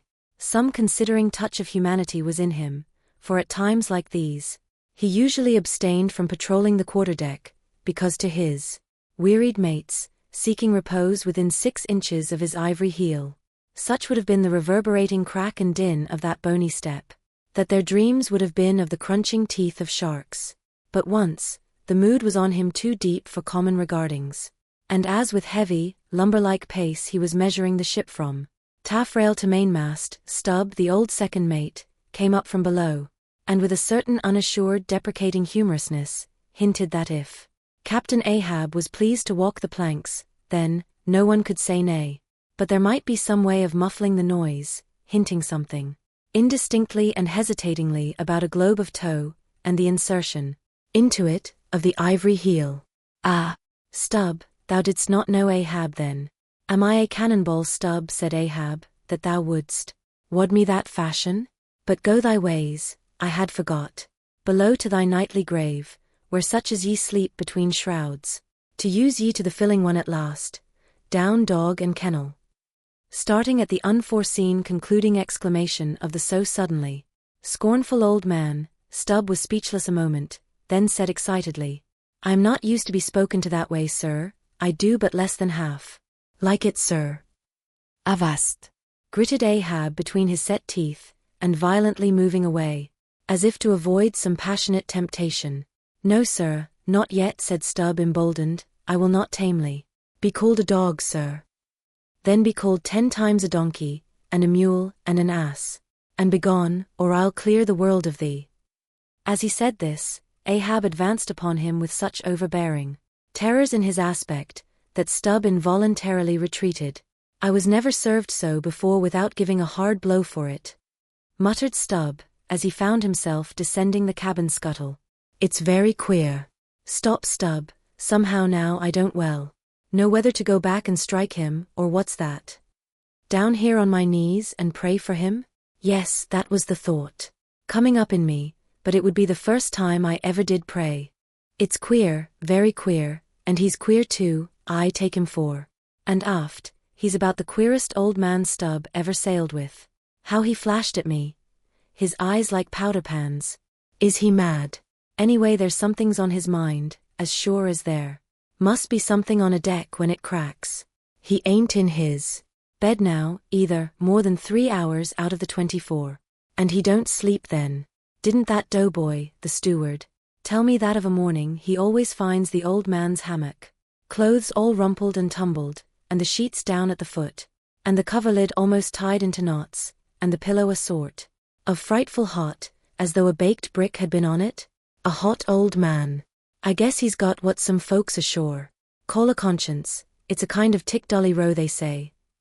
Worse nor a toothache. Well, I don't know what it is, but the Lord keep me from catching it. He's full of riddles. I wonder what he goes into the after-hold for, every night. As Doughboy tells me he suspects, what's that for, I should like to know? Who's made appointments with him in the hold? Ain't that queer now? But there's no telling, it's the old game. Here goes for a snooze. Damn me, it's worth a fellow's while to be born into the world, if only to fall right asleep. And now that I think of it, that's about the first thing babies do, and that's a sort of queer too. Damn me. But all things are queer, come to think of 'em. But that's against my principles. Think not, is my 11th commandment. And sleep when you can, is my 12th, so here goes again. But how's that? Didn't he call me a dog? Blazes. He called me 10 times a donkey, and piled a lot of jackasses on top of that. He might as well have kicked me, and done with it. Maybe he did kick me, and I didn't observe it, I was so taken all aback with his brow, somehow. It flashed like a bleached bone. What the devil's the matter with me? I don't stand right on my legs. Coming afoul of that old man has a sort of turned me wrong side out. By the Lord, I must have been dreaming, though how? How? But the only way's to stash it, so here goes to hammock again. And in the morning, I'll see how this plaguey juggling thinks. Over by daylight. Chapter 30. The Pipe. When Stubb had departed, Ahab stood for a while leaning over the bulwarks, and then, as had been usual with him of late, calling a sailor of the watch, he sent him below for his ivory stool, and also his pipe. Lighting the pipe at the binnacle lamp and planting the stool on the weather side of the deck, he sat and smoked. In old Norse times, the thrones of the sea-loving Danish kings were fabricated, saith tradition, of the tusks of the narwhal. How could one look at Ahab then, seated on that tripod of bones, without bethinking him of the royalty it symbolized? For a con of the plank, and a king of the sea and a great lord of Leviathans was Ahab. Some moments passed, during which the thick vapor came from his mouth in quick and constant puffs, which blew back again into his face. How now, he soliloquized at last, withdrawing the tube, this smoking no longer soothes. Oh, my pipe! Hard must it go with me if thy charm be gone. Here have I been unconsciously toiling, not pleasuring. Aye, and ignorantly smoking to windward all the while, to windward, and with such nervous whiffs, as if, like the dying whale, my final jets were the strongest and fullest of trouble. What business have I with this pipe? This thing that is meant for sereneness, to send up mild white vapors among mild white hairs, not among torn iron-grey locks like mine. I'll smoke no more dash. He tossed the still-lighted pipe into the sea. The fire hissed in the waves, the same instant the ship shot by the bubble. The sinking pipe made. With slouched hat, Ahab lurchingly paced the planks. Chapter 31. Queen Mab. Next morning Stubb accosted Flask. Such a queer dream, King Post, I never had. You know the old man's ivory leg, well, I dreamed he kicked me with it, and when I tried to kick back, upon my soul, my little man, I kicked my leg right off. And then presto! Ahab seemed a pyramid, and I, like a blazing fool, kept kicking at it. But what was still more curious, Flask, you know how curious all dreams are through all this rage that I was in. I somehow seemed to be thinking to myself, that after all, it was not much of an insult, that kick from Ahab. Why, thinks I, what's the row? It's not a real leg, only a false one. And there's a mighty difference between a living thump and a dead thump. That's what makes a blow from the hand, Flask, 50 times more savage to bear than a blow from a cane. The living member. That makes the living insult, my little man.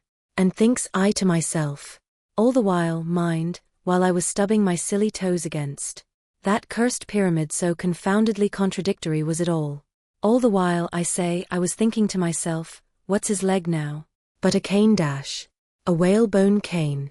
Yes, thinks I, it was only a playful cudgeling, in fact, only a whaleboning that he gave me. Not a base kick. Besides, thinks I, look at it once, why the end of it, the foot part, what a small sort of end it is, whereas if a broad-footed farmer kicked me, there's a devilish broad insult. But this insult is whittled down to a point only.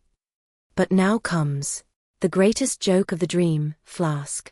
While I was battering away at the pyramid, a sort of badger-haired old merman, with a hump on his back, takes me by the shoulders, and slews me round.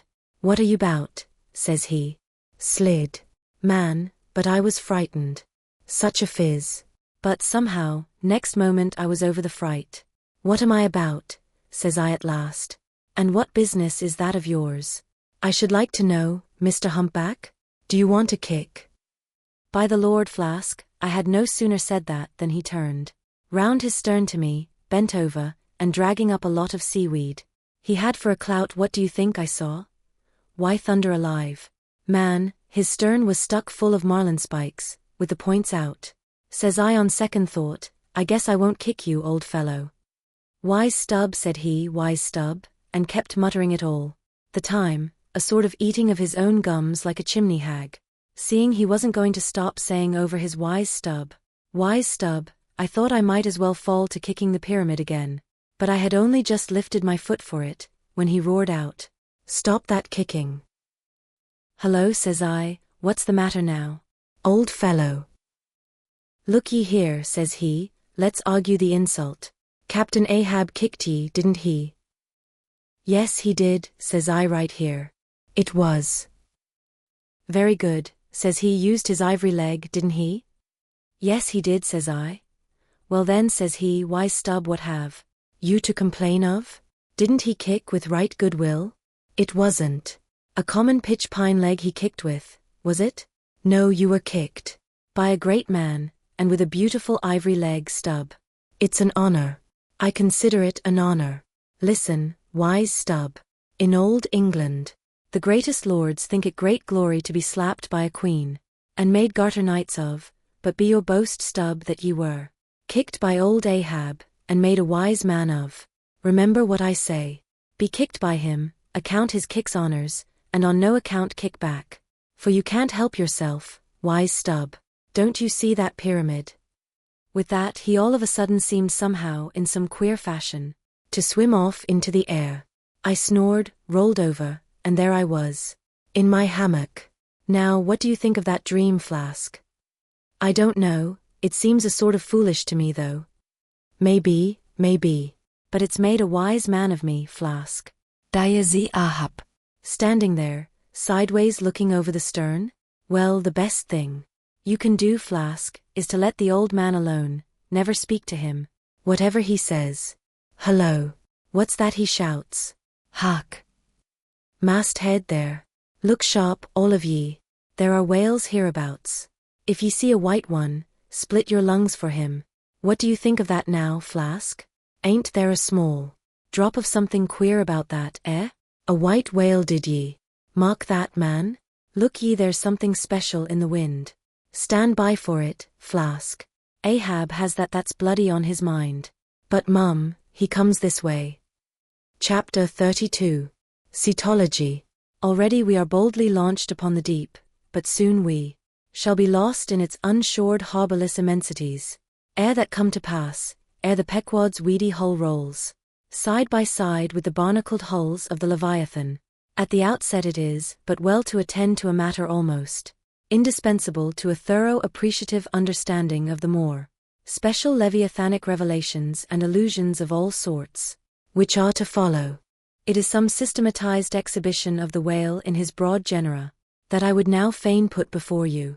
Yet is it no easy task. The classification of the constituents of a chaos, nothing less, is here essayed. Listen to what the best and latest authorities have laid down. No branch of zoology is so much involved as that which is entitled cetology, says Captain Scoresby, AD 1820.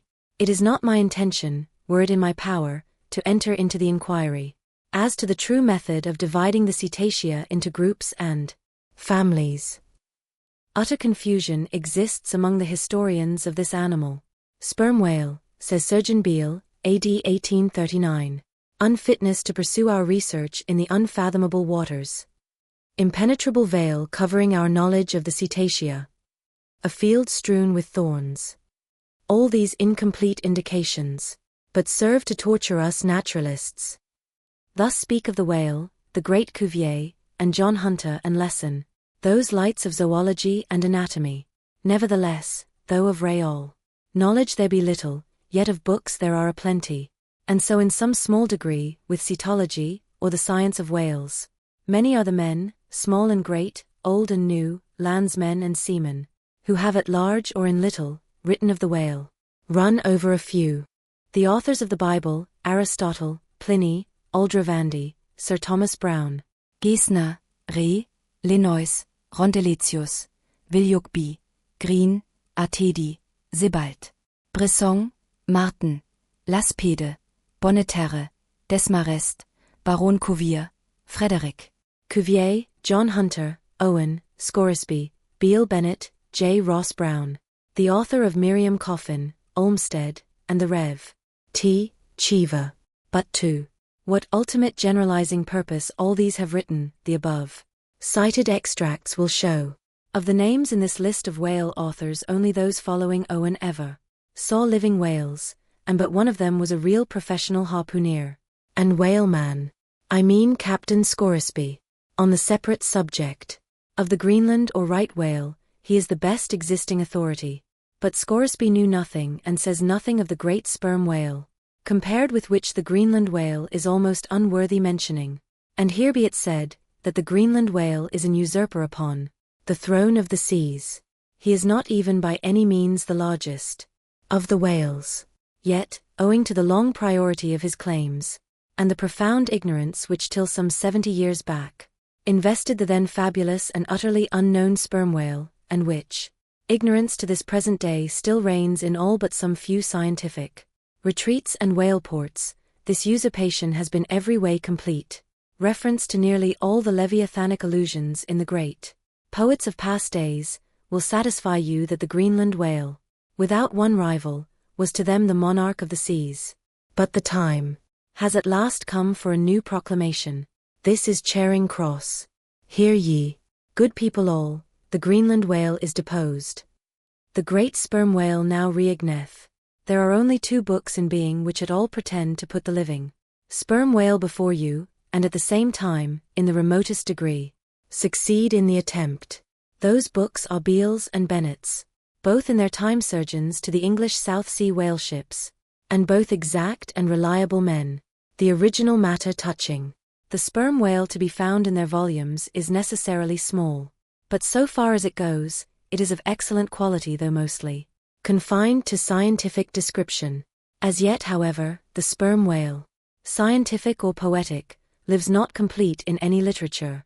Far above all other hunted whales, his is an unwritten life.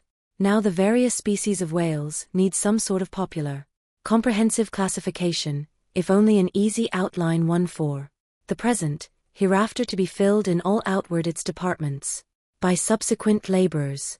As no better man advances to take this matter in hand, I hereupon offer my own poor endeavors. I promise nothing complete, because any human thing supposed to be complete must for that very reason infallibly be faulty.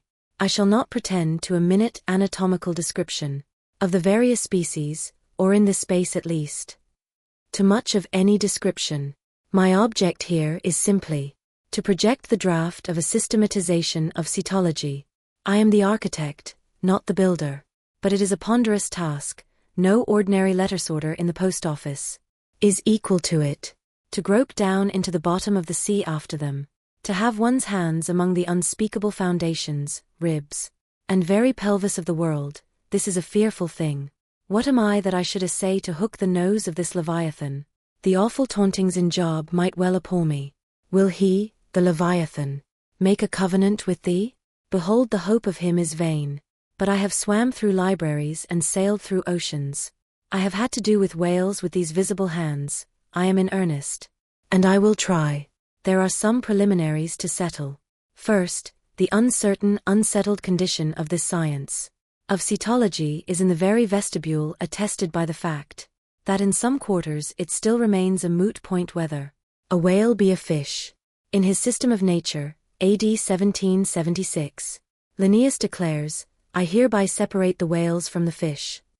But of my own knowledge, I know that down to the year 1850, sharks and shad, aloes and herring, against Linnaeus's express edict, were still found dividing the possession of the same seas with the Leviathan, the grounds upon which Linnaeus would fain have banished the whales from the waters. He states as follows, on account of their warm bilocular heart, their lungs, their movable eyelids. Taia hollow ears, penem entrantem feminam mammis lect antem. And finally, ex leg naturi jur meritoque. I submitted all this to my friends Simeon Macy and Charlie Coffin, of Nantucket, both messmates of mine in a certain voyage, and they united in the opinion that the reasons set forth were altogether insufficient. Charlie profanely hinted they were humbug.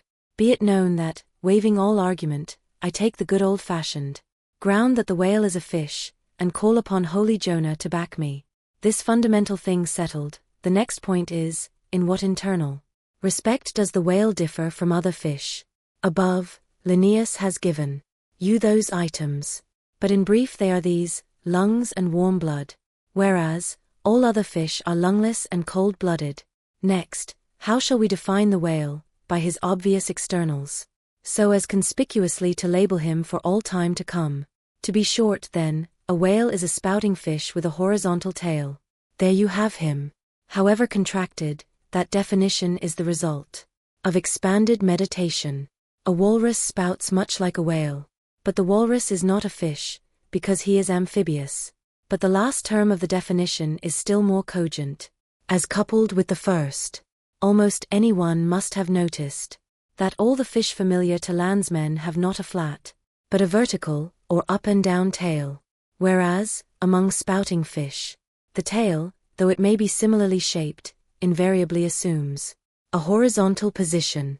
By the above definition of what a whale is, I do by no means exclude from the Leviathanic brotherhood any sea creature hitherto identified with the whale by the best informed Nantucketers, nor, on the other hand, link with it any fish hitherto authoritatively regarded as alien. Hence, all the smaller, spouting and horizontal-tailed fish must be included in this ground plan of cetology. Now then come the grand divisions of the entire whale host. I am aware that down to the present time, the fish styled lomatins and dugongs, pigfish and sowfish of the coffins of Nantucket, are included by many naturalists among the whales. But as these pigfish are a noisy, contemptible set, mostly lurking in the mouths of rivers, and feeding on wet hay, and especially as they do not spout, I deny their credentials as whales, and have presented them with their passports to quit the kingdom of cetology. First, according to magnitude, I divide the whales into 3 primary books, subdivisible into chapters, and these shall comprehend them all, both small and large. I. The folio whale. 2.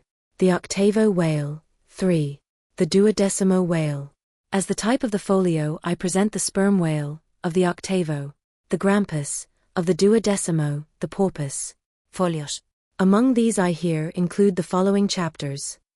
E. The sperm whale. 2. The right whale. 3. The fin-back whale. 4. The humpbacked whale. V. The razorback whale. 6. The sulphur-bottom whale. Book I. Folio, Chapter 1. Sperm whale. This whale, among the English of old vaguely known as the trumper whale and the physeter whale, and the anvil-headed whale, is the present cachalot of the French, and the potsfich of the Germans, and the macrocephalus of the long words. He is, without doubt, the largest inhabitant of the globe, the most formidable of all whales to encounter, the most majestic in aspect, and lastly, by far the most valuable in commerce, he being the only creature from which that valuable substance, spermaceti, is obtained. All his peculiarities will, in many other places, be enlarged upon.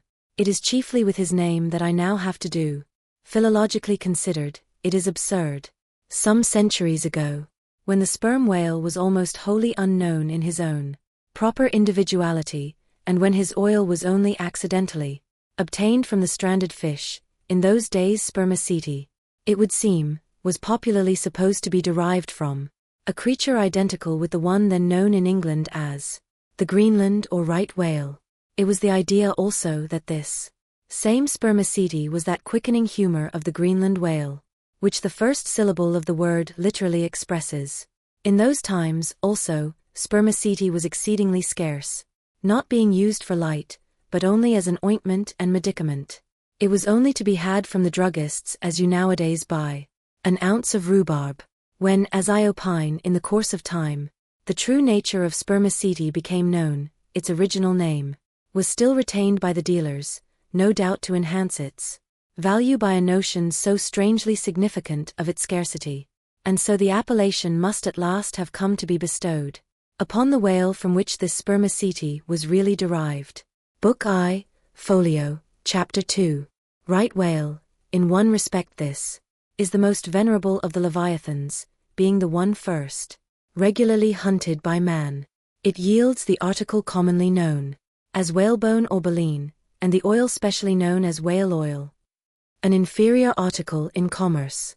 Among the fishermen, he is indiscriminately designated by all the following titles: the whale, the Greenland whale, the black whale, the great whale, the true whale, the right whale. There is a deal of obscurity concerning the identity of the species thus multitudinously baptized. What then is the whale, which I include in the second species of my folios? It is the great mysticetus of the English naturalists, the Greenland whale of the English whalemen, the baleen ordinaire of the French whalemen, the Groland's wallfish of the Swedes. It is the whale which for more than 2 centuries past has been hunted by the Dutch and English in the Arctic seas. It is the whale which the American fishermen have long pursued in the Indian Ocean, on the Brazil banks, on the northwest coast, and various other parts of the world, designated by them right whale cruising grounds. Some pretend to see a difference between the Greenland whale of the English and the right whale of the Americans, but they precisely agree in all their grand features, nor has there yet been presented a single determinate fact upon which to ground a radical distinction.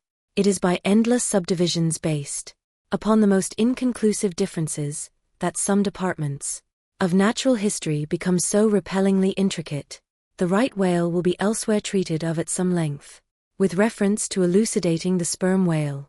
Book I, Folio, Chapter 3.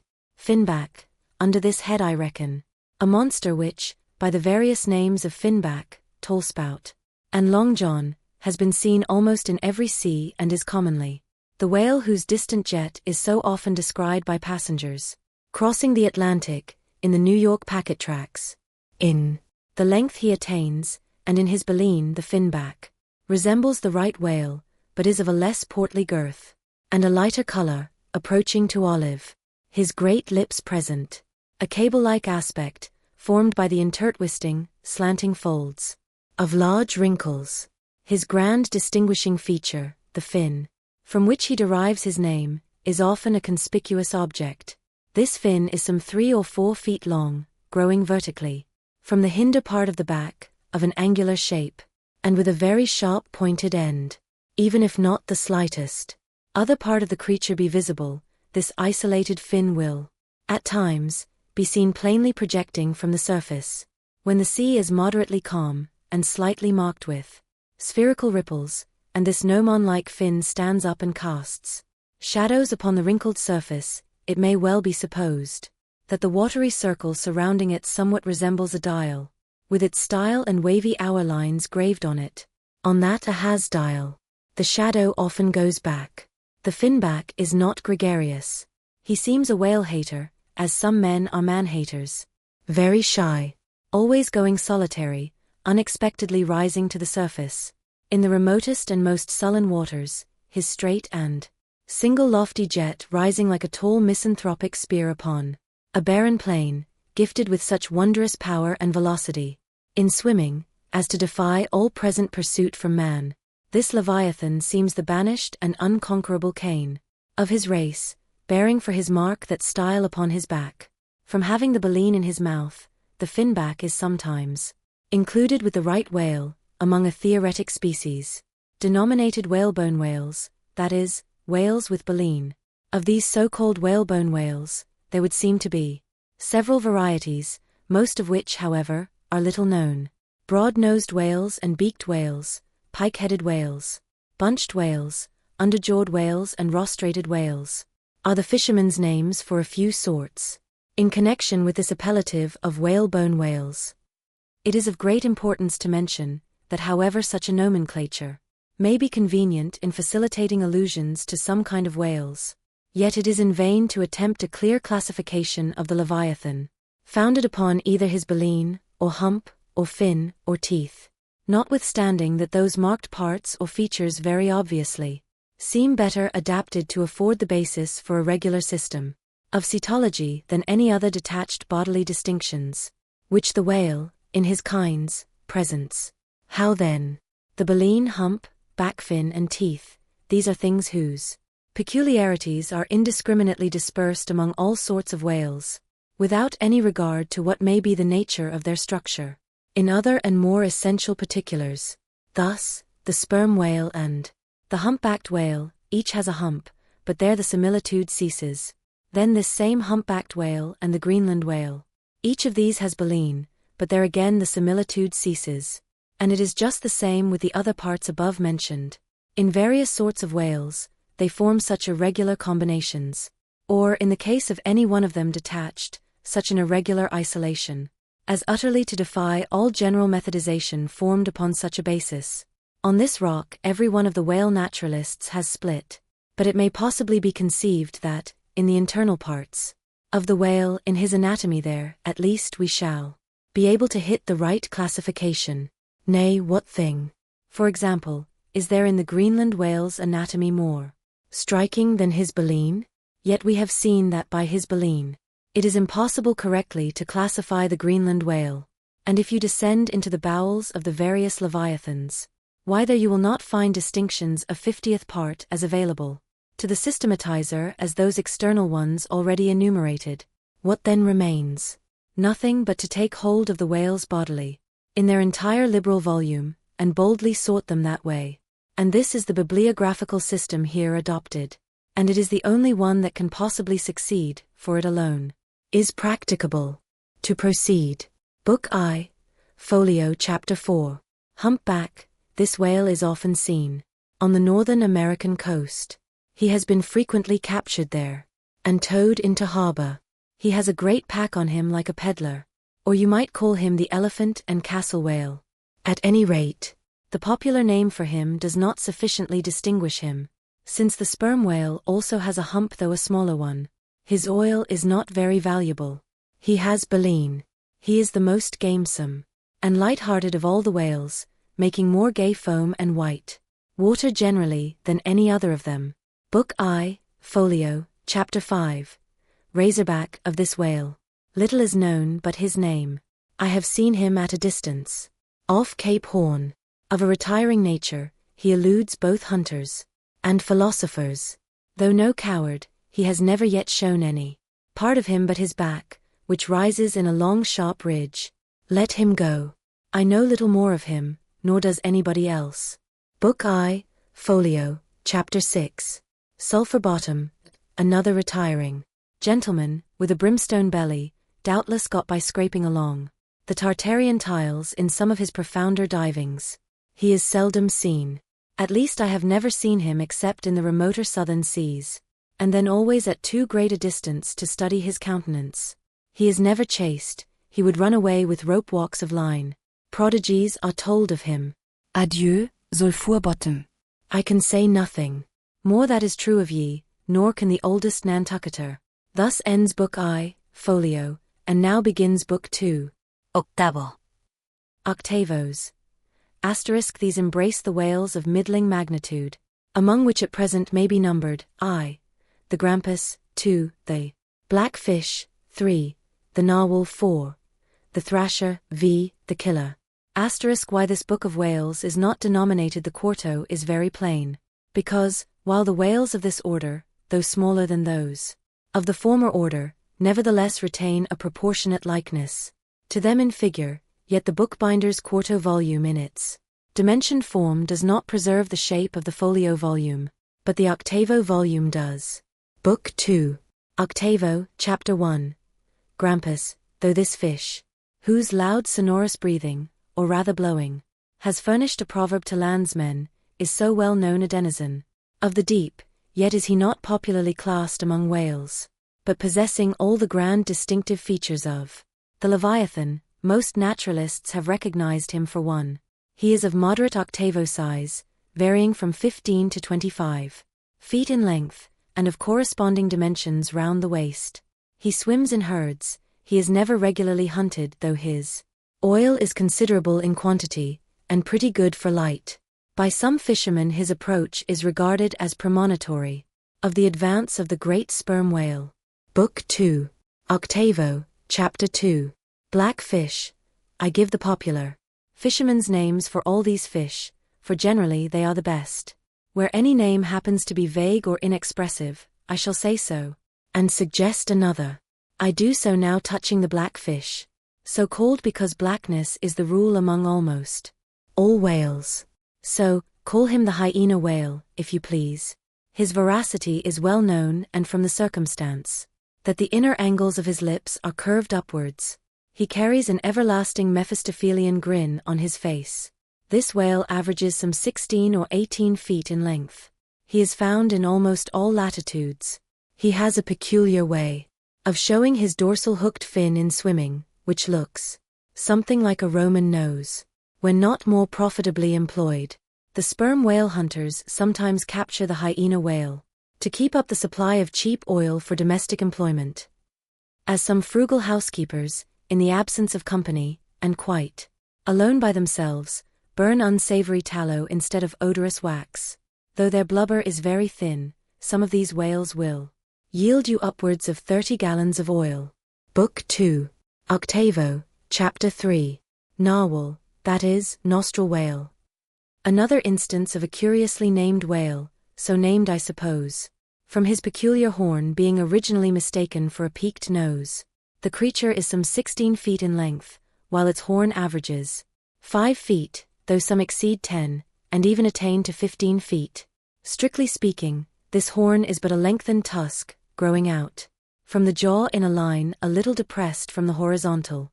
But it is only found on the sinister side, which has an ill effect, giving its owner something analogous to the aspect of a clumsy, left-handed man.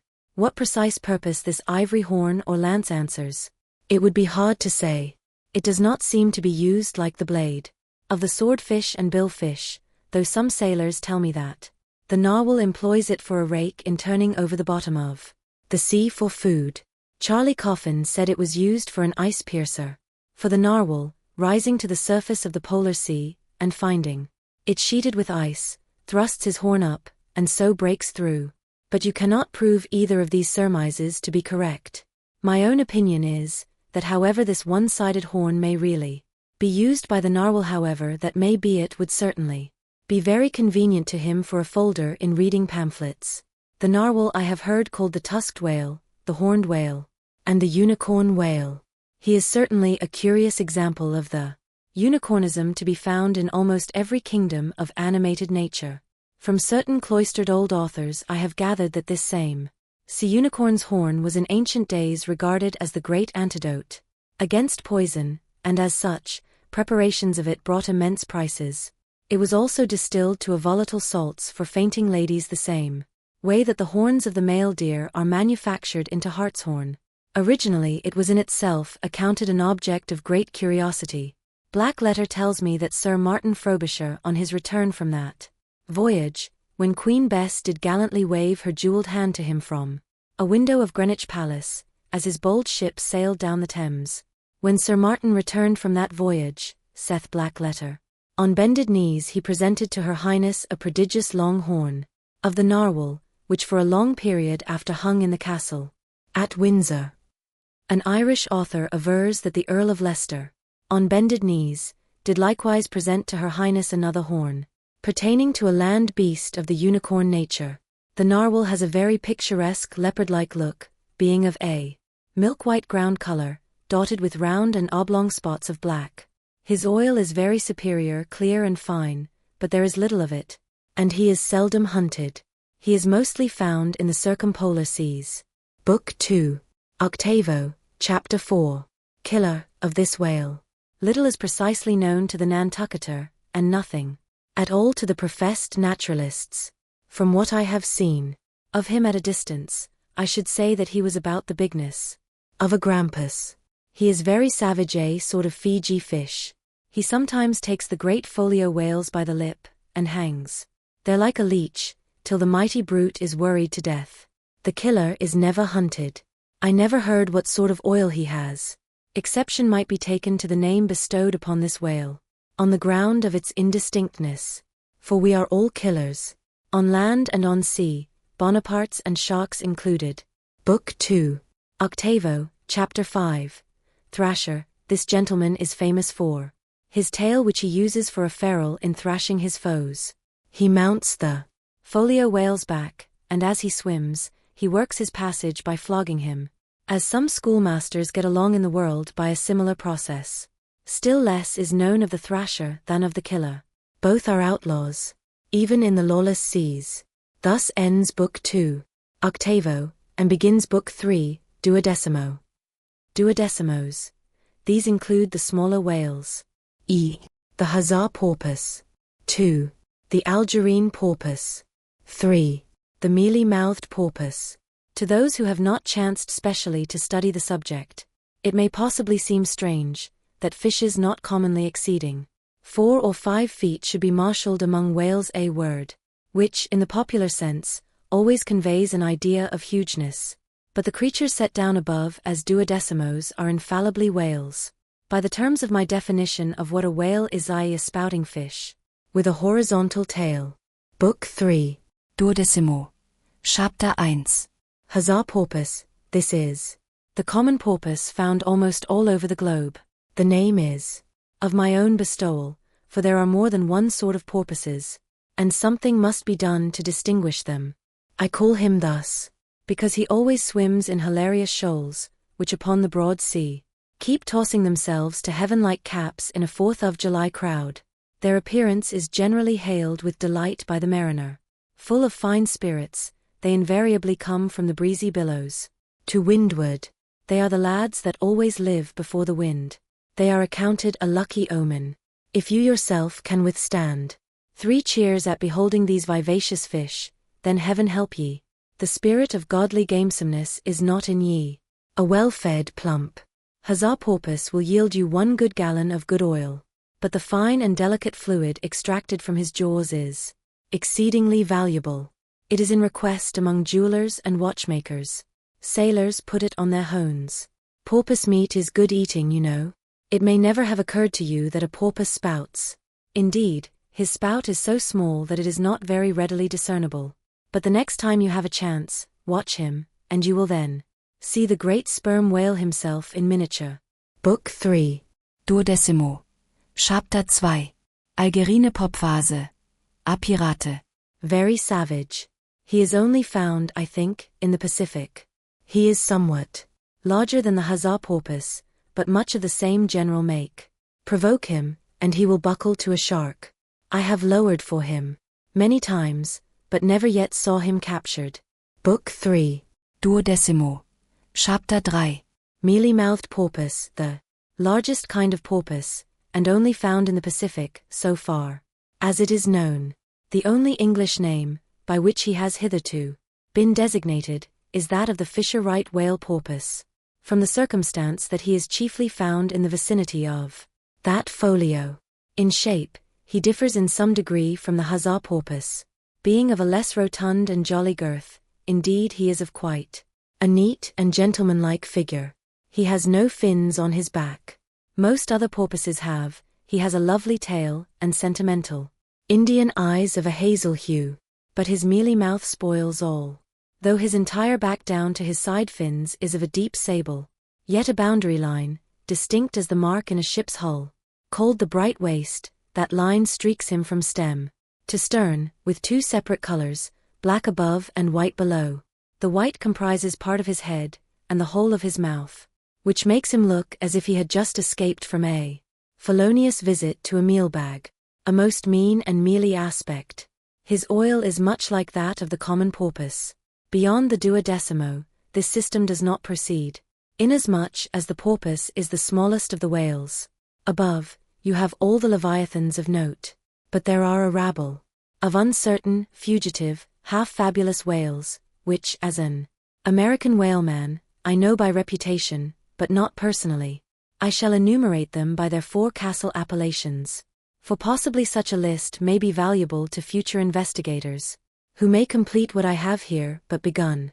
If any of the following whales shall hereafter be caught and marked, then he can readily be incorporated into this system, according to his folio, octavo, or duodecimo magnitude: the bottlenose whale, the junk whale, the pudding-headed whale, the cape whale, the leading whale, the cannon whale, the scrag whale, the coppered whale, the elephant whale, the iceberg whale, the quag whale, the blue whale, and c.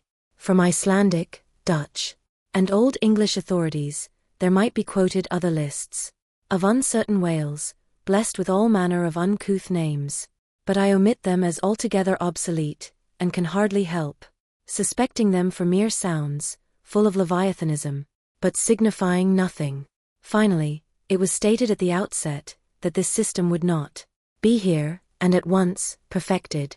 You cannot but plainly see that I have kept my word, but I now leave my cetological system standing, thus unfinished, even as the great cathedral of Cologne was left, with the cranes still standing upon the top of the uncompleted tower. For small erections may be finished by their first architects. Grand ones, true ones, ever leave the copestone to posterity. God keep me from ever completing anything. This whole book is but a draft, nay, but the draft of a draft. O time, strength, cash, and patience. Chapter 33. The Speckseinder. Concerning the officers of the whalecraft, this seems as good a place as any to set down a little domestic peculiarity on shipboard, arising from the existence of the harpooneer class of officers, a class unknown of course in any other marine than the whale fleet. The large importance attached to the harpooneer's vocation is evinced by the fact that originally in the old Dutch fishery, 2 centuries and more ago, the command of a whale ship was not wholly lodged in the person now called the captain, but was divided between him and an officer called the Speckseinder. Literally this word means fat cutter, usage however, in time made it equivalent to chief harpooneer. In those days, the captain's authority was restricted to the navigation and general management of the vessel, while over the whale hunting department and all its concerns, the Speckseinder or chief harpooneer reigned supreme. In the British Greenland fishery, under the corrupted title of Specksioneer, this old Dutch official is still retained, but his former dignity is sadly abridged. At present he ranks simply as senior harpooneer, and as such, is but one of the captain's more inferior subalterns. Nevertheless, as upon the good conduct of the harpooneers the success of a whaling voyage largely depends, and since in the American fishery he is not only an important officer in the boat, but under certain circumstances, night watches on a whaling ground, the command of the ship's deck is also his. Therefore the grand political maxim of the sea demands that he should nominally live apart from the men before the mast, and be in some way distinguished as their professional superior, though always by them familiarly regarded as their social equal. Now, the grand distinction drawn between officer and man at sea is this: the first lives aft, the last forward.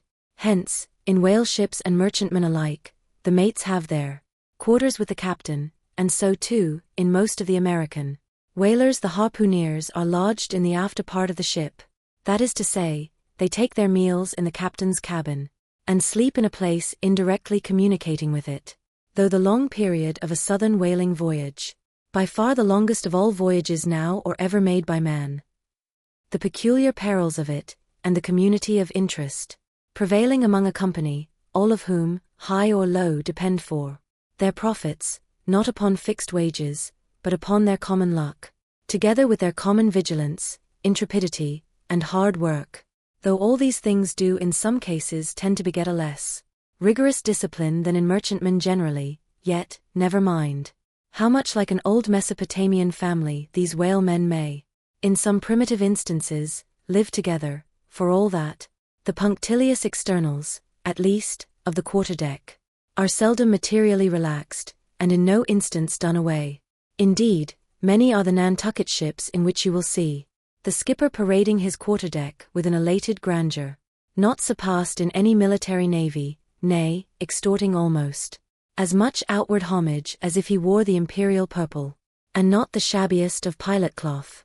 And though of all men the moody captain of the Pequod was the least given to that sort of shallowest assumption, and though the only homage he ever exacted was implicit, instantaneous obedience, though he required no man to remove the shoes from his feet ere stepping upon the quarterdeck, and though there were times when, owing to peculiar circumstances connected with events hereafter to be detailed, he addressed them in unusual terms, whether of condescension or in terrorem, or otherwise, yet even Captain Ahab was by no means unobservant of the paramount forms and usages of the sea, nor perhaps will it fail to be eventually perceived that behind those forms and usages, as it were, he sometimes masked himself, incidentally making use of them for other and more private ends than they were legitimately intended to subserve, that certain sultanerism of his brain, which had otherwise in a good degree remained unmanifested, through those forms that same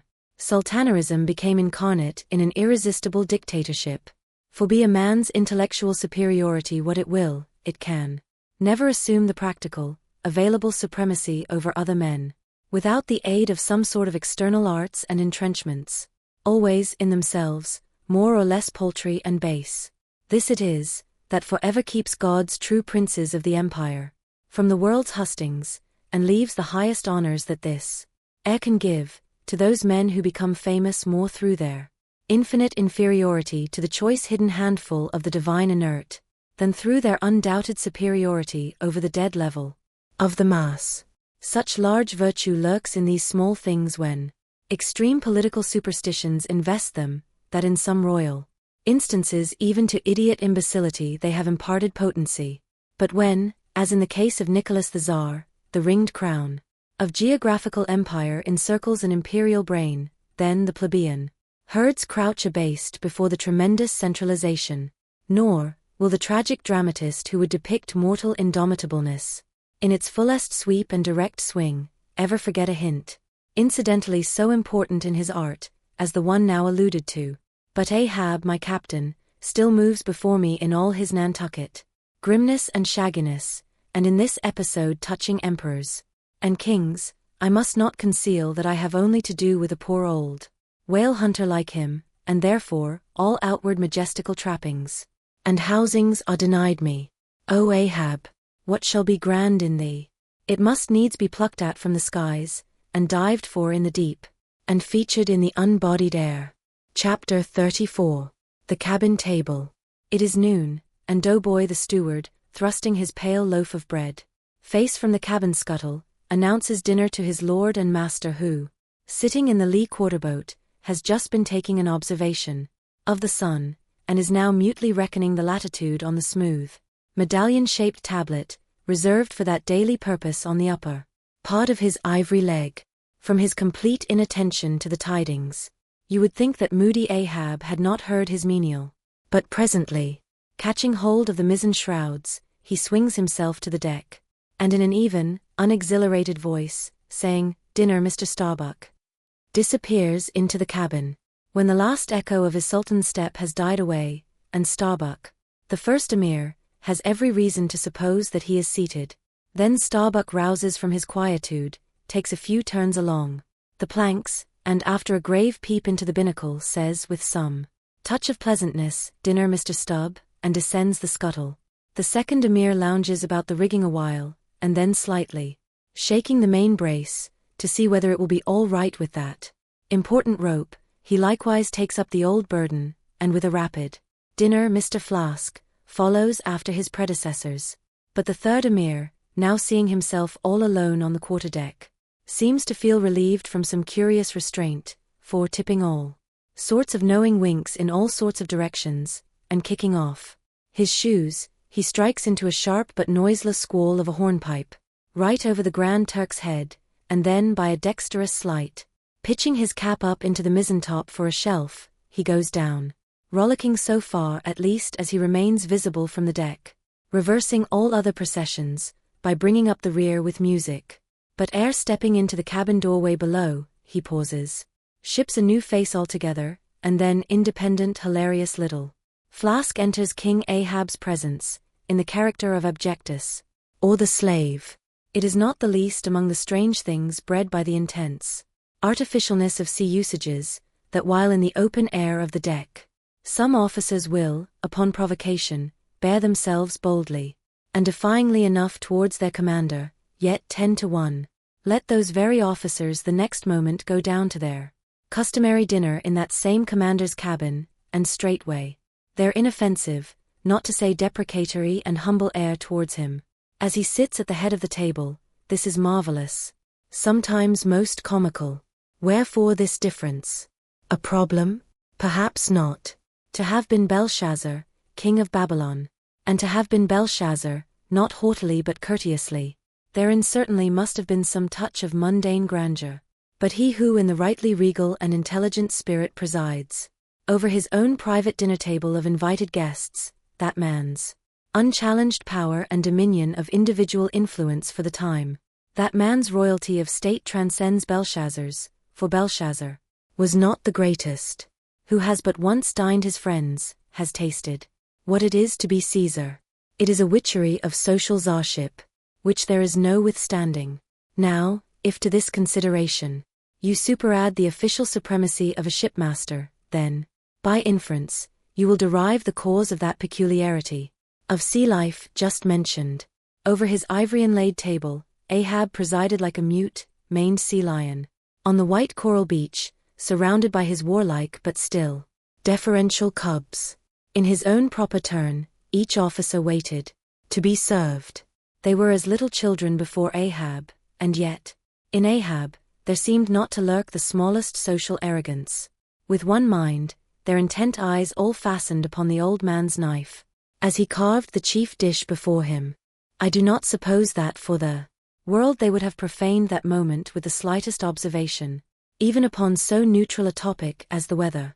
No, and when reaching out his knife and fork, between which the slice of beef was locked, Ahab thereby motioned Starbuck's plate towards him, the mate received his meat as though receiving alms, and cut it tenderly, and a little started if, perchance, the knife grazed against the plate, and chewed it noiselessly, and swallowed it, not without circumspection. For, like the coronation banquet at Frankfurt, where the German emperor profoundly dines with the 7 imperial electors, so these cabin meals were somehow solemn meals, eaten in awful silence, and yet at table old Ahab forbade not conversation, only he himself was dumb. What a relief it was to choking Stubb, when a rat made a sudden racket in the hold below. And poor little Flask, he was the youngest son and little boy of this weary family party. His were the shin bones of the saline beef, his would have been the drumsticks. For Flask to have presumed to help himself, this must have seemed to him tantamount to larceny in the first degree. Had he helped himself at that table, doubtless, nevermore would he have been able to hold his head up in this honest world. Nevertheless, strange to say, Ahab never forbade him, and had Flask helped himself, the chances were Ahab had never so much as noticed it. Least of all, did Flask presume to help himself to butter, whether he thought the owners of the ship denied it to him, on account of its clotting his clear sunny complexion, or whether he deemed that, on so long a voyage in such marketless waters, butter was at a premium, and therefore was not for him, a subaltern. However it was, Flask, alas, was a butterless man. Another thing. Flask was the last person down at the dinner, and Flask is the first man up. Consider. For hereby Flask's dinner was badly jammed in point of time. Starbuck and Stubb both had the start of him, and yet they also have the privilege of lounging in the rear. If Stubb even, who is but a peg higher, Then Flask happens to have but a small appetite, and soon shows symptoms of concluding his repast. Then Flask must bestir himself. He will not get more than 3 mouthfuls that day, for it is against holy usage for Stubb to precede Flask to the deck. Therefore it was that Flask once admitted in private that ever since he had arisen to the dignity of an officer, from that moment he had never known what it was to be otherwise than hungry, more or less. For what he ate did not so much relieve his hunger as keep it immortal in him. Peace and satisfaction, thought Flask, have forever departed from my stomach. I am an officer, but how I wish I could fist a bit of old-fashioned beef in the forecastle, as I used to when I was before the mast. There's the fruits of promotion now, there's the vanity of glory, there's the insanity of life. Besides, if it were so that any mere sailor of the Pequod had a grudge against Flask, in Flask's official capacity, all that sailor had to do, in order to obtain ample vengeance, was to go aft at dinner-time, and get a peep at Flask through the cabin skylight, sitting silly and dumbfoundered before awful Ahab. Now, Ahab and his 3 mates formed what may be called the first table in the Pequod's cabin. After their departure, taking place in inverted order to their arrival, the canvas cloth was cleared, or rather was restored to some hurried order by the pallid steward, and then the 3 harpooneers were bidden to the feast, they being its residuary legatees. They made a sort of temporary servants' hall of the high and mighty cabin, in strange contrast to the hardly tolerable constraint and nameless invisible domineerings of the captain's table, was the entire carefree license and ease, the almost frantic democracy of those inferior fellows the harpooneers, while their masters, the mates, seemed afraid of the sound of the hinges of their own jaws. The harpooneers chewed their food with such a relish that there was a report to it. They dined like lords, they filled their bellies like Indian ships all day loading with spices. Such portentus appetites. Had Queequeg and Tashtego, that to fill out the vacancies made by the previous repast, often the pale doughboy was fain to bring on a great baron of salt junk, seemingly quarried out of the solid ox. And if he were not lively about it, if he did not go with a nimble hop, skip and jump, then Tashtego had an ungentlemanly way of accelerating him by darting a fork at his back, harpoon-wise. And once Dagu, seized with a sudden humor, assisted doughboy's memory by snatching him up bodily and thrusting his head into a great empty wooden trencher, while Tashtego, knife in hand, began laying out the circle preliminary to scalping him. He was naturally a very nervous, shuddering sort of little fellow, this bread-faced steward, the progeny of a bankrupt baker and a hospital nurse. And what with the standing spectacle of the black terrific Ahab, and the periodical tumultuous visitations of these 3 savages, Doughboy's whole life was one continual lip-quiver. Commonly, after seeing the harpooneers furnished with all things they demanded, he would escape from their clutches into his little pantry adjoining, and fearfully peep out at them through the blinds of its door, till all was over. It was a sight to see Queequeg seated over against Tashtego, opposing his filed teeth to the Indians, crosswise to them. Dagu seated on the floor, for a bench would have brought his hearse-plumed head to the low carlines, at every motion of his colossal limbs, making the low cabin framework to shake, as when an African elephant goes passenger in a ship. But for all this, the great Negro was wonderfully abstemious, not to say dainty. It seemed hardly possible that by such comparatively small mouthfuls he could keep up the vitality diffused through so broad, baronial, and superb a person. But doubtless, this noble savage fed strong and drank deep of the abounding element of air, and through his dilated nostrils snuffed in the sublime life of the worlds. Not by beef or by bread are giants made or nourished, but Queequeg, he had a mortal barbaric smack of the lip in eating. An ugly sound enough, so much so, that the trembling doughboy almost looked to see whether any marks of teeth lurked in his own lean arms. And when he would hear Tashtego singing out for him to produce himself, that his bones might be picked, the simple-witted steward all but shattered the crockery hanging round him in the pantry by his sudden fits of the palsy. Nor did the whetstone which the harpooneers carried in their pockets for their lances and other weapons, and with which whetstones, at dinner, they would ostentatiously sharpen their knives. That grating sound did not at all tend to tranquilize poor Doughboy. How could he forget that in his island days Queequeg, for one, must certainly have been guilty of some murderous convivial indiscretion. Alas, Doughboy, hard fares the white waiter, who waits upon cannibals. Not a napkin should he carry on his arm, but a buckler. In good time though, to his great delight, the 3 salt sea warriors would rise and depart, to his credulous, fable-mongering ears, all their martial bones jingling in them, at every step, like Moorish cimeters in scabbards. But though these barbarians dined in the cabin, and nominally lived there, still being anything but sedentary in their habits, they were scarcely ever in it except at mealtimes, and just before sleeping time, when they passed through it to their own peculiar quarters.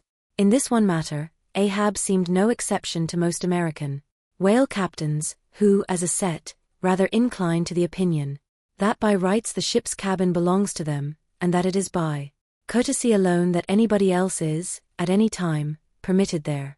So that in real truth, the mates and harpooneers of the Pequod might more properly be said to have lived out of the cabin than in it.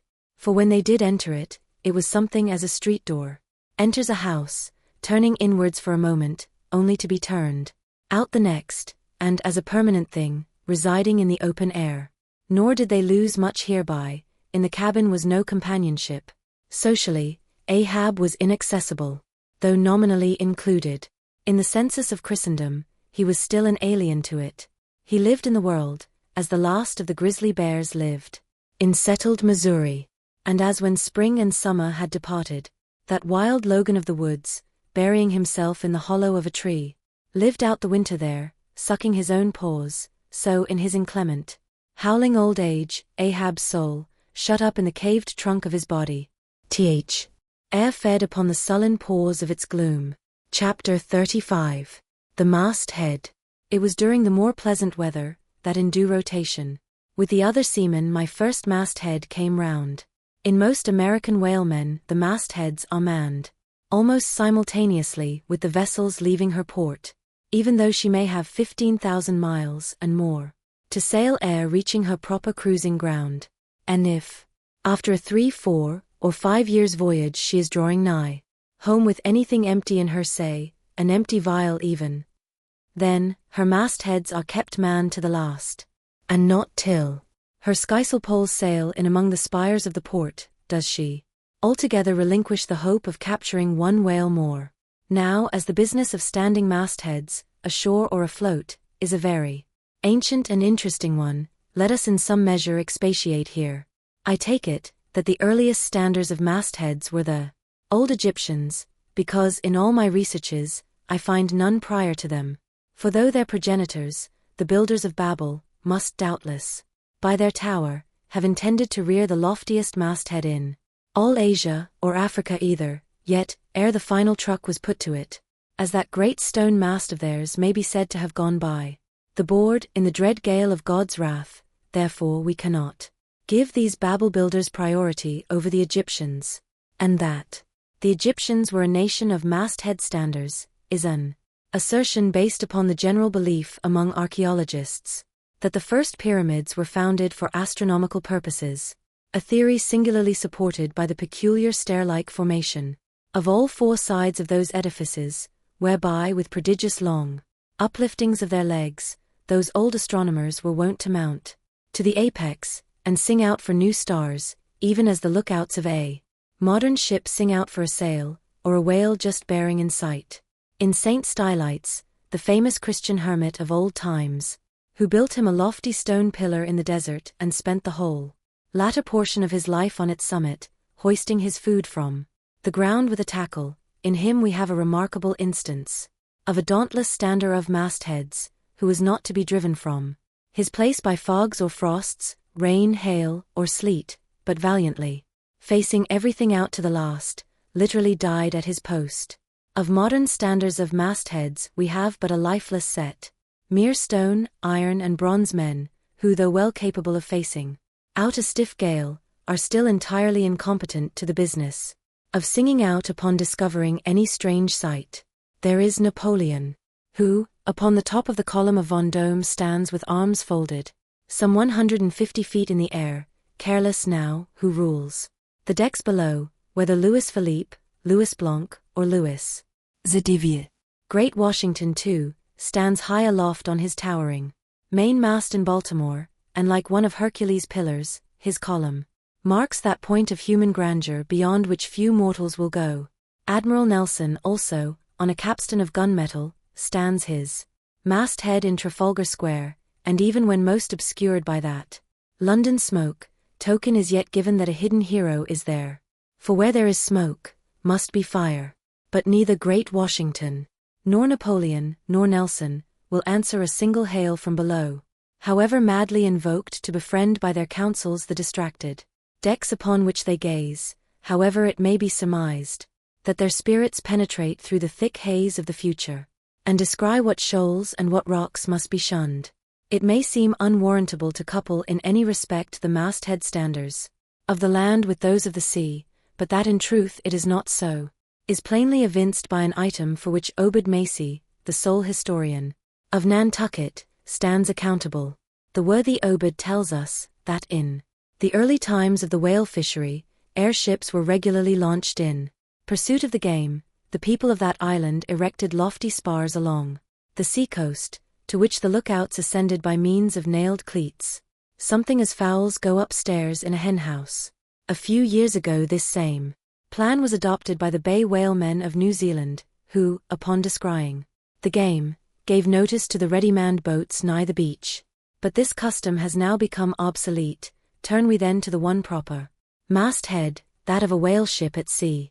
The 3 mastheads are kept manned from sunrise to sunset, the seamen taking their regular turns, as at the helm, and relieving each other every 2 hours. In the serene weather of the tropics it is exceedingly pleasant. The masthead, nay, to a dreamy meditative man it is delightful. There you stand, 100 feet above the silent decks, striding along the deep, as if the masts were gigantic stilts, while beneath you, and between your legs, as it were, swim the hugest monsters of the sea, even as ships once sailed between the boots of the famous Colossus at Old Rhodes. There you stand, lost in the infinite series of the sea, with nothing ruffled but the waves. The tranced ship indolently rolls. The drowsy trade winds blow, everything resolves you into languor. For the most part, in this tropic whaling life, a sublime uneventfulness invests you. You hear no news, read no gazettes, extras with startling accounts of commonplaces never delude you into unnecessary excitements. You hear of no domestic afflictions, bankrupt securities, fall of stocks, are never troubled with the thought of what you shall have for dinner. For all your meals for 3 years and more are snugly stowed in casks, and your bill of fare is immutable. In one of those southern whalesmen, on a long 3 or 4 years voyage, as often happens, the sum of the various hours you spend at the masthead would amount to several entire months, and it is much to be deplored that the place to which you devote so considerable a portion of the whole term of your natural life should be so sadly destitute of anything approaching to a cozy inhabitiveness, or adapted to breed a comfortable localness of feeling, such as pertains to a bed, a hammock, a hearse, a sentry-box, a pulpit, a coach, or any other of those small and snug contrivances in which men temporarily isolate themselves. Your most usual point of perch is the head of the gallant mast, where you stand upon 2 thin parallel sticks, almost peculiar to whalemen, called the gallant crosstrees. Here, tossed about by the sea, the beginner feels about as cozy as he would standing on a bull's horns. To be sure, in cold weather you may carry your house aloft with you, in the shape of a watch-coat, but properly speaking the thickest watch-coat is no more of a house than the unclad body, for as the soul is glued inside of its fleshy tabernacle, and cannot freely move about in it, nor even move out of it, without running great risk of perishing, like an ignorant pilgrim crossing the snowy Alps in winter, so a watch-coat is not so much of a house as it is a mere envelope, or additional skin encasing you. You cannot put a shelf or chest of drawers in your body, and no more can you make a convenience closet of your watch-coat.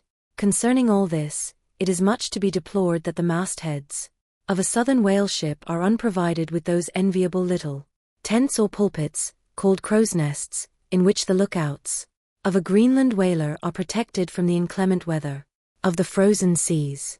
In the fireside narrative of Captain Sleet, entitled A Voyage Among the Icebergs, in quest of the Greenland whale, and incidentally for the rediscovery of the lost Icelandic colonies of Old Greenland, in this admirable volume, all standers of mastheads are furnished with a charmingly circumstantial account of the then recently invented crow's nest of the glacier, which was the name of Captain Sleet's good craft. He called it the Sleet's crow's nest, in honor of himself, he being the original inventor and patentee, and free from all ridiculous false delicacy, and holding that if we call our own children after our own names, we fathers being the original inventors and patentees, so likewise should we denominate after ourselves any other apparatus we may beget. In shape, the Sleet's crow's nest is something like a large tierce or pipe. It is open above, however, where it is furnished with a movable side screen to keep to windward of your head in a hard gale. Being fixed on the summit of the mast, you ascend into it through a little trap hatch in the bottom. On the after side, or side next the stern of the ship, is a comfortable seat, with a locker underneath for umbrellas, comforters, and coats. In front is a leather rack, in which to keep your speaking trumpet, pipe, telescope, and other nautical conveniences. When Captain Sleet in person stood his masthead in this crow's nest of his, he tells us that he always had a rifle with him, also fixed in the rack, together with a powder flask and shot, for the purpose of popping off the stray narwhals, or vagrant sea unicorns infesting those waters, for you cannot successfully shoot at them from the deck owing to the resistance of the water. But to shoot down upon them is a very different thing. Now, it was plainly a labor of love for Captain Sleet to describe, as he does, all the little detailed conveniences of his crow's nest.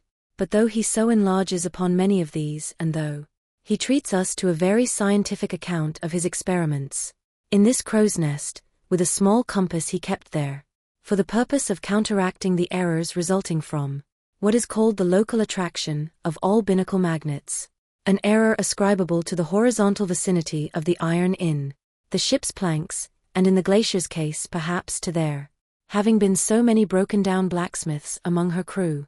I say that though the captain is very discreet and scientific here, yet, for all his learned binnacle deviations, azimuth compass observations, and approximate errors, he knows very well, Captain Sleet, that he was not so much immersed in those profound magnetic meditations as to fail being attracted occasionally towards that well-replenished little case bottle, so nicely tucked in on one side of his crow's nest, within easy reach of his hand.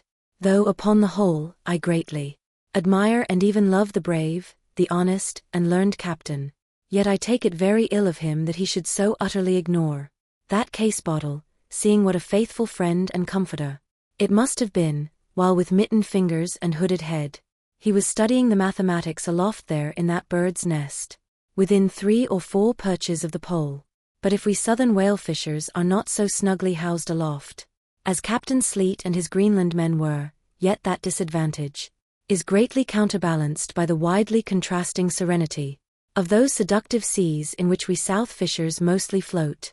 For one, I used to lounge up the rigging very leisurely, resting in the top to have a chat with Pequod, or any one else off duty whom I might find there, then ascending a little way further, and throwing a lazy leg over the topsail yard, take a preliminary view of the watery pastures, and so at last mount to my ultimate destination. Let me make a clean breast of it here, and frankly admit that I kept but sorry guard with the problem of the universe revolving in me. How could I, being left completely to myself at such a thought-engendering altitude, how could I but lightly hold my obligations to observe all whale ships' standing orders, keep your weather eye open, and sing out every time? And let me in this place movingly admonish you, ye ship owners of Nantucket, beware of enlisting in your vigilant fisheries any lad with lean brow and hollow eye, given to unseasonable meditativeness, and who offers to ship with the Faden instead of Bowditch in his head. Beware of such an one, I say. Your whales must be seen before they can be killed, and this sunken-eyed young Platonist will tow you 10 wakes round the world, and never make you 1 pint of sperm the richer. Nor are these monitions at all unneeded. For nowadays, the whale fishery furnishes an asylum for many romantic, melancholy, and absent-minded young men, disgusted with the corking care of earth, and seeking sentiment in tar and blubber. Childe Harold not unfrequently perches himself upon the masthead of some luckless disappointed whale ship, and in moody phrase ejaculates, "Roll on, thou deep and dark blue ocean, roll." Ten touw zand blubberhunters zweep over thee in vain. Very often do the captains of such ships take those absent-minded young philosophers to task, upbraiding them with not feeling sufficient interest in the voyage, half hinting that they are so hopelessly lost to all honorable ambition, as that in their secret souls they would rather not see whales than otherwise. But all in vain. Those young Platonists have a notion that their vision is imperfect. They are short-sighted. What use, then, to strain the visual nerve? They have left their opera-glasses at home. "Why, thou monkey," said a harpooner to one of these lads, "we've been cruising now hard upon 3 years, and thou hast not raised a whale yet. Whales are scarce as hen's teeth, whenever thou art up here." Perhaps they were, or perhaps there might have been shoals of them in the far horizon, but lulled into such an opium-like listlessness of vacant, unconscious reverie is this absent-minded youth by the blending cadence of waves with thoughts, that at last he loses his identity, takes the mystic ocean at his feet for the visible image of that deep, blue, bottomless soul, pervading mankind and nature, and every strange half-seen gliding beautiful thing that eludes him, every dimly discovered, uprising fin of some undiscernible form, seems to him the embodiment of those elusive thoughts that only people the soul by continually flitting through it. In this enchanted mood, thy spirit ebbs away to whence it came, becomes diffused through time and space, like Cramer's sprinkled pantheistic ashes, forming at last a part of every shore the round globe over. There is no life in thee now, except that rocking life imparted by a gently rolling ship, by her, borrowed from the sea, by the sea, from the inscrutable tides of God. But while this sleep, this dream is on ye, move your foot or hand an inch, slip your hold at all, and your identity comes back in horror. Over Discartian vortices you hover, and perhaps at midday, in the fairest weather, with one half-throttled shriek you drop through that transparent air into the summer sea, no more to rise forever. Heed it well, ye pantheists. Chapter 36. The Quarter-Deck. Enter Ahab, then all. It was not a great while after the affair of the pipe, that one morning shortly after breakfast, Ahab, as was his wont, ascended the cabin gangway to the deck. There most sea captains usually walk at that hour, as country gentlemen, after the same meal, take a few turns in the garden. Soon his steady ivory stride was heard, as to and fro he paced his old rounds, upon planks so familiar to his tread, that they were all overdented, like geological stones, with the peculiar mark of his walk. Did you fixedly gaze, too, upon that ribbed and dented brow, there also, you would see still stranger footprints, the footprints of his one unsleeping, ever-pacing thought. But on the occasion in question, those dents looked deeper, even as his nervous step that morning left a deeper mark. And so full of his thought was Ahab, that at every uniform turn that he made, now at the mainmast and now at the binnacle, you could almost see that thought turn in him as he turned, and pace in him as he paced, so completely possessing him, indeed, that it all but seemed the inward mold of every outer movement. "D'ye mark him, Flask?" whispered Stubb, "the chick that's in him. Peck's the shell. 'Twill soon be out." The hours wore on, Ahab now shut up within his cabin, anon, pacing the deck, with the same intense bigotry of purpose in his aspect. It drew near the close of day. Suddenly he came to a halt by the bulwarks, and inserting his bone leg into the auger hole there, and with one hand grasping a shroud, he ordered Starbuck to send everybody aft. "Sir," said the mate, astonished at an order seldom or never given on shipboard except in some extraordinary case. "Send everybody aft," repeated Ahab. "Mastheads there. Come down." When the entire ship's company were assembled, and with curious, and not wholly unapprehensive faces, were eyeing him, for he looked Not unlike the weather horizon when a storm is coming up, Ahab, after rapidly glancing over the bulwarks, and then darting his eyes among the crew, started from his standpoint, and as though not a soul were nigh him resumed his heavy turns upon the deck. With bent head and half-slouched hat he continued to pace, unmindful of the wondering whispering among the men, till Stubb cautiously whispered to Flask that Ahab must have summoned them there for the purpose of witnessing a pedestrian feat. But this did not last long. Vehemently pausing, he cried, "What do ye do when ye see a whale, men?" "Sing out for him," was the impulsive rejoinder from a score of clubbed voices. "Good," cried Ahab, with a wild approval in his tones, observing the hearty animation into which his unexpected question had so magnetically thrown them. "And what do ye next, men?" "Lower away, and after him." "And what tune is it ye pull to, men? A dead whale or a stove boat?" More and more strangely and fiercely glad and approving grew the countenance of the old man at every shout, while the mariners began to gaze curiously at each other, as if marveling how it was that they themselves became so excited at such seemingly purposeless questions. But they were all eagerness again, as Ahab, now half revolving in his pivot hole with one hand reaching high up a shroud, and tightly, almost convulsively grasping it, addressed them thus: "All ye mast-headers have before now heard me give orders about a white whale. Look ye, d'ye see this Spanish ounce of gold? Holding up a broad bright coin to the sun, it is a $16 piece, men. D'ye see it? Mr. Starbuck, hand me yon topmaul."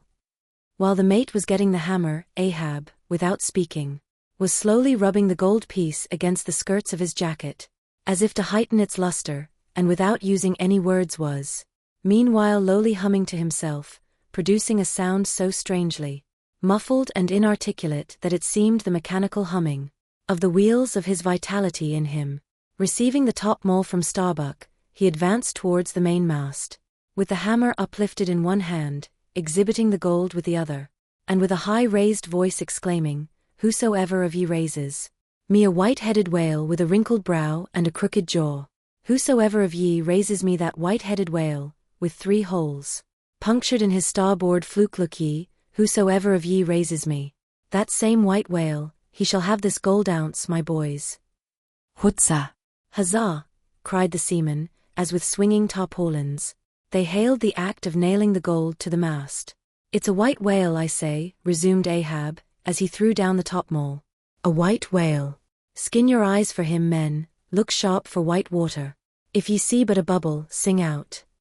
All this while Tashtego, Dagu, and Queequeg had looked on with even more intense interest and surprise than the rest, and at the mention of the wrinkled brow and crooked jaw they had started as if each was separately touched by some specific recollection.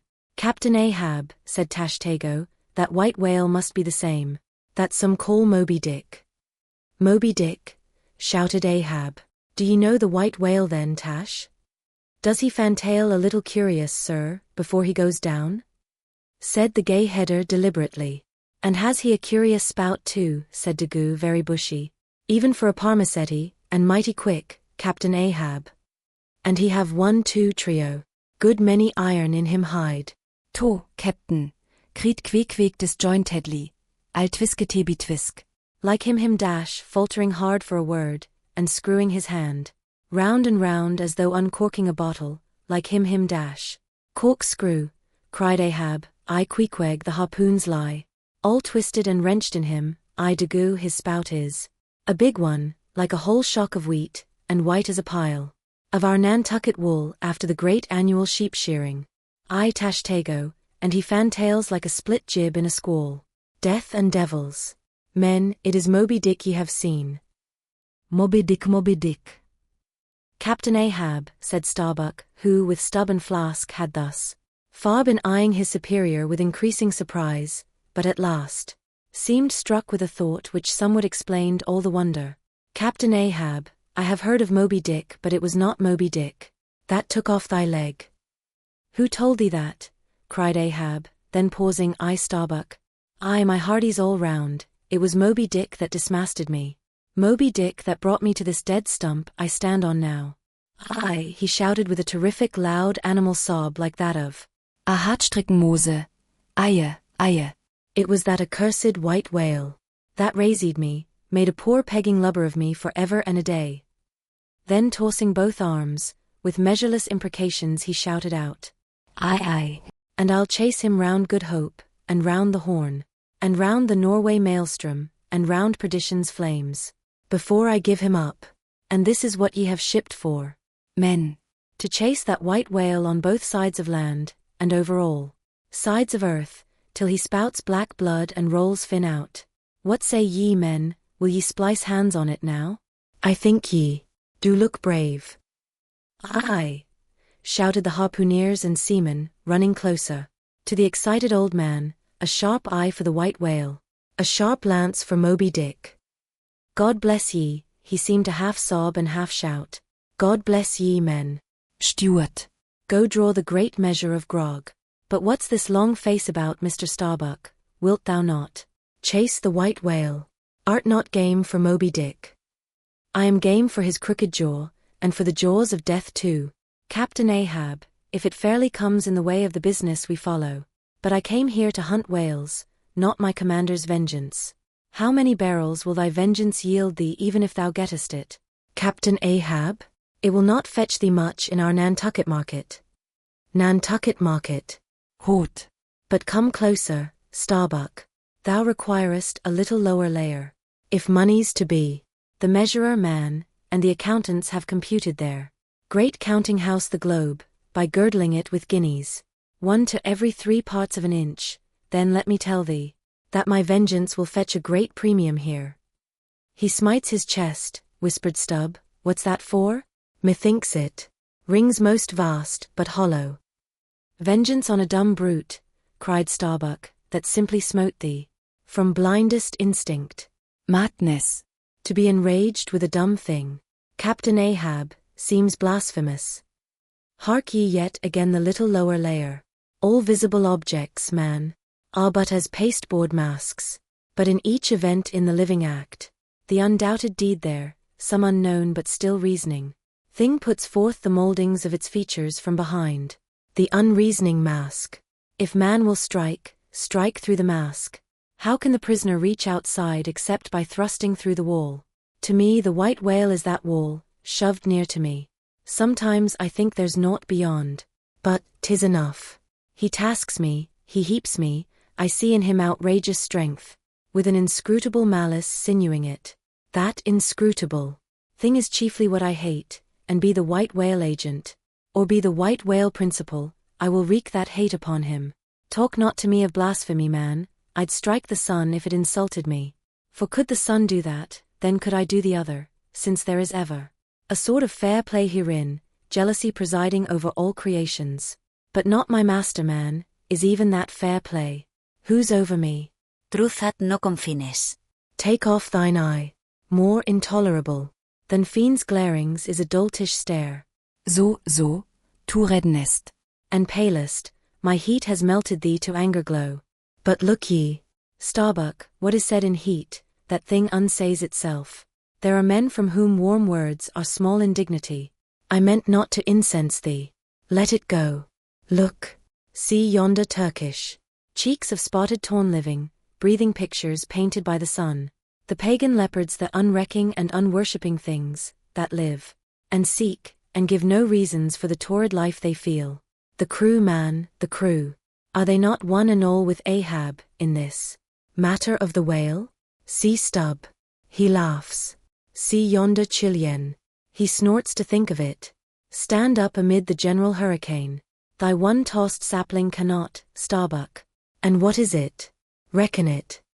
'Tis but to help strike a fin, no wondrous feat. For Starbuck. What is it more? From this one poor hunt. Then, the best lance out of all Nantucket, surely he will not hang back, when every foremast hand has clutched a whetstone. Ah! Constraining seize thee, I see. The billow lifts thee. Speak, but speak. Aye. Thy silence then that voices thee. Aside, something shot from my dilated nostrils he has inhaled it in his lungs. Starbuck now is mine, cannot oppose me now, without rebellion. God keep me, keep us all, murmured Starbuck lowly, but in his joy at the enchanted tacit acquiescence of the mate, Ahab did not hear his foreboding invocation, nor yet the low laugh from the hold, nor yet the presaging vibrations of the winds in the cordage, nor yet the hollow flap of the sails against the masts, as for a moment their hearts sank in. For again Starbuck's downcast eyes lighted up with the stubbornness of life, the subterranean laugh died away, the winds blew on, the sails filled out, the ship heaved and rolled as before. Ah, ye admonitions and warnings! Why stay ye not when ye come? But rather are ye predictions than warnings, ye shadows. Yet not so much predictions from without, as verifications of the foregoing things within. For with little external to constrain us, the innermost necessities in our being, these still drive us on. The measure, cried Ahab, receiving the brimming pewter, and turning to the harpooneers. He ordered them to produce their weapons. Then ranging them before him near the capstan, with their harpoons in their hands, while his 3 mates stood at his side with their lances, and the rest of the ship's company formed a circle round the group, he stood for an instant searchingly eyeing every man of his crew. But those wild eyes met his, as the bloodshot eyes of the prairie wolves meet the eye of their leader, ere he rushes on at their head, in the trail of the bison, but alas, only to fall into the hidden snare of the Indian. Drink and pass, he cried, handing the heavy charged flagon to the nearest seaman. The crew alone now drink. Round with it, round. Short draughts, long swallows, men. 'Tis hot as Satan's hoof. So, it goes round excellently. It spiralizes in ye, forks out at the serpent snapping eye. Well done, almost drained. That way it went, this way it comes. Hand it me, here's a hollow. Men, ye seem the years. So brimming life is gulped and gone. Steward, refill. Attend now, my braves. I have mustered ye all round this capstan. And ye mates, flank me with your lances, and ye harpooneers, stand there with your irons, and ye stout mariners, ring me in, that I may in some sort revive a noble custom of my fisherman fathers before me. O men, you will yet see that boy, come back? Bad pennies come not sooner. Hand it me. Why now, this pewter had run brimming again, wert not thou Saint Vitus imp away, thou ague. Advance, ye mates. Cross your lances full before me. Well done. Let me touch the axis. So saying, with extended arm, he grasped the 3 level, radiating lances at their crossed center, while so doing, suddenly and nervously twitched them, meanwhile glancing intently from Starbuck to Stub, from Stub to Flask. It seemed as though, by some nameless, interior volition, he would fain have shocked into them the same fiery emotion, accumulated within the Leyden jar of his own magnetic life. The 3 mates quailed before his strong, sustained and mystic aspect. Stub and Flask looked sideways from him, the honest eye of Starbuck fell downright. In vain, cried Ahab, but maybe 'tis well. For did ye 3 but once take the full forced shock, then mine own electric thing, that had perhaps expired from out me. Perchance too, it would have dropped ye dead. Perchance ye need it not. Down lances. And now, ye mates, I do appoint ye 3 cupbearers to my 3 pagan kinsmen there. Yon 3 most honorable gentlemen and noblemen, my valiant harpooneers. Disdain the task? What, when the great Pope washes the feet of beggars, using his tiara for ewer? O my sweet cardinals, your own condescension, that shall bend ye to it. I do not order ye, ye will it. Cut your seizings and draw the poles, ye harpooneers. Silently obeying the order, the 3 harpooneers now stood, with the detached iron part of their harpoons, some 3 feet long, held, barbs up, before him. Stab me not with that keen steel. Cant them, over. Know ye not the goblet end? Turn up the socket. So, now ye cupbearers, advance. The irons. Take them. Hold them while I fill. Forthwith, slowly going from one officer to the other, he brimmed the harpoon sockets with the fiery waters from the pewter. Now 3 to 3, ye stand. Commend the murderous chalices. Bestow them, ye who are now made parties to this indissoluble league. Ha! Starbuck. But the deed is done. Yon ratifying sun now waits to sit upon it. Drink, ye harpooneers. Drink and swear, ye men that man the deathful whaleboat's bow. Death to Moby Dick. God hunt us all, if we do not hunt Moby Dick. To his death. The long, barbed steel goblets were lifted, and to cries and maledictions against the white whale, the spirits were simultaneously quaffed down with a hiss. Starbuck paled, and turned, and shivered. Once more, and finally, the replenished pewter went the rounds among the frantic crew, when, waving his free hand to them, they all dispersed, and Ahab retired within his cabin. Chapter 37. Sunset. The cabin, by the stern windows, Ahab sitting alone, and gazing out. I leave a white and turbid wake, pale waters, paler cheeks. Wer Seil. The envious billows sidelong swell to well my track. Let them, but first I pass. Yonder, by the ever-brimming goblet's rim, the warm waves blush. Like wine. The gold brow plumbs the blue. The diver sun. Slow dived from noon goes down, my soul mounts up. She wearies with her endless hill. Is then the crown too heavy, that I wear? This iron crown of Lombardy. Yet is it bright. With many a gem, I the wearer, see not its far flashings, but darkly feel that I wear that dazzlingly confounds. 'Tis iron that I know not gold. 'Tis split, too, that I feel. The jagged edge galls me so, my brain seems to beat against. The solid metal, steel skull mine, the sort that needs no helmet in the most brain-battering fight. Dry heat upon my brow? Oh, time was, when as the sunrise nobly spurred me, so the sunset soothed. No more. This lovely light. It lights not me, all loveliness is anguish to me, since I can near enjoy. Gifted with the high perception, I lack the low. Enjoying power, damned, most subtly and most malignantly. Damned in the midst of paradise. Good night, good night. Waving his hand, he moves from the window. 'Twas not so hard a task. I thought to find one stubborn, at the least. But my one-cogged circle fits into all their various wheels. And they revolve. Or if you will, like so many ant-hills of powder. They all stand before me, and I their match. Oh hard. That too. Fire others, the match itself must needs be wasting. What I've dared, I've willed, and what I've willed I'll do. They think me mad. Starbuck does, but I'm demoniac, I am madness maddened. That wild madness that's only calm to comprehend itself. The prophecy was that I should be dismembered, and I lost this leg. I now prophesy that I will dismember my dismemberer. Now then be the prophet and the fulfiller one. That's more than ye great gods, ever were. I laugh and hoot at ye cricket players, ye pugilists, ye deaf Burkes and blinded Bendigos.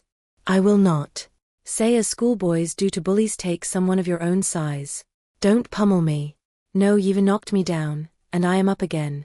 But ye have run and hidden. Come forth from behind your cotton bags. I have no long gun to reach ye. Come, Ahab's compliments to ye. Come and see if ye can swerve me. Swerve me? Ye cannot swerve me. Else ye swerve yourselves. Man has ye there. Swerve me? The path to my fixed purpose is laid with iron rails, whereon my soul is grooved to run. Over unsound gorges, through the rifled hearts of mountains, under torrents' beds, unerringly I rush. Naught's an obstacle, naught's an angle to the iron way. Chapter 38. Dusk. By the mainmast, Starbuck leaning against it. My soul is more than matched, she's overmanned, and by a madman. Insufferable sting, that sanity should ground arms on such a field. But he drilled deep down, and blasted all my reason out of me. I think I see his impious end, but feel that I must help him to it. Will I nil I, the ineffable thing has tied me to him, tows me with a cable I have no knife to cut. Horrible old man. Who's over him? He cries, he would be a democrat to all above, look how he lords it over all below. Oh, I plainly see my miserable office. To obey rebelling, and worse yet, to hate with touch of pity. For in his eyes I read some lurid woe would shrivel me up, had I it. Yet is there hope. Time and tide flow wide. The hated whale has the round watery world to swim in, as the small goldfish has its glassy globe. His heaven-insulting purpose, God may wedge aside. I would up heart, were it not like lead. But my whole clock's run down. My heart the all-controlling weight, I have no key to lift again. A burst of revelry from the forecastle. O God, to sail with such a heathen crew that have small touch of human mothers in them, whelped somewhere by the sharkish sea. The white whale is their demigorgon. Hark! The infernal orgies. That revelry is forward. Mark the unfaltering silence aft. Methinks it pictures life. Foremost through the sparkling sea. Shoots on the gay, embattled, bantering bow, but only to drag dark Ahab after it, where he broods within his sternward cabin, builded over the dead water of the wake, and further on, hunted by its wolfish gurglings. The long howl thrills me through. Peace, ye revellers, and set the watch. O life, 'tis in an hour like this, with soul beat down and held to knowledge, as wild, untutored things are forced to feed, O life. 'Tis now that I do feel the latent horror in thee. But 'tis not me. That horror's out of me, and with the soft feeling of the human in me, yet will I try to fight ye grim phantom futures. Stand by me, hold me, bind me, O ye blessed influences. Chapter 39. First Night Watch. Stub solace, and mending a brace. Ha, ha, ha, ha, Clear my throat. I've been thinking over it ever since, and that ha's the final consequence. Why so? Because a laugh's the wisest, easiest answer to all. That's queer, and come what will, one comfort's always left. That unfailing comfort is, it's all predestinated. I heard not all his talk with Starbuck, but to my poor eye, Starbuck then looked something as I the other evening felt. Be sure the old mogul has fixed him too. I twigged it, knew it, had the gift, might readily have prophesied it, for when I clapped my eye upon his skull I saw it. Well, Stub, wise Stub. That's my title. Well, Stub, what of it, Stub? Here's a carcass. I know not all that may be coming, but be it what it will, I'll go to it laughing. Such a waggish leering as lurks in all your horribles. I feel funny. fa, la, lirra, skirra. What's my juicy little pair at home doing now? Crying its eyes out. Giving a party to the last arrived harpooneers, I dare say. Gay as a frigate's pennant, and so am I. Fa la, lirra, skirra. Oh, we'll drink tonight with hearts as light to love, as gay and fleeting as bubbles that swim on the beaker's brim, and break on the lips while meeting a brave stave that who calls? Mr. Starbuck? Aye, sir. Aside, he's my superior, he has his too, if I'm not mistaken. Aye, sir, just through with this job coming. Chapter 40. Midnight, forecastle. Harpooneers and sailors. Foresail rises and discovers the watch standing, lounging, leaning, and lying in various attitudes, all singing in chorus. Farewell and adieu to you, Spanish ladies. Farewell and adieu to you, ladies of Spain. Our captains commanded. 1 St. Nantucket. Oh boys, don't be sentimental. It's bad for the digestion. Take a tonic, follow me. Sings, and all follow. Our captain stood upon the deck, a spyglass in his hand, a viewing of those gallant whales that blew at every strand. Oh, your tubs and your boats, my boys, and by your braces stand, and we'll have one of those fine whales. Hand, boys, over hand. So be cheery, my lads. May your hearts never fail. While the bold harpooneer is striking the whale. Mate's voice from the quarterdeck. 8 bells there, forward. Second Nantucket sailor. Avast the chorus. 8 bells there. D'ye hear, bellboy? Strike. The bell 8, thou pip. Thou blackling. And let me call the watch. I've the sort of mouth for that, the hogshead mouth. So. Thrusts his head down the scuttle. Starbonus, HOY. 8 bells there below. Tumble up. Dutch sailor. Grand snoozing tonight, Matty. Fat night for that. I mark this in our old mogul's wine. It's quite as deadening to some as filliping to others. We sing, They sleep lie down there, like ground tear butts. At 'em again. There, take this copper pump, and hail 'em through it. Tell 'em to a vast dreaming of their lassies. Tell 'em it's the resurrection, they must kiss their last, and come to judgment. That's the way, that's it, thy throat ain't spoiled with eating Amsterdam butter. French sailor. Hist, boys. Let's have a jig or two before we ride to anchor. In Blanket Bay. What say ye? There comes the other watch. Stand by all legs. Pip. Little Pip. Hurrah with your tambourine. Pip, sulky and sleepy. Don't know where it is. French sailor. Beat thy belly then, and wag thy ears. Jig it, men, I say. Mary's the word, hurrah. Damn me, won't you dance? Form now, Indian file, and gallop into the double shuffle? Throw yourselves. Legs. Legs. Excellent sailor. I don't like your floor, Matty, it's too springy to my taste. I'm used to ice floors. I'm sorry to throw cold water on the subject. But excuse me. Maltese sailor. Me too, where's your girls? Who but a fool would take his left hand by his right, and say to himself, how d'ye do? Partners. I must have partners. Sicilian sailor. Aye, girls in a green. Then I'll hop with ye, yeah, turn grasshopper. Long Island sailor. Well, well, ye sulkies, there's plenty more of us. Hoe corn when you may, say I. All legs go to harvest soon. Ah, here comes the music, now for it. Azor sailor, ascending, and pitching the tambourine up the scuttle. Here you are, Pip, and there's the windlass bits. Up you mount. Now, boys. The half of them dance to the tambourine, some go below. Some sleep or lie among the coils of rigging. Oaths a plenty. Azor sailor, dancing. Go it, Pip. Bang it, bellboy. Rick it, dich it, stich it, quick it. Bellboy. Make fireflies, break the jinglers. Pip. Jinglers, you say? There goes another, dropped off, I pound it so. China sailor. Rattle thy teeth then and pound away, make a pagoda of thyself. French sailor. Merrimet. Hold up thy hoop, Pip, till I jump through it. Split jibs. Tear yourselves. Tashtego, quietly smoking. That's a white man, he calls that fun, humph. I save my sweat. Old Manx sailor. I wonder whether those jolly lads bethink them of what they are. Dancing over.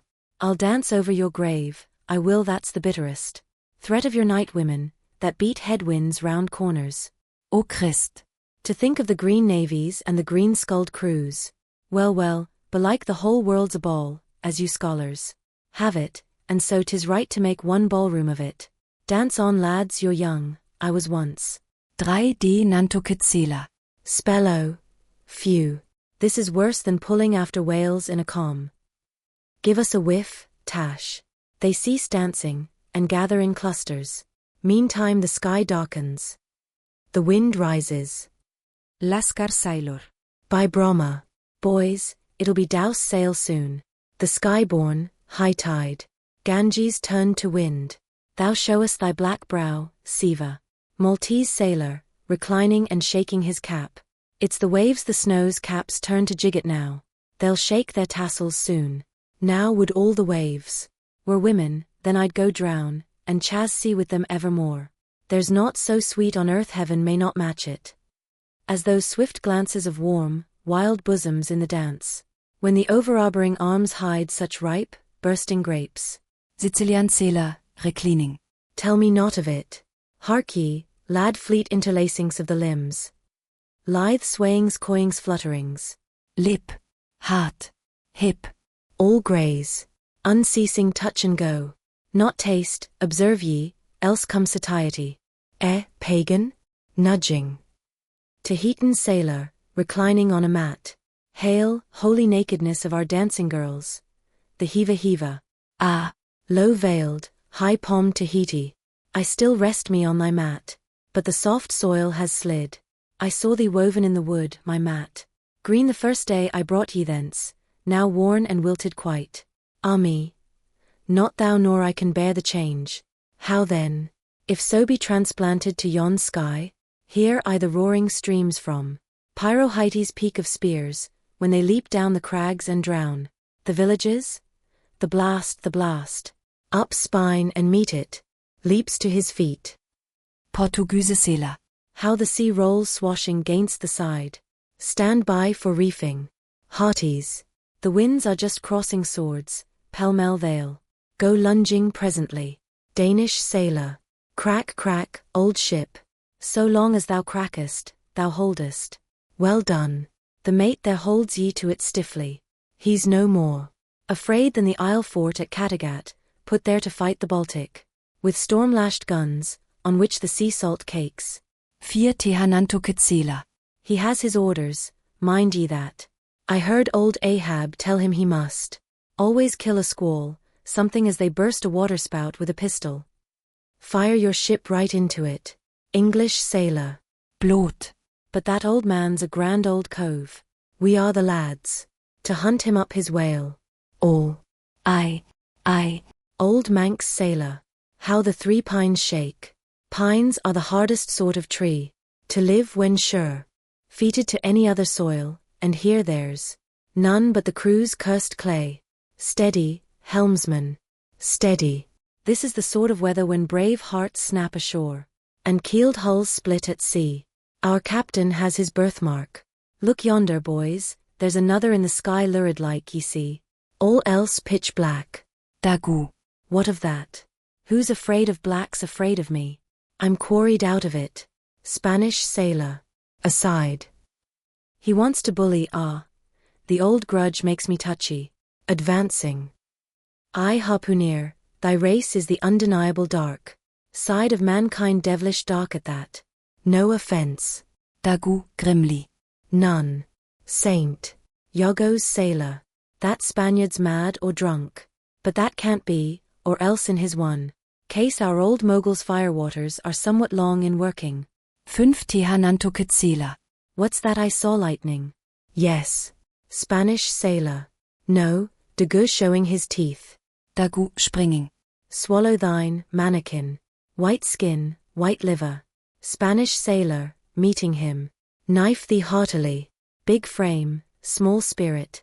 All. A row. A row. A row. Tashtego, with a whiff. A row low, and a row aloft, gods and men both brawlers. Humph. Belfastsela. A row. Ora a row. The Virgin be blessed, a row. Plunge in with ye. English sailor. Fair play. Snatch the Spaniard's knife. A ring, a ring. Old Manx sailor. Ready formed. There. The ringed horizon. In that ring cane. Struck Abel. Sweet work, right work. No? Why then, God? Madst thou the ring? Mate's voice from the quarterdeck. Hands by the halyards. In top-gallant sails. Stand by to reef topsails. All. The squall. The squall. Jump, my jollies. They scatter. Pip, shrinking under the windlass. Jollies? Lord help such jollies. Crish, crash. There goes. The jibstay. Blangwang. God. Duck lower, Pip, here comes. The royal yard. It's worse than being in the world woods. The last day of the year. Who'd go climbing after chestnuts now? But there they go, all cursing, and here I don't. Fine prospects. They're on the road to heaven. Hold on hard. Jiminy, what a squall. But those chaps there are worse yet. They are your white squalls, they. White squalls. White whale. Sure. Here have I heard all their chat just now. And the white whale sure. But spoken of once. And only. This evening it makes me jingle all over like my tambourine. That anaconda of an old man swore him in to hunt him. Oh, thou big white god aloft there somewhere in yon darkness. Have mercy on this small black boy down here, preserve him. From all men that have no bowels to feel fear. Chapter 41. Moby Dick. I, Ishmael, was one of that crew. My shouts had gone up with the rest. My oath had been welded with theirs, and stronger I shouted, and more did I hammer and clinch my oath, because of the dread in my soul. A wild, mystical, sympathetical feeling was in me, Ahab's quenchless. Feut See met Mine. With greedy ears I learned the history of that murderous monster against whom I and all the others had taken our oaths of violence and revenge. For some time past, though at intervals only, the unaccompanied, secluded white whale had haunted those uncivilized seas mostly frequented by the sperm whale fishermen. But not all of them knew of his existence, only a few of them comparatively had knowingly seen him, while the number who as yet had actually and knowingly given battle to him was small indeed.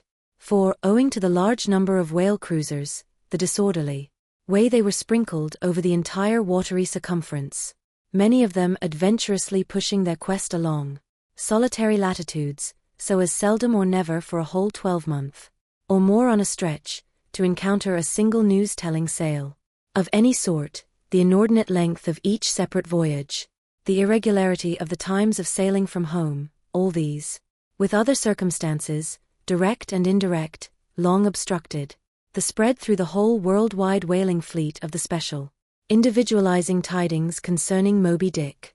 It was hardly to be doubted that several vessels reported to have encountered, at such or such a time, or on such or such a meridian, a sperm whale of uncommon magnitude and malignity, which whale, after doing great mischief to his assailants, has completely escaped them. To some minds it was not an unfair presumption, I say, that the whale in question must have been no other than Moby Dick. Yet as of late the sperm whale fishery had been marked by various and not unfrequent instances of great ferocity, cunning and malice in the monster attacked. Therefore it was that those who by accident ignorantly gave battle to Moby Dick, such hunters perhaps for the most part, were content to ascribe the peculiar terror he bred more, as it were, to the perils of the sperm whale fishery at large, than to the individual cause. In that way mostly, the disastrous encounter between Ahab and the whale had hitherto been popularly regarded. And as for those who, previously hearing of the white whale, by chance caught sight of him, in the beginning of the thing, they had every one of them, almost as boldly and fearlessly, lowered for him, as for any other whale of that species.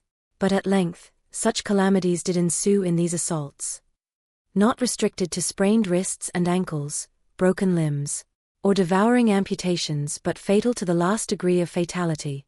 Those repeated disastrous repulses, all accumulating and piling their terrors upon Moby Dick, those things had gone far to shake the fortitude of many brave hunters, to whom the story of the white whale had eventually come. Nor did wild rumors of all sorts fail to exaggerate, and still the more horrify the true histories of these deadly encounters. For not only do fabulous rumors naturally grow out of the very body of all surprising terrible events, as the smitten tree gives birth to its fungi, but in maritime life, far more than in that of terra firma, wild rumors abound, wherever there is any adequate reality for them to cling to. And as the sea surpasses the land in this matter, so the whale fishery surpasses every other sort of maritime life, in the wonderfulness and fearfulness of the rumors which sometimes circulate there. For not only are whalemen as a body unexempt from that ignorance and superstitiousness hereditary to all sailors, but of all sailors, they are by all odds the most directly brought into contact with whatever is appallingly astonishing in the sea. Face to face they not only eye its greatest marvels, but hand to jaw, give battle to them, alone in such remotest waters that though you sailed 1,000 miles, and passed 1,000 shores you would not come to any chiseled hearthstone, or aught hospitable beneath that part of the sun, in such latitudes and longitudes, pursuing too such a calling as he does. The whaleman is wrapped by influences, all tending to make his fancy pregnant with many a mighty birth. No wonder then that ever-gathering volume from the mere transit over the wildest watery spaces, the outblown rumors of the white whale, did in the end incorporate with themselves all manner of morbid hints, and half-formed fetal suggestions of supernatural agencies, which eventually invested Moby Dick with new terrors unborrowed from anything that visibly appears, so that in many cases such a panic did he finally strike, that few who by those rumors, at least, had heard of the white whale, few of those hunters were willing to encounter the perils of his jaw. But there were still other and more vital practical influences at work. Nor even at the present day has the original prestige of the sperm whale, as fearfully distinguished from all other species, of the Leviathan, died out of the minds of the whalemen as a body. There are those this day among them, who, though intelligent and courageous enough in offering battle to the Greenland or right whale, would perhaps either from professional inexperience, or incompetency, or timidity, decline a contest with the sperm whale. At any rate, there are plenty of whalemen, especially among those whaling nations, not sailing under the American flag, who have never hostilely encountered the sperm whale, but whose sole knowledge of the Leviathan is restricted to the ignoble monster primitively pursued in the north. Seated on their hatches, these men will hearken with a childish fireside interest and awe to the wild, strange tales of southern whaling. Nor is the preeminent tremendousness of the great sperm whale anywhere more feelingly comprehended than on board of those prows which stem him, and as if the now tested reality of his might had in former legendary times thrown its shadow before it, we find some book naturalists, Olason and Povelson, declaring the sperm whale not only to be a consternation to every other creature in the sea, but also to be so incredibly ferocious as continually to be athirst for human blood. Nor even down to so late a time as Cuvier's were these or almost similar impressions effaced. For in his Natural History, the Baron himself affirms that at sight of the sperm whale, all fish, sharks included, are struck with the most lively terrors, and often in the precipitancy of their flight dash themselves against the rocks with such violence as to cause instantaneous death. And however the general experiences in the fishery may amend such reports as these, yet in their full terribleness, even to the bloodthirsty item of Povelson, the superstitious belief in them is, in some vicissitudes of their vocation, revived in the minds of the hunters, so that overawed by the rumors and portents concerning him, not a few of the fishermen recalled, in reference to Moby Dick, the earlier days of the sperm whale fishery, when it was oftentimes hard to induce long-practiced right whalemen to embark in the perils of this new and daring warfare, such men protesting that although other leviathans might be hopefully pursued, yet to chase and point lances at such an apparition as the sperm whale was not for mortal man, that to attempt it would be inevitably to be torn into a quick eternity. On this head, there are some remarkable documents that may be consulted. Nevertheless, some there were, who even in the face of these things, were ready to give chase to Moby Dick, and a still greater number who, chancing only to hear of him distantly and vaguely, without the specific details of any certain calamity, and without superstitious accompaniments, were sufficiently hardy not to flee from the battle if offered. One of the wild suggestions referred to, as at last coming to be linked with the white whale in the minds of the superstitiously inclined, was the unearthly conceit that Moby Dick was ubiquitous, that he had actually been encountered in opposite latitudes at one and the same instant of time. Nor, credulous as such minds must have been, was this conceit altogether without some faint show of superstitious probability, for as the secrets of the currents in the seas have never yet been divulged, even to the most erudite research, so the hidden ways of the sperm whale when beneath the surface remain, in great part, unaccountable to his pursuers, and from time to time have originated the most curious and contradictory speculations regarding them, especially concerning the mystic modes whereby, after sounding to a great depth, he transports himself with such vast swiftness to the most widely distant points. It is a thing well known to both American and English whale ships, and as well a thing placed upon authoritative record years ago by Scoresby, that some whales have been captured far north in the Pacific, in whose bodies have been found the barbs of harpoons darted in the Greenland seas. Nor is it to be gainsaid that in some of these instances it has been declared that the interval of time between the two assaults could not have exceeded very many days. Hence, by inference, it has been believed by some whalemen that the Northwest Passage, so long a problem to man, was never a problem to the whale, so that here, in the real living experience of living men, the prodigies related in old times of the inland Strelo mountain, in Portugal, near whose top there was said to be a lake in which the wrecks of ships floated up to the surface, and that still more wonderful story of the Arethusa fountain near Syracuse, whose waters were believed to have come from the Holy Land by an underground passage, these fabulous narrations are almost fully equaled by the realities of the whalemen. Forced into familiarity, then, with such prodigies as these, and knowing that after repeated intrepid assaults, the white whale had escaped alive, it cannot be much matter of surprise that some whalemen should go still further in their superstitions, declaring Moby Dick not only ubiquitous, but immortal. For immortality is but ubiquity in time, that though groves of spears should be planted in his flanks, he would still swim away unharmed, or if indeed he should ever be made to spout thick blood, such a sight would be but a ghastly deception. For again in unensanguined billows hundreds of leagues away, his unsullied jet would once more be seen. But even stripped of these supernatural surmisings, there was enough in the earthly make and incontestable character of the monster to strike the imagination with unwonted power. For it was not so much his uncommon bulk that so much distinguished him from other sperm whales, but, as was elsewhere thrown out, a peculiar snow-white wrinkled forehead, and a high pyramidical white hump. These were his prominent features, the tokens whereby, even in the limitless, uncharted seas, he revealed his identity, at a long distance, to those who knew him.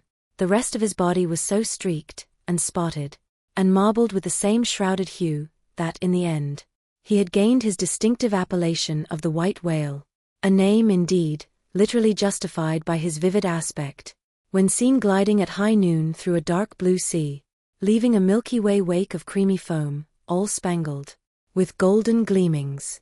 Nor was it his unwonted magnitude, nor his remarkable hue, nor yet his deformed lower jaw, that so much invested the whale with natural terror, as that unexampled intelligent malignity which, according to specific accounts, he had over and over again evinced in his assaults. More than all, his treacherous retreats struck more of dismay than, perhaps, aught else. For, when swimming before his exulting pursuers, with every apparent symptom of alarm, he had several times been known to turn around suddenly, and bearing down upon them, either stave their boats to splinters, or drive them back in consternation to their ship. Already several fatalities had attended his chase. But those similar disasters, however little bruited ashore, were by no means unusual in the fishery, yet in most instances, such seemed the white whale's infernal aforethought of ferocity, that every dismembering or death that he caused, was not wholly regarded as having been inflicted by an unintelligent agent. Judge then to what pitches of inflamed, distracted fury the minds of his more desperate hunters were impelled, when amid the chips of chewed boats, and the sinking limbs of torn comrades they swam out of the white curds of the whale's direful wrath into the serene, exasperating sunlight, that smiled on, as if at a birth or a bridal. His 3 boats stove around him, and oars and men both whirling in the eddies. One captain, seizing the line-knife from his broken prow, had dashed at the whale, as an Arkansas duelist at his foe, blindly seeking with a 6-inch blade to reach the fathom-deep life of the whale. That captain was Ahab, and then it was that suddenly, sweeping his sickle-shaped lower jaw beneath him, Moby Dick had reaped away Ahab's leg, as a mower a blade of grass in the field. No turbaned Turk, no hired Venetian or Malay, could have smote him with more seeming malice. Small reason was there to doubt, then, that ever since that almost fatal encounter, Ahab had cherished a wild vindictiveness against the whale, all the more fell for that in his frantic morbidness he at last came to identify with him, not only all his bodily woes, but all his intellectual and spiritual exasperations. The white whale swam before him as the monomaniac incarnation of all those malicious agencies which some deep men feel eating in them, till they are left living on with half a heart and half a lung. That intangible malignity which has been from the beginning, to whose dominion even the modern Christians ascribe one half of the worlds, which the ancient Ophites of the East reverenced in their statue devil. Ahab did not fall down and worship it like them, but deliriously, transferring its idea to the abhorred white whale, he pitted himself, all mutilated, against it. All that most maddens and torments, all that stirs up the lees of things, all truth with malice in it, all that cracks the sinews and cakes the brain, all the subtle demonisms of life and thought, all evil to crazy Ahab, were visibly personified. and made practically assailable in Moby Dick. He piled upon the whales. White Hump the sum of all the general rage and hate felt by his whole race from Adam down, and then, as if his chest had been a mortar, he burst his hot heart's shell upon it. It is not probable that this monomania in him took its instant rise at the precise time of his bodily dismemberment. Then, in darting at the monster, knife in hand, he had but given loose to a sudden, passionate, corporal animosity. And when he received the stroke that tore him, he probably but felt the agonizing bodily laceration, but nothing more. Yet, when by this collision forced to turn towards home, and for long months of days and weeks, Ahab and Anguish lay stretched together in one hammock, rounding in mid-winter that dreary, howling Patagonian cape, then it was that his torn body and gashed soul bled into one another, and so interfusing, made him mad, that it was only then, on the homeward voyage, after the encounter, that the final monomania seized him, seems all but certain, from the fact that, at intervals during the passage he was a raving lunatic, and though unlimbed of a leg, yet such vital strength yet lurked in his Egyptian chest, and was moreover intensified by his delirium, that his mates were forced to lace him fast, even there, as he sailed, raving in his hammock. In a straitjacket, he swung to the mad rockings of the gales. And when running into more sufferable latitudes, the ship, with mild stun sails spread, floated across the tranquil tropics. And to all appearances, the old man's delirium seemed left behind him with the Cape Horn swells, and he came forth from his dark den into the blessed light and air, even then when he bore that firm, collected front, however pale, and issued his calm orders once again, and his mates thanked God the direful madness was now gone. Even then Ahab in his hidden self raved on. Human madness is oftentimes a cunning and most feline thing. When you think it fled, it may have but become transfigured into some still subtler form. Ahab's full lunacy subsided not, but deepeningly contracted, like the unabated Hudson, when that noble Northman flows narrowly, but unfathomably through the Highland gorge. But, as in his narrow-flowing monomania, not one jot of Ahab's broad madness had been left behind, so in that broad madness, not one jot of his great natural intellect had perished. That before living agent, now became the living instrument.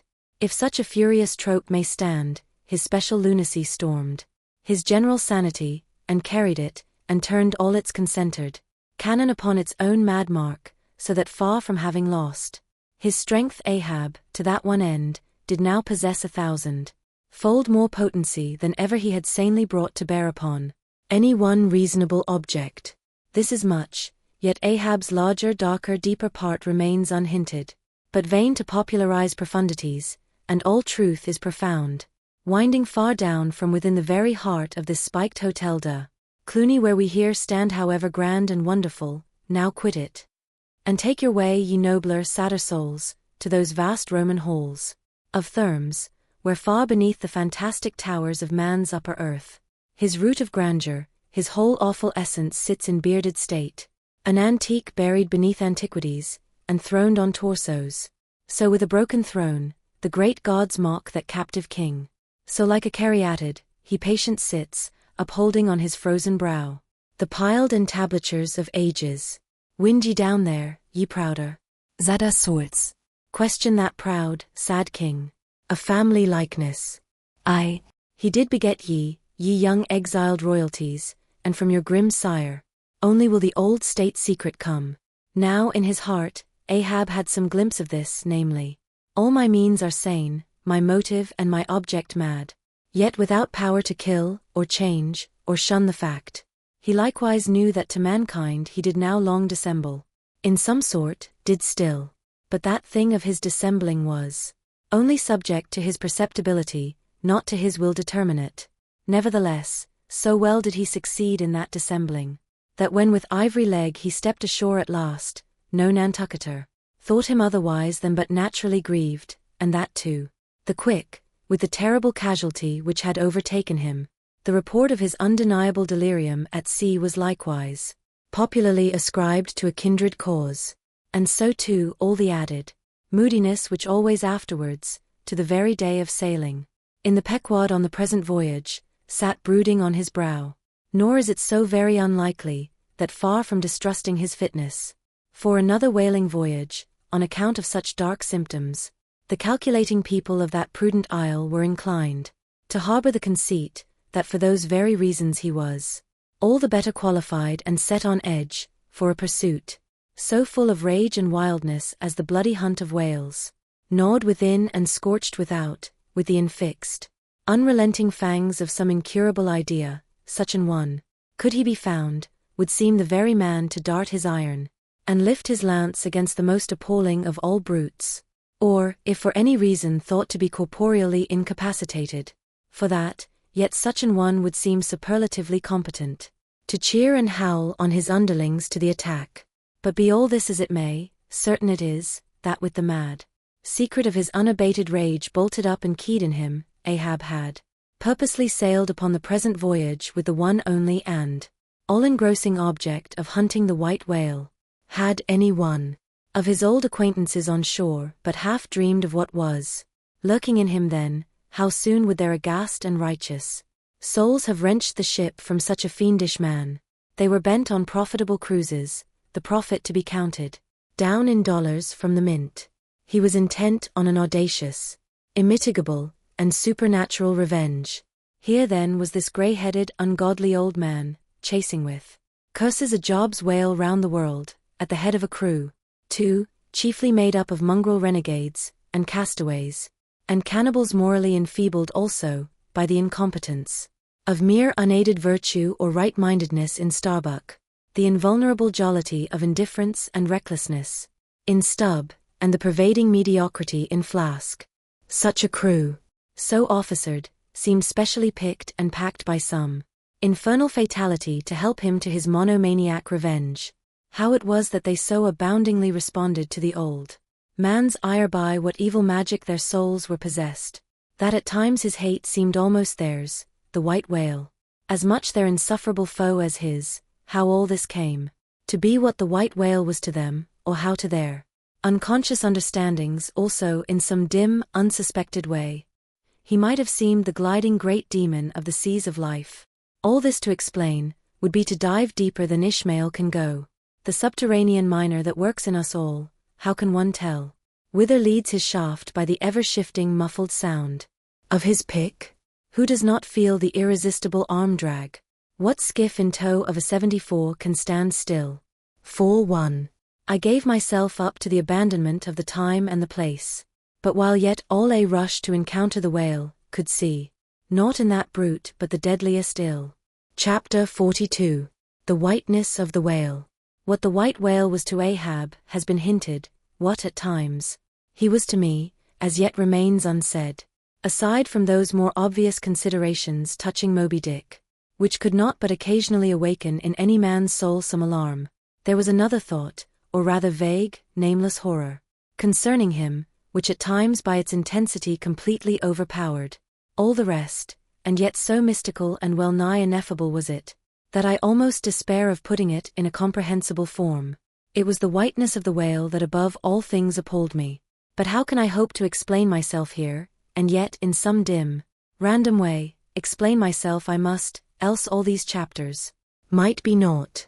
Though in many natural objects, whiteness refiningly enhances beauty, as if imparting some special virtue of its own, as in marbles, japonicas, and pearls, and though various nations have in some way recognized a certain royal preeminence in this hue, even the barbaric grand old kings of Pequod placing the title, Lord of the White Elephants, above all their other magniloquent ascriptions of dominion, and the modern kings of Siam unfurling the same snow-white quadruped in the royal standard, and the Hanoverian flag bearing the one figure of a snow-white charger, and the great Austrian Empire Caesarian, heir to overlording Rome, having for the imperial color the same imperial hue, and though this preeminence in it applies to the human race itself, giving the white man ideal mastership over every dusky tribe, and though besides all this, whiteness has been even made significant of gladness, for among the Romans a white stone market, a joyful day, and though in other mortal sympathies and symbolizings, this same hue is made the emblem of many touching noble things. The innocence of brides, the benignity of age, though among the red men of America the giving of the white belt of wampum was the deepest pledge of honor, though in many climes, whiteness typifies the majesty of justice in the ermine of the judge, and contributes to the daily state of kings and queens drawn by milk-white steeds, though even in the higher mysteries of the most august religions, it has been made the symbol of the divine spotlessness and power. By the Persian fire worshippers, the white forked flame being held the holiest on the altar, and in the Greek mythologies, great Jove himself being made incarnate in a snow-white bull, and though to the noble Iroquois, the midwinter sacrifice of the sacred white dog was by far the holiest festival of their theology, that spotless, faithful creature being held the purest envoy they could send to the Great Spirit with the annual tidings of their own fidelity, and though directly from the Latin word for white, all Christian priests derive the name of one part of their sacred vesture, the alb or tunic, worn beneath the cassock, and though among the holy pomps of the Romish faith, white is specially employed in the celebration of the Passion of our Lord, though in the vision of St. John, white robes are given to the redeemed, and the 24 elders stand clothed in white before the great white throne, and the Holy One that sitteth there, white like wool. Yet for all these accumulated associations, with whatever is sweet, and honorable, and sublime, there yet lurks an elusive something in the innermost idea of this hue, which strikes more of panic to the soul than that redness which affrights in blood. This elusive quality it is, which causes the thought of whiteness, when divorced from more kindly associations, and coupled with any object terrible in itself, to heighten that terror to the furthest bounds. Witness the white bear of the poles, and the white shark of the tropics, what but their smooth, flaky whiteness makes them the transcendent horrors they are? That ghastly whiteness it is which imparts such an abhorrent mildness, even more loathsome than terrific, to the dumb gloating of their aspect, so that not the fierce-fanged tiger in his heraldic coat can so stagger courage as the white-shrouded bear or shark. Asterisk with reference to the polar bear, it may possibly be urged by him who would fain go still deeper into this matter, that it is not the whiteness, separately regarded, which heightens the intolerable hideousness of that brute, for analyzed that heightened hideousness, it might be said, only rises from the circumstance that the irresponsible ferociousness of the creature stands invested in the fleece of celestial innocence and love, and hence, by bringing together two such opposite emotions in our minds, the polar bear frightens us with so unnatural a contrast. But even assuming all this to be true, yet were it not for the whiteness, you would not have that intensified terror. As for the white shark, the white gliding ghostliness of repose in that creature, when beheld in his ordinary moods, strangely tallies with the same quality in the polar quadruped. This peculiarity is most vividly hit by the French in the name they bestow upon that fish.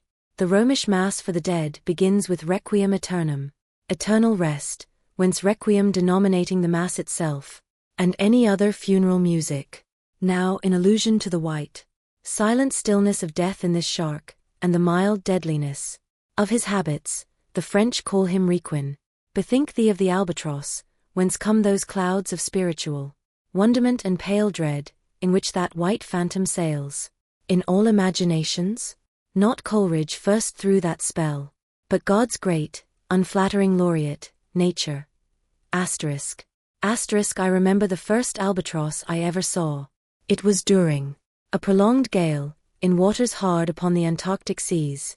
From my forenoon watch below, I ascended to the overclouded deck, and there, dashed upon the main hatches, I saw a regal feathery thing, of unspotted whiteness, and with a hooked, Roman bill sublime.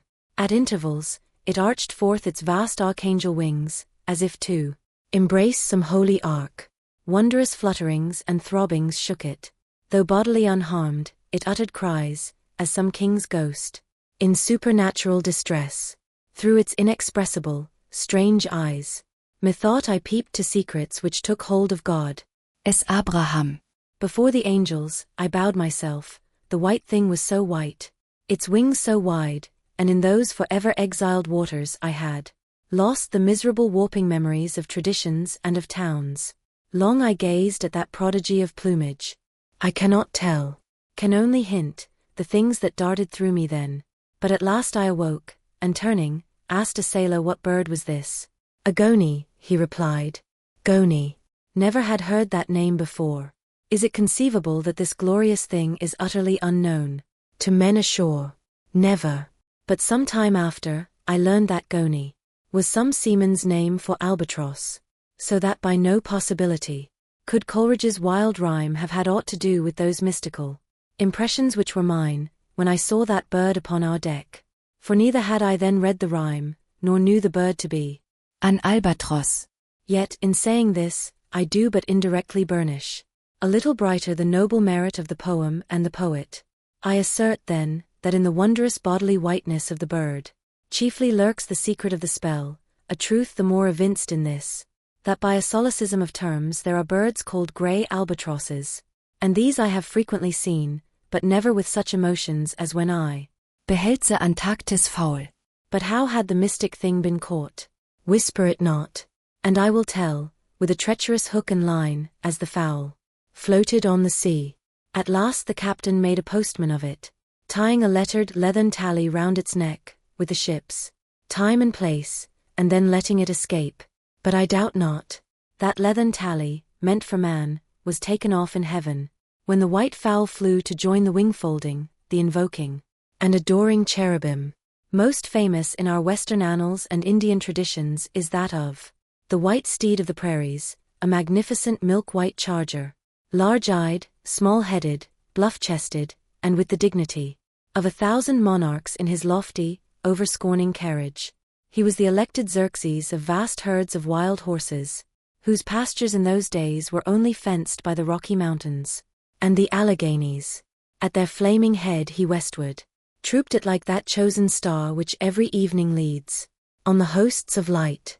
The flashing cascade of his mane, the curving comet of his tail, invested him with housings more resplendent than gold and silver beaters could have furnished him, a most imperial and archangelical apparition of that unfallen Western world, which to the eyes of the old trappers and hunters revived the glories of those primeval times when Adam walked, majestic as a god, bluff-bowed and fearless as this mighty steed, whether marching amid his aides and marshals in the van of countless cohorts that endlessly streamed it over the plains, like an Ohio, or whether with his circumambient subjects browsing all around at the horizon, the white steed gallopingly reviewed them with warm nostrils reddening through his cool milkiness. In whatever aspect he presented himself, always to the bravest Indians he was the object of trembling reverence and awe, nor can it be questioned from what stands on legendary record of this noble horse, that it was his spiritual whiteness chiefly which so clothed him with divineness, and that this divineness had that in it which, though commanding worship, at the same time enforced a certain nameless terror. But there are other instances where this whiteness loses all that accessory and strange glory which invests it in the white steed and albatross. What is it that in the albino man so peculiarly repels and often shocks the eye, as that sometimes he is loathed by his own kith and kin?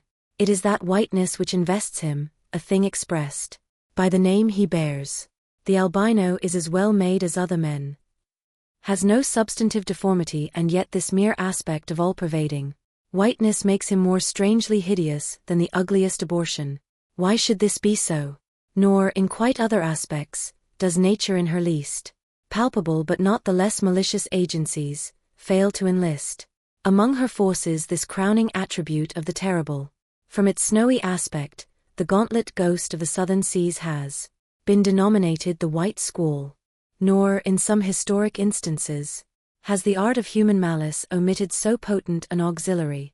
How wildly it heightens the effect of that passage in Froissart, when masked in the snowy symbol of their faction, the desperate White Hoods of Ghent murder their bailiff in the marketplace.